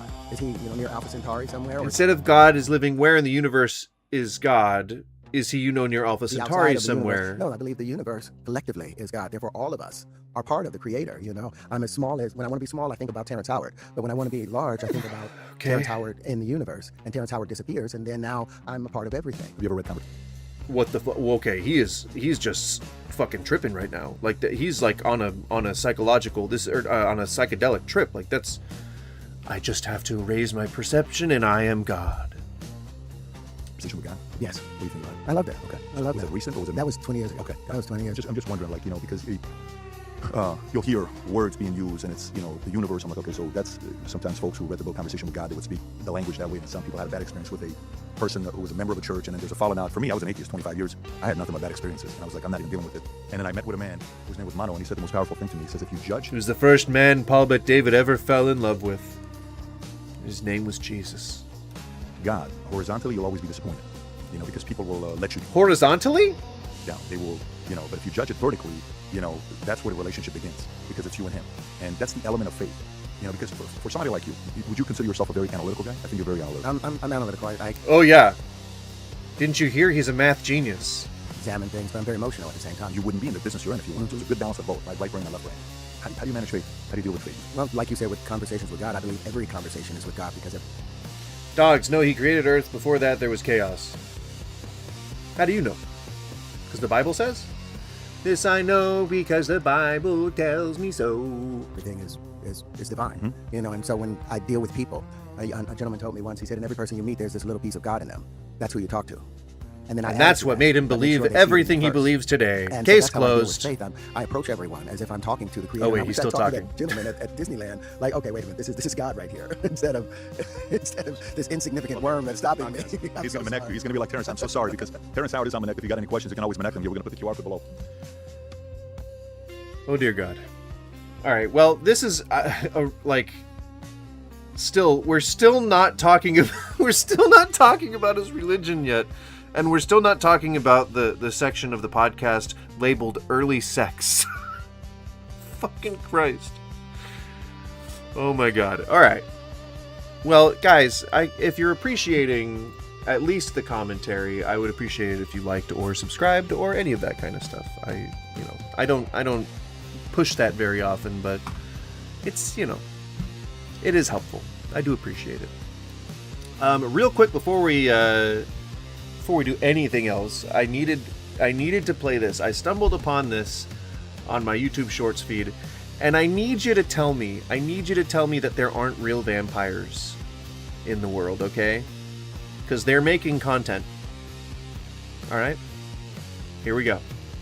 I got an idea. So We will come back to Terrence. Just hang on. Bear with me for a second.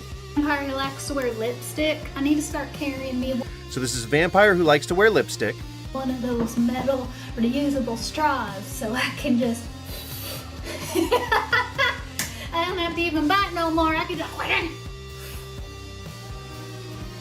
that's quite a look, and I shouldn't know mine. So obviously, I wasn't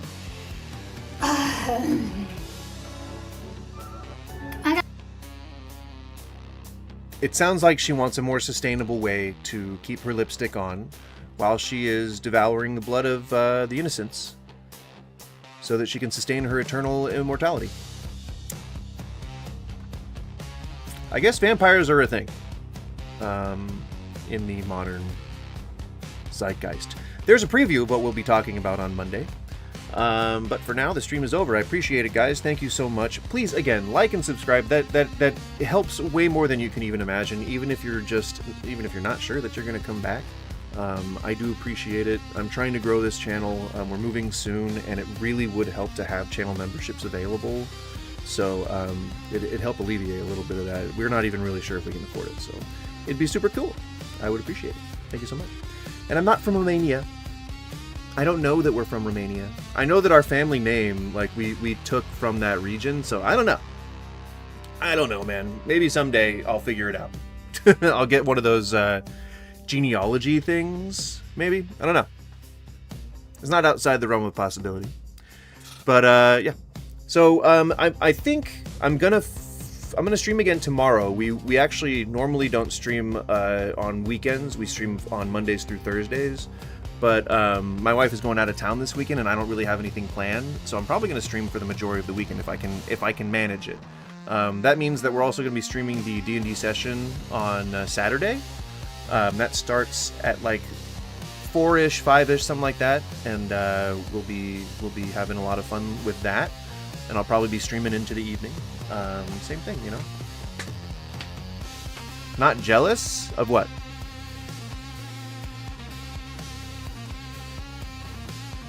And before we go, if you guys have any questions, personal questions, anything like that, obviously not too personal, but if you need to know anything about me, because I know one of you, I forget which one of you, but one of you didn't know that I had been a chef previously. Happy to do an outro on a couple of informational notes if you'd like. But when we do come back tomorrow, we will absolutely be talking more about Terrence. We're gonna get through the entire thing. The story needs to be told, and I'm pretty sure one of the content creators that I really enjoy watching is Professor Dave Explains, which is if you're watching me, you probably know who he is. If not, he does a lot of like science debunking and science communicating in general.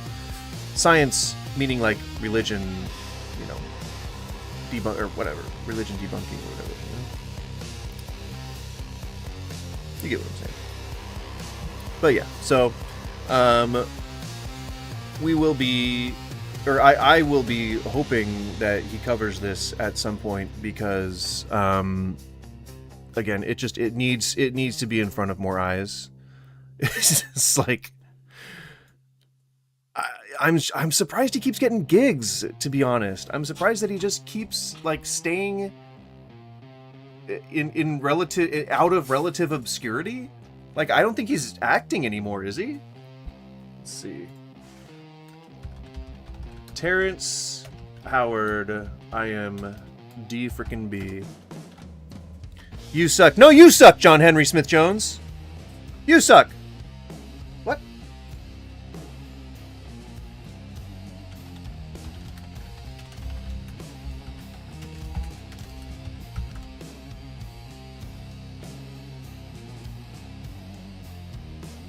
What? Is my internet dying? What's happening? Okay, I guess Google is gonna have to be it. Or I guess I could just go to IMDb.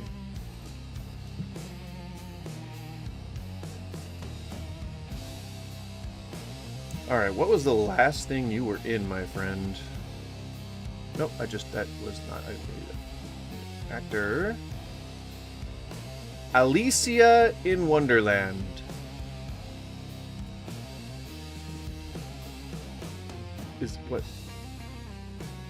Is this gonna be a well-known movie, or? James Cromwell. Sasha Luss. I don't know who those are. Oh, Ella Blue Travolta. That sounds like John Travolta's daughter? Okay, so there's some people, I guess, in this. I don't recognize any of those people.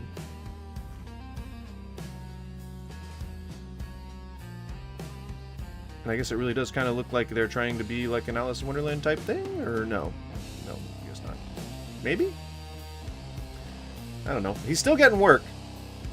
So he is still making that fucking money. He's still making that actor money. Are there a lot of... So, yeah. I don't know, man.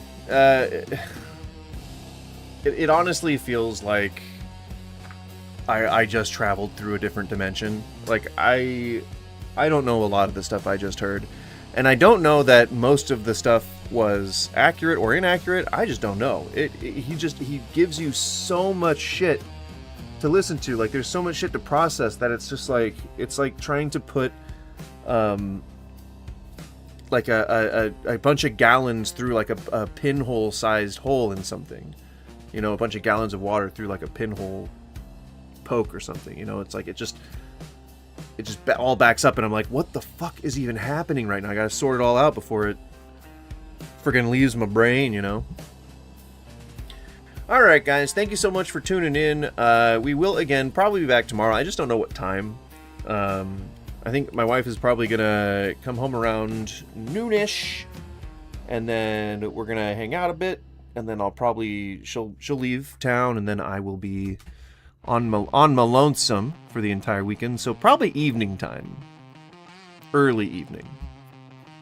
So yeah, tomorrow early evening Pacific Standard, and then we'll talk more about Terrence.